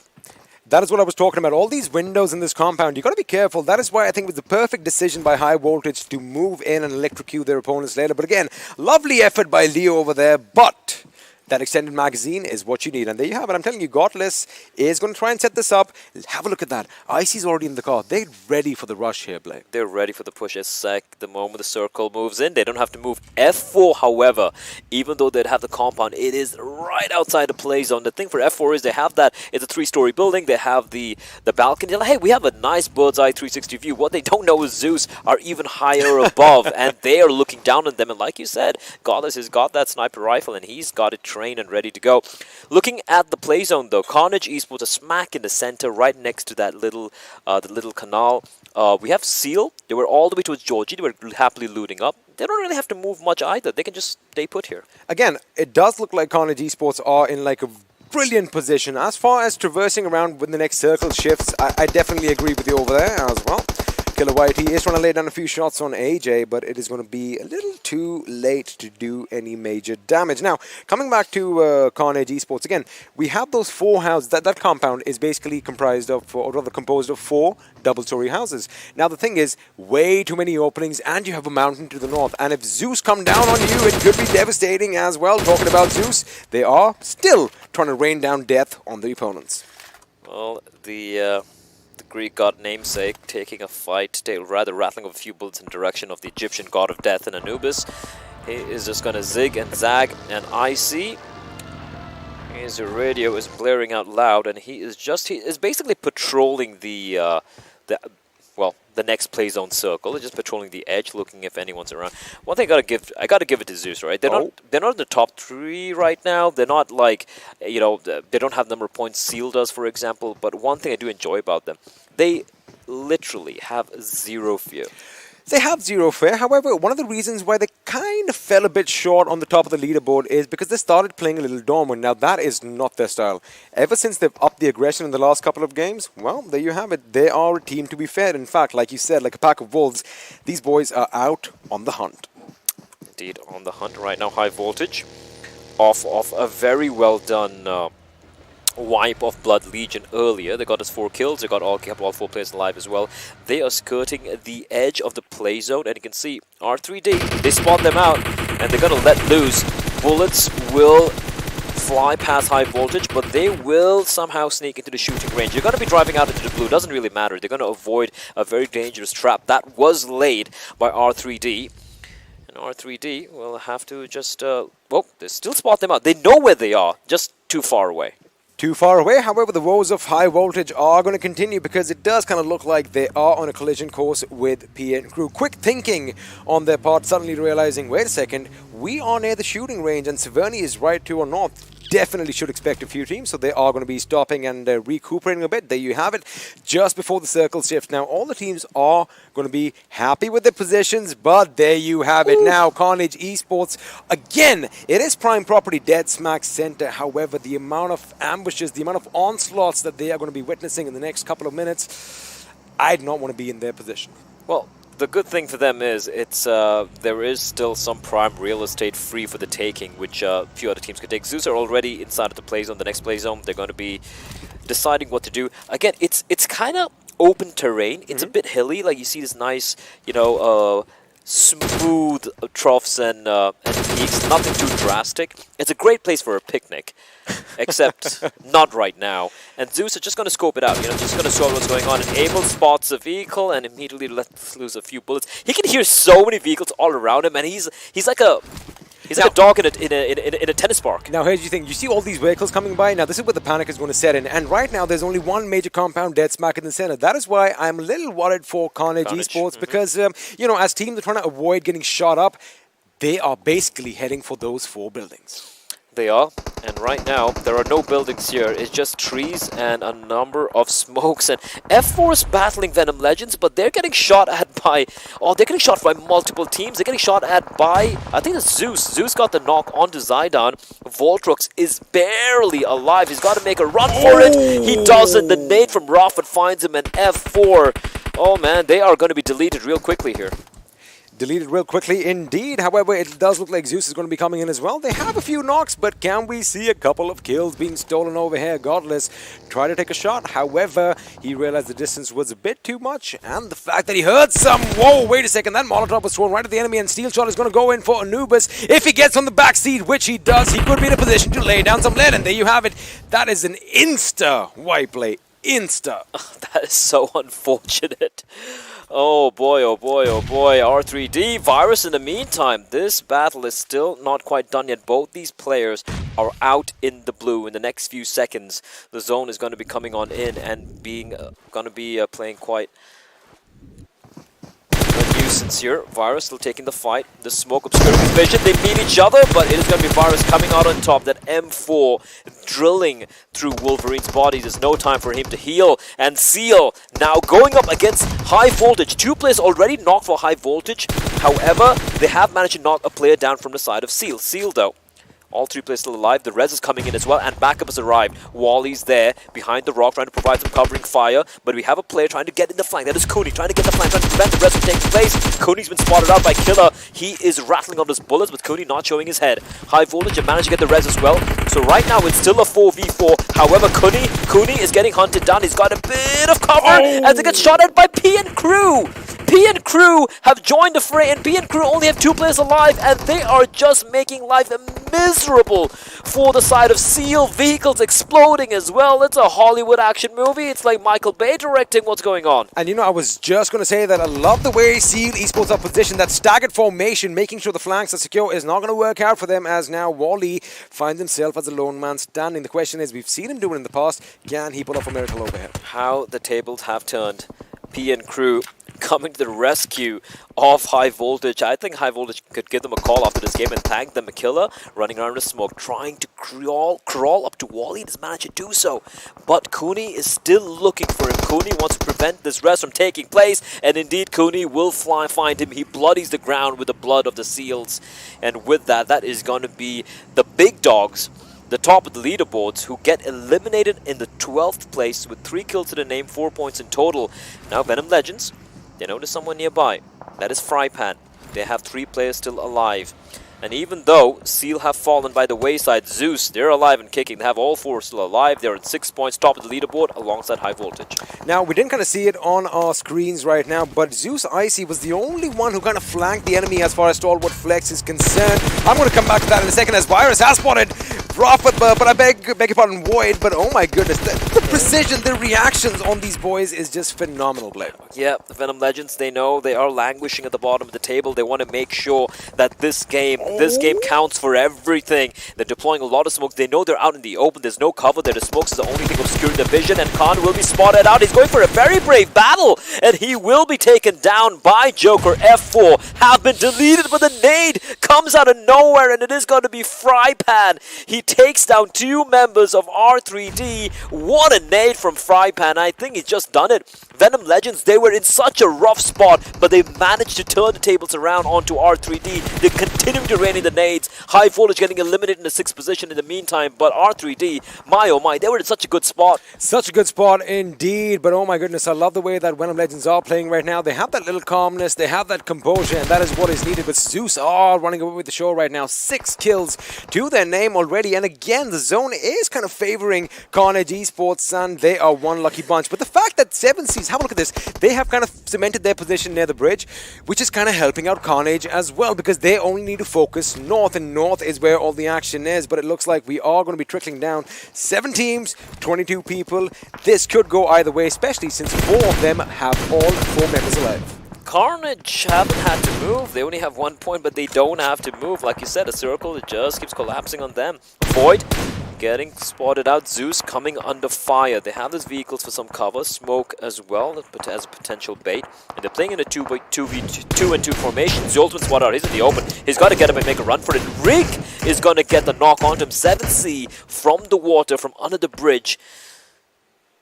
The funny thing is 7C, of course, they are going to be laying down the herd, but T2K, have a look at this. They are battling Venom Legends across the water. Little do they know, someone swimming up to them. You can have a look on your map, and that someone are DRS Gaming, who are in prime position to now block T2K from entering the circle. From entering the circle, indeed. But the team whose fortune might have just turned right now, as long as they can stay alive, is Z3us Esports, because they are getting attacked from multiple directions, but the circle is on them, the play zone is on them, and that means teams are going to be pushing into direction, and they're going to be walking into a wall of bullets. Zol is going to get a knock. Mafia Ninja finishing off blah blah blah from T2K. Mafia Ninja has got 3 kills already. DRS, if they get a chicken dinner here, mind you, it would be them tying the chicken dinner score alongside Seal Esports. And let me tell you one thing, what DRS Gaming are doing right now is not an accident, it is not a fluke, it is by design. They have 2 vehicles in the water which they can use to replenish themselves. And Jiggle, baby! Wow. He gets a double knock. Godless and IC. Godless gets taken down, taken out by Snipe from Carnage Esports, and they're pushing in for the kill here. IC will be finished off as well. Jiggle pushing on up, and there we go. IC, he will try to survive. How is he still alive? Stolen. There we go. Jane's going to finish him off. And now, 2 members alive with Zeus, and Jiggle is just pushing up. He's going to go for an underhand smoke. Spots out Mafia Ninja in the water, but is he aware that the 2 members of Zeus are still alive and kicking in? They're very, very, very close by. Very close by. Now T2K have the same idea. They have entered the water with their vehicles, but it is going to be enough because Abel has spotted the enemy. Snipe is going to go on. Mafia Ninja is in fact going to drown to the watery depths of hell, and that could be devastating for DRS, as now they're only survived by 1 member. Oh my lord, DRS, they're just getting shot at. Abel's going to be dropped as well. T2K getting eliminated. In the meantime, with Osirka being the final member to fall, and Zeus has been taken down. Jiggle has pretty much single-handedly wiped out Z3us Esports, and with that, Carnage. Can they get the second chicken dinner of the day? They have 6 kills to the name. They have all 4 players alive. The only other team who can contest with them right now, in my opinion, is Venom Legends and 7C. I love the way they're using the vehicles of other teams for cover. That is beautiful, of course. You know, just east of their compound, which they were forced to finally vacate, we have a few rocks, and the fact that a brand new airdrop dropped dead right in front of them, not only gives you armor and a good weapon and some ammunition, but also gives you a proper chunky place to hide behind. It gives you that much needed cover in situations like this. AJ is, at this point in time, the world record holder in holding his breath. He's been underwater for quite a while right now. He's going to heal himself up as well. He's taking shots from inside the car. He is in the play zone, but he realizes he needs to make a play. The problem for him is he's going to be spotted out by multiple teams.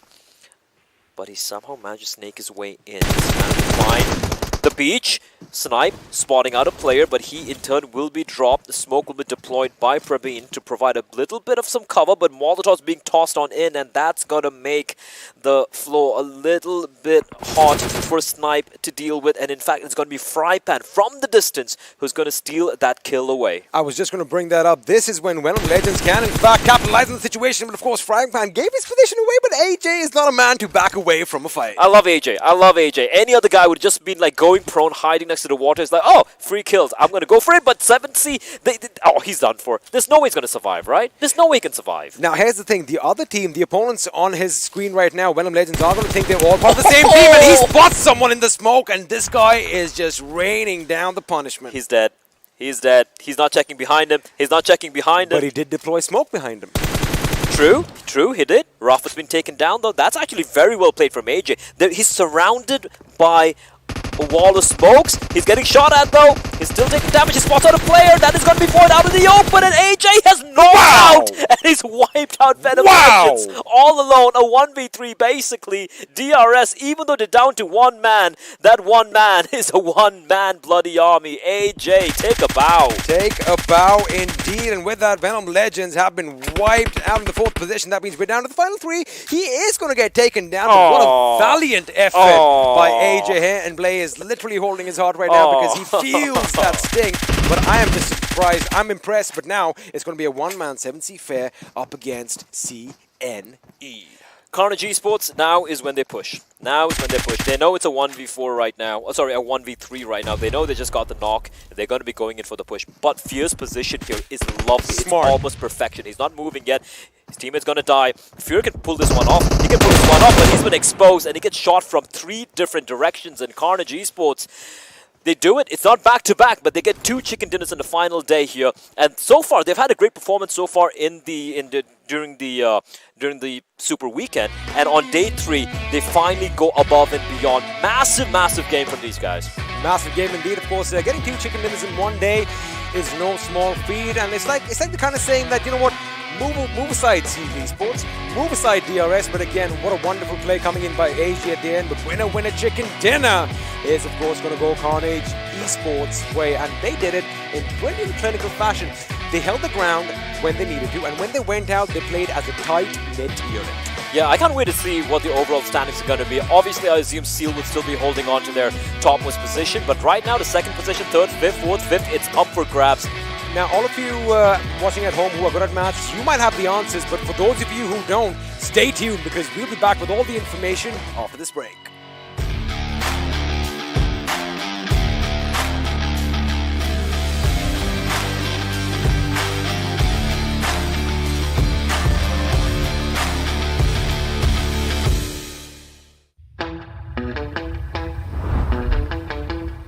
Are you keeping it real? I'm calling shotgun, wanna see my baby run. Oh, what's the word on the sea? Kicking up the dust, if you know what I mean. We got a good thing going. We got a good thing going on. Once again to PUBG Mobile Pro League South Asia Season 3. We are in the Super Weekend, day number 3, almost coming to an end. And with that, some incredible games is what we witnessed. And with that, alongside all this, of course, it is a huge thanks to Oppo F19 Pro for making it all happen. Book up your fun.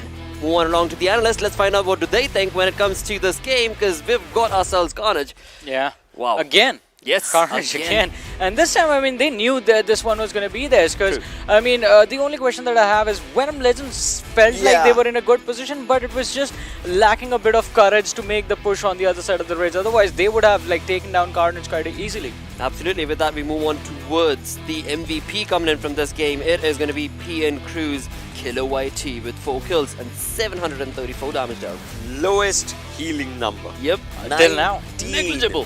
19 healing done. What is that, like through circle or something? I don't know, because that has been brilliant. But look at the contribution that he has had, right?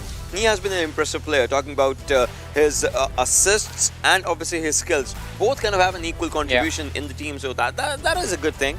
Yeah, definitely. I mean, overall kill contribution to the team is good. It looks good, and the survival time is one thing that takes the hit, because whenever you are being aggressive, I mean, having assist means he goes down even after giving that damage, or he deters from his path. So that means, I mean, it is going to be quite critical to get that survival thing up so that they can get some points off of that. Yeah, but talking about the top players, right? This is where AJ is shining up as well. 592 damage.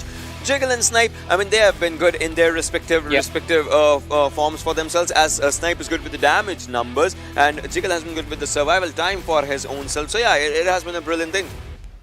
Also, I will have to say kudos to AJ, the way he played this one out. He was stuck in the water, he was almost about to drown, and yes, comes to the seashore, comes to the shoreline, creates that beautiful cover in front of him, and then takes down Venom Legends all alone. All alone. One-man squad is what this guy is. Of course, I mean, the real soldier for the team. Yes. Standing up for the team, he was the last one man remaining, but eventually he did not let that deter him when it came down to that aggression and still pushed on along, as Ocean just mentioned, like 1v3, mate. Yeah, that was one of the best fights I would say I've seen all day, because you only have a short area, plus you don't have a significant cover. So what do? You make cover for your own self by deploying those smokes, and then you take those players down, which is amazing. So that is the textbook example of how smokes are supposed to be used. Yes, you take care of your front, you take care of your back, you take care of your side as you move on along, get the information working in your favor, and eventually you will get your team the points that it so truly needs. With that, of course, we know Carnage Esports got themselves the second chicken dinner with 24 points is what they walk away with. Wow, 24 points for them. DRS with 18. Talk about Zeus, they have 12 points. So, we'll have to see where the overall standings just stay with this one, because right now DRS is doing really good. Carnage, well, the momentum is with them. Zeus, they are the 4th right now. High Voltage at 6. So High Voltage had a good game. Venom Legends had a decent game for themselves in this one. PNQ as well. R3D, after the previous game, this time also they tried to go for the fights, but then they got only 3 kills and 2 placement points. Yeah, but our leaderboard leaders are missing from the top 8 right now, so they did not have that fun of a time in this matchup, just managing to get 4 points from this game. But again, XB Blood Legion, they had 4 kills, but no placement points. So talk about A1 Esports, right? Today, believe it or not, A1 Esports have had a down day today as compared to the previous 2 days. Because yesterday, day before yesterday, without chicken dinner, they were looking brilliant. Today, other teams are coping up, so they would have needed 1 chicken dinner game, but that did not come. I mean, I would have loved to see a chicken dinner game from this team. Absolutely, it was so very crucial for them to be able to get that. If not that, then just be able to continue along with that consistent play, and that also we saw a little bit shy away from them. But again, you bring that conversation towards Deadeyes Guys once again. I mean, that was the first team to get eliminated with 0 points, and that will of course be a story that they will want to keep remembered, because again, I mean, this is just the first week of the Super Weekend. As they move on along, there'll be so many more opportunities. Look at this, A1 Esports ranking curve, just as you were talking about, right? Talking about today's matches, when you see from 5th position, it has been a down going curve for them, and so they did try to go come back in 13th game, but after that obviously 14th game as well, but then 15th game was not theirs, as we talk about the Super Weekend. Exactly, but compared to the performances that they had on day number 1, that is the first 5 games, ladies and gentlemen, you see their graph up top where it needs to be, and that is the thing. I mean, they had things in their favor back then, but now the advantage is gone. The teams have caught up to them, even surpassed them in the overall standings. Exactly, and with that, let's move on towards the zone analysis itself. At this time around, we saw a different curveball being thrown from the zones. Yeah, I mean, talking about Team Seal, right? So far, the circle seems as their friend, because we have seen the games like these when they play from behind the circle, they try to just, go for the fights. But when the circle was in the hands of Carnage, look at him. Look at Team Carnage at the center lines of the zone after this. So, if you can make zone your best friend somehow, that's what Team Seal was doing in the first days. That's what Carnage is doing right now. If you could somehow make zone your best friend, it just goes with you till the end of the game. Yeah, plus again, the situation sort of arises from the look at DRS. Yeah. Look at DRS. They were at northern side, then they go into the waters, and then they rotate. Exactly. That is one thing that I was just about to say. The situation becomes more interesting because now you have to worry about the other side of the river as well. Any team can come from that position. It's not going to be easy for you to hold the sort of curve of the mountain that Carnage Esports were doing. Exactly, and again, I mean, Carnage Esports, when it came down to those final few circles, they were certainly in control of those, but move on along the conversation towards Venom, they should have been able to better utilize that approach. But never mind all that, of course, there were so many individual moments that took place throughout the game. Let's move on to the Oppo moments to summarize this all. Yep, so right off the bat, an interesting fight breaking out between the players of Deadeyes Guys and XB Blood Legion, and it was a lot of back and forth up until the point Deadeyes Guys, they got too aggressive. Yeah, I mean they did get too aggressive. Actually, they won the fight, but they could not celebrate even longer because there was high voltage just right behind them, and they were taking up their own fights. But well, they did go down. DRS AJ, brilliant player, just starting off with his own fights. If you want to talk about this one, but I know in these Oppo moments we're gonna see that 1v3 for sure. Yeah, definitely that is going to pop up. But let's talk about this as well. The two teams that we have from Pakistan, that was Venom Legends and R3D Esports, they had a bit of a scuffle amongst themselves, and it was quite interesting to see.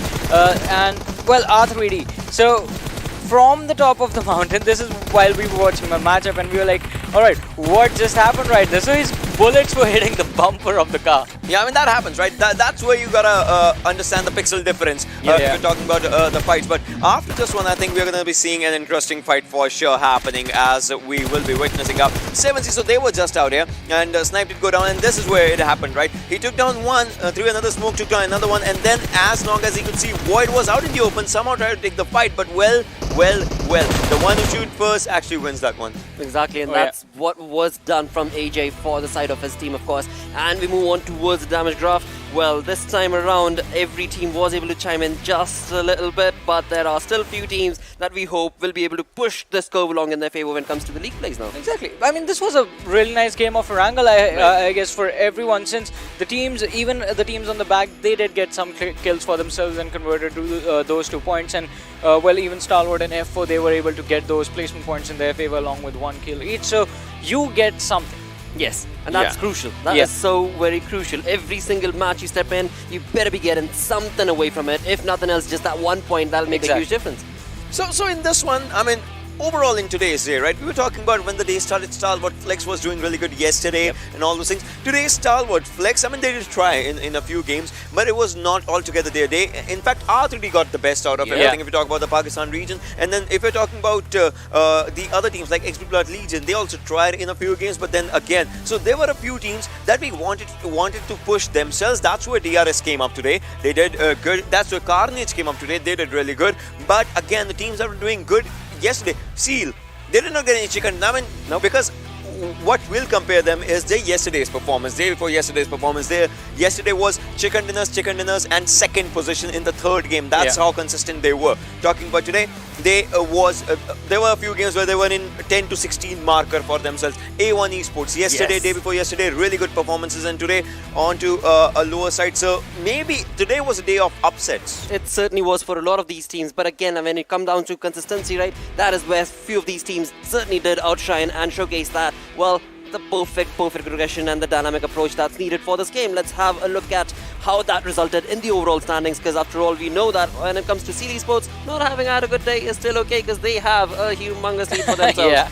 I mean, so it is, as you said, humongous lead, and well, it's not gonna affect them anymore. So now with the first Super Weekend out of the way, it all comes down to Z3us Esports that they make it to the second Super Weekend, and just keep playing the way that they are right now, I feel like this team is going to be in a comfortable position. So look at one thing, StalwartFlex has the third highest kill points. And they are at 8th position right now. 86 for Seal, 81 for DRS, then comes down StalwartFlex. All they need to do is focus on the placement points somehow, because they know that their fights are good with the kill. And also, I mean, before this matchup, we were talking about, alright, there's a close fight between the 2nd and the 8th position, right? Not anymore. Now it's 2, 3, 4. They are a bunch, and then you have high voltage A1 Esports, Train to Kill, StalwartFlex, and another lot. So it's going to take them a while to catch up to Z3us Esports. Like, those teams are running really fast in the race. And then you can say 9, 10, 11, maybe 9, 10, 11, you'll just keep it like that, because 77, it just again comes down to a different thing. And then it's like 12 to 16 if XP Legion, if they try to go for that, they can go for R3D if there's a good game or something like that. So there are 4 new slots being divided in the teams for themselves. R3D right now, they got 1 chicken dinner, so they are at 12th position right now. That was in the Sanok's match, but again, they gotta be consistent. That is the only key you can use in this. But let's also talk about the fact that is also in front of us, that these teams, I mean, this Super Weekend is over, right? Next week, it's going to be the league plays again, and these teams have a 15-game advantage against the 4 teams that did not show up. That is true, mate, and that's going to be a humongous lead, because again, in just those 5 3 days rather of the Super Weekend, we've got teams that are moving all the way up towards 200 marker when it comes to the points itself, and that's going to be a humongous approach. But talking about those points, we have Carnage Esports that showcase just perfect turnover wins for themselves. But of course, you talk about points versus the matches that they've had, and these many matches they've just been slowly and steadily racking up. Oh man, Carnage Esports. I mean, this team, they do manage to be consistent. I'll give them that. I mean, they consistently get really good performances.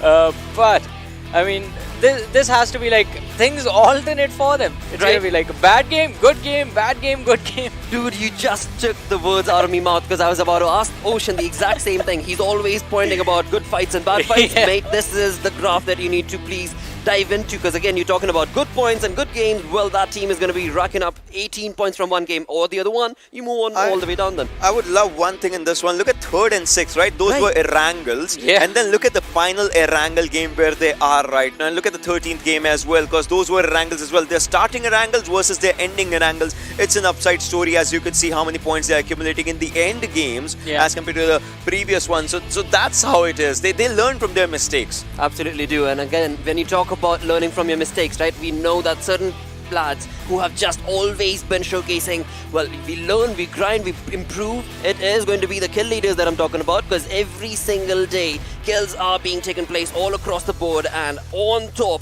has always been Assassin from High Voltage. Yeah, I mean, he has still been leading the charge, and look at the damage from the side of Ziol though. It is 8,100 damage from that one individual. One thing that you notice, I mean, about the kill leaders is none of them have like high survival times, because these guys are the first one to go in every single team fight.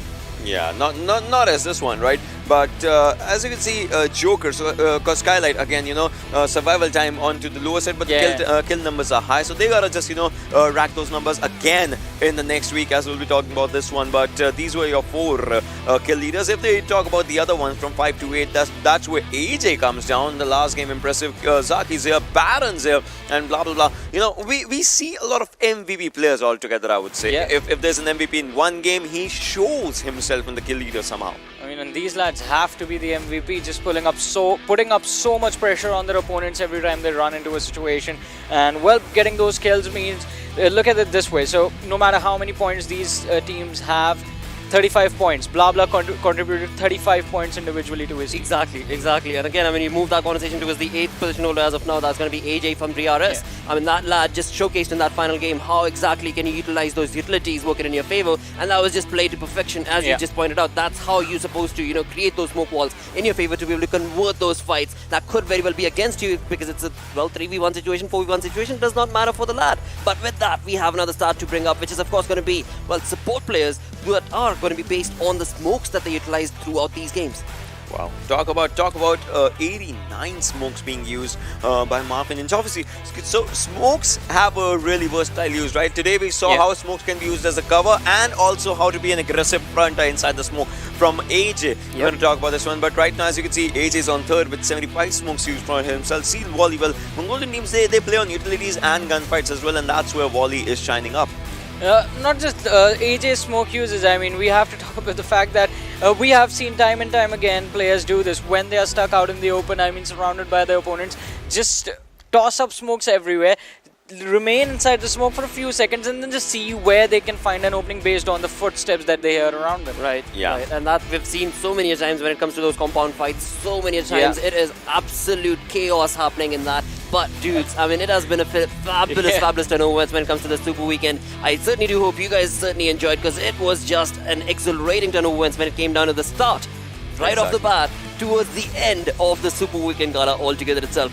Closing words from you guys? I mean, just want to say, I mean, the summary closes it for its own self. Look at the way the teams have been just, you know, doing everything good for themselves. I mean, Seal was on the damage received side today as compared to damage given and kills as they always go for it. But talking about kills, Carnage, it was a total carnage. Exactly. I wanted to say that as well. I mean, a good turnaround for a lot of teams, and Ocean was saying we can call it a day of upsets. I'm going to look at it this way. It was a day of opportunities, day of grabbing those opportunities, and well, now things look a lot more interesting than they were before. Absolutely do, because I mean this is just 3-day affair that's come to an end when it comes to the Super Weekend awesomeness. But as we move on along, it's going to get that much more exciting, because now, of course, it will be league plays that we will be joining you guys with.